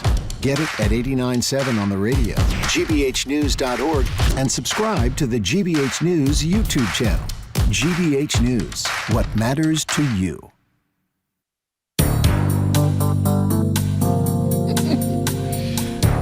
Welcome back to The Culture Show. I'm Jared Bowen, live from our GBH studio at the Boston Public Library. I'm joined by co-hosts Callie Crossley and Edgar B. Herwick III. If you're just tuning in, it's our Arts and Culture Week in Review, which includes some high-profile trials that intersect with the entertainment industry and, in some cases, have turned into entertainment. Most notably, Karen Reed's retrial, which is underway. If you heard the crossover I was doing with Jim and Marjorie earlier, I was saying for some reason I just wasn't paying a lot of attention, wasn't all that interested in the Karen Reed trial the first time, but I think it's everything that happened after the first trial as we head into this one that has made me really interested, including the fact that she gave all of these interviews. And it's beyond journalism at this point because it was for documentaries, it was Vanity Fair, not to say Vanity Fair isn't journalism, but that's more of a lifestyle magazine. And now that's being used against her in this trial, as we saw yesterday when they were playing clips from those interviews, which seemed pretty damning as she's talking about her alcohol intake and other things. And there's just this kind of mad blurring that's happening in this trial, which I find really, really fascinating and something that could probably be only of this time, I think.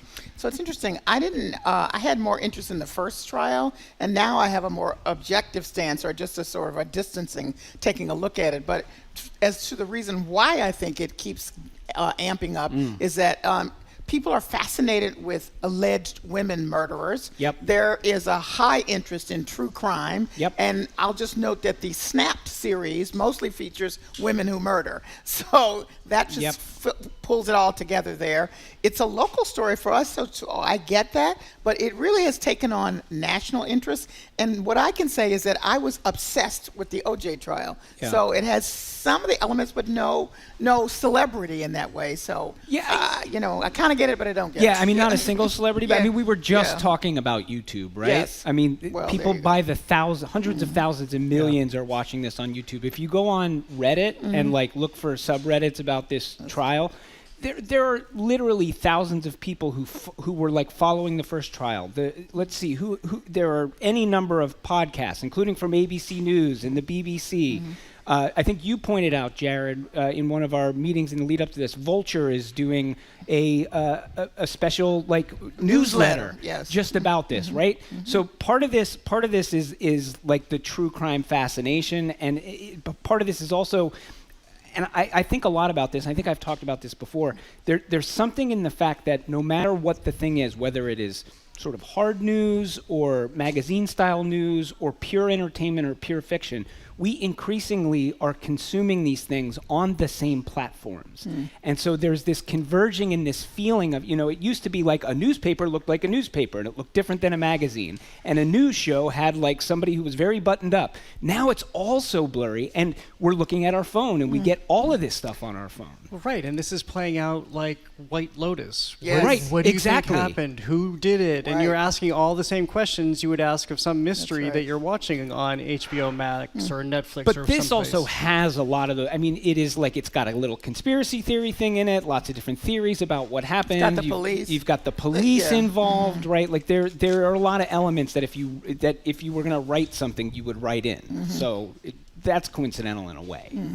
Well, while that plays out here in New York, Sean Diddy Combs' federal sex trafficking trial gets underway May 5th. That's when jury selection begins, and the fervor around this, there was just a lot of attention paid in the last few hours because he was back in court as they're settling issues, as they're figuring out what witnesses can go forward and how they will deal with this when this trial gets underway in just about a couple weeks.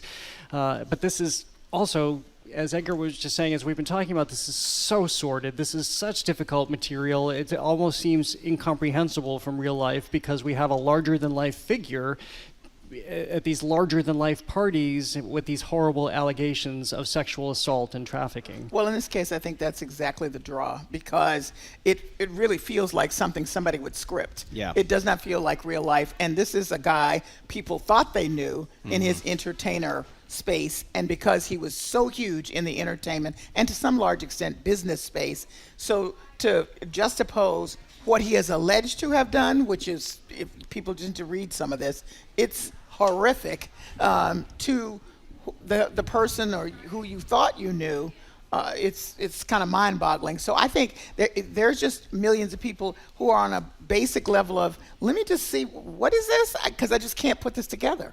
It's not even necessarily lurid. It's just so I can't put this together. It's incomprehensible, that's right? Especially because of how big his profile and public figure was. Like the idea that somehow this whole other thing could be happening at the same time with this same person is kind of incomprehensible, right?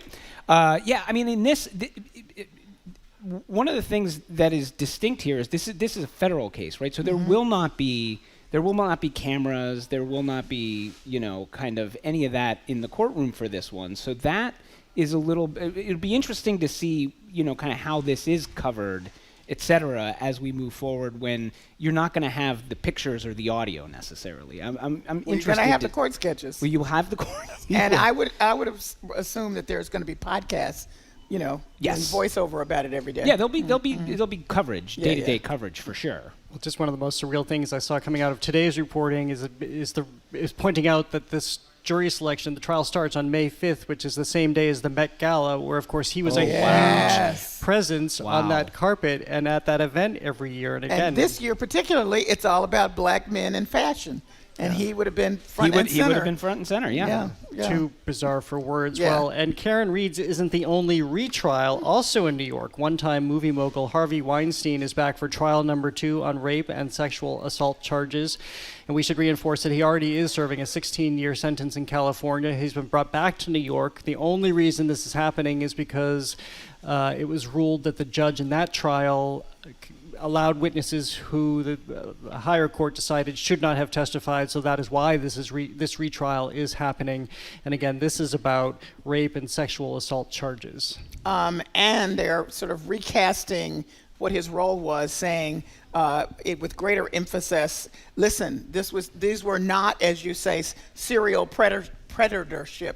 This was about mutually beneficial relationships in which the people who are accusing him got, auditions, got other kinds of opportunities, and you can see that. So, that's the reason.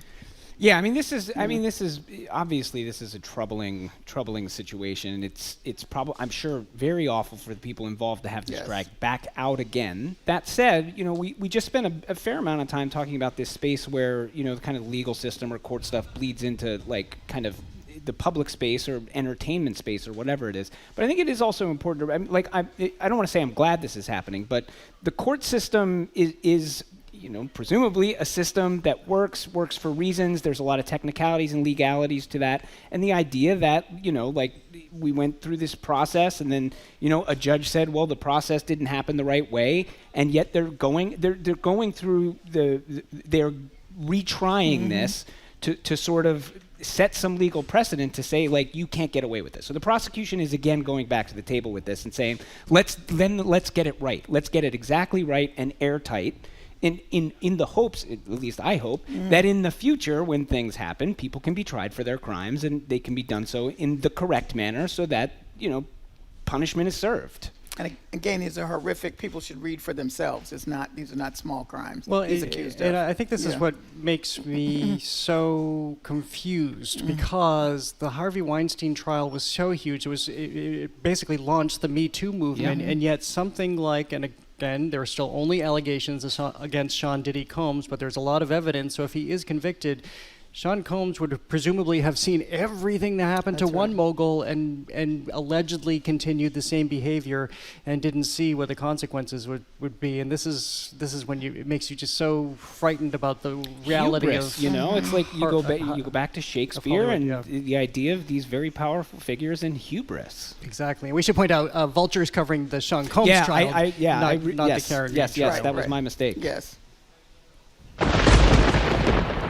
Well, that means it's time for our lightning round. These are the stories that caught our attention this week. Callie, what's yours? I'm very excited about a letter that Ryan Coogler, the director, writer, conceiver of Sinners, which is doing gangbusters, 48 million, domestically 63 million, and Blockbuster. Are you going to see it, Callie? No, because it's a horror film, and I'm scared of that. I'll be up all night. But I'm supporting him. I love how much outing you me. hate, I love how much you hate horror films. I can't do horror films. But I love this quote from him. He wrote a letter to the fans and said, together, maybe we can expand the definition of what a blockbuster is, what a horror movie is, and of what an IMAX audience looks like. I'll see you at the movies, popcorn bucket in hand. Love I it. love that. That's awesome. Yeah. Do they have a popcorn bucket for sinners? Well, I think he's just meaning it, but I would get one. You would? You wouldn't see the movie, but No, no, I'd I'm get a sure you don't want to popcorn. put your hands in whatever that bucket is going to be. Okay, well, now I won't. You've just cost him some merchandise.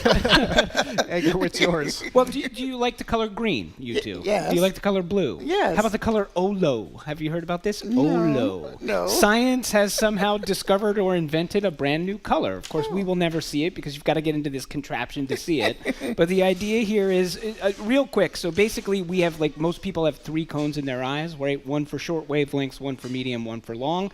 As it turns out, in nature, whenever you see something that makes the medium one go off, also the large one goes off. So they came up with this device that just stimulates the medium one, so you can see a very particular color. It's some sort of very saturated blue-green. Oh. And only 5 or 6 people have seen it in this lab, and it just. I've seen it. You've seen it? No. Nice. I just felt like I had to say that. Yeah. So there you go. Sounds Brand like new a nice color. dress color. Yeah, but you won't be able to see it because it can't exist in nature. It can't exist outside of the lab. That's the OLO, by the way, refers to 0, 1, 0. So 0 on the small wavelength, 1 on the medium wavelength, 0 on the large.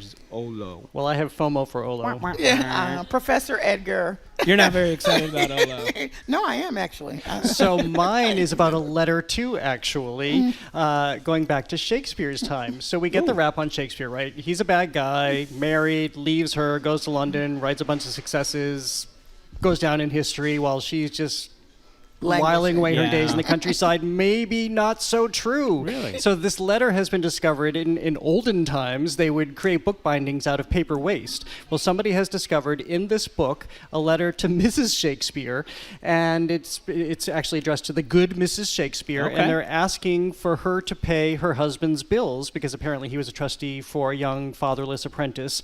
And so what this letter ultimately reveals is that they likely lived in London at the same time. So he wasn't the cad running off without her, and that they were so entwined that somebody would know if they couldn't go to William Shakespeare, they would go to Mrs. Shakespeare to ask for the money. And the reason she was in Stratford-upon-Avon is probably because you wanted to get away from the plague, and their child was having a child, which meant that she was an impending grandmother and wanted to get out to the countryside to see her. So all of these narratives over these last hundreds of years may not actually be true, that they were a lovely couple. Oh, isn't that nice? Here's hoping. Wow, Yeah. Callie's not excited about that either. I know. No, Wow, I'm Kelly. excited about that. I'm always a little suspicious, but I'm excited. I know. Well, we'll have you go look True at the love handwriting. exists, Callie. I know it does. Well, that is all for this edition of The Culture Show. Tune in Monday for Robert Pinsky, the former U.S. Poet Laureate, joins me to close out National Poetry Month and to talk about his decision to retire from Boston University. Plus, with so much federal arts funding evaporating, leaving cultural organizations and artists reeling, we'll talk about where the money comes from now. On today's digital mural, you'll find Love Warrior by Ashland painter Giulietta Nardone. It's a portrait of an influencer spreading love wherever she's displayed. To learn more about Community Canvas and how to submit your artwork for consideration, visit the Culture Show's website. Callie, in 15 seconds, what's coming up on Under the Radar this weekend? My environmental roundtable and the last installment of my Genius Next Door series. So there you go. That sounds done in 10 seconds. Thanks today to the BPL technical and logistics crew, Maddie Geyer, Bill Francis, Sandra Lopez-Burke, Juan Jose Cadena, Chris Hanks, Pat Lally, and Olivia Corshio. Thanks to the Lennox Hotel, the Newsfeed Cafe. Thank you to everybody who came down to the library today. We love seeing you. Thank you for being part of our audience. I'm Jared Bowen, and as Shakespeare would say, we desire thee hast an art-filled weekend. Oh, God. Where's Mary? Where is she? Where is she? She's just about to close up the library! The Culture Show is made possible in part by a generous contribution from the Fiducia Fund, proud to support this station's art and culture programming.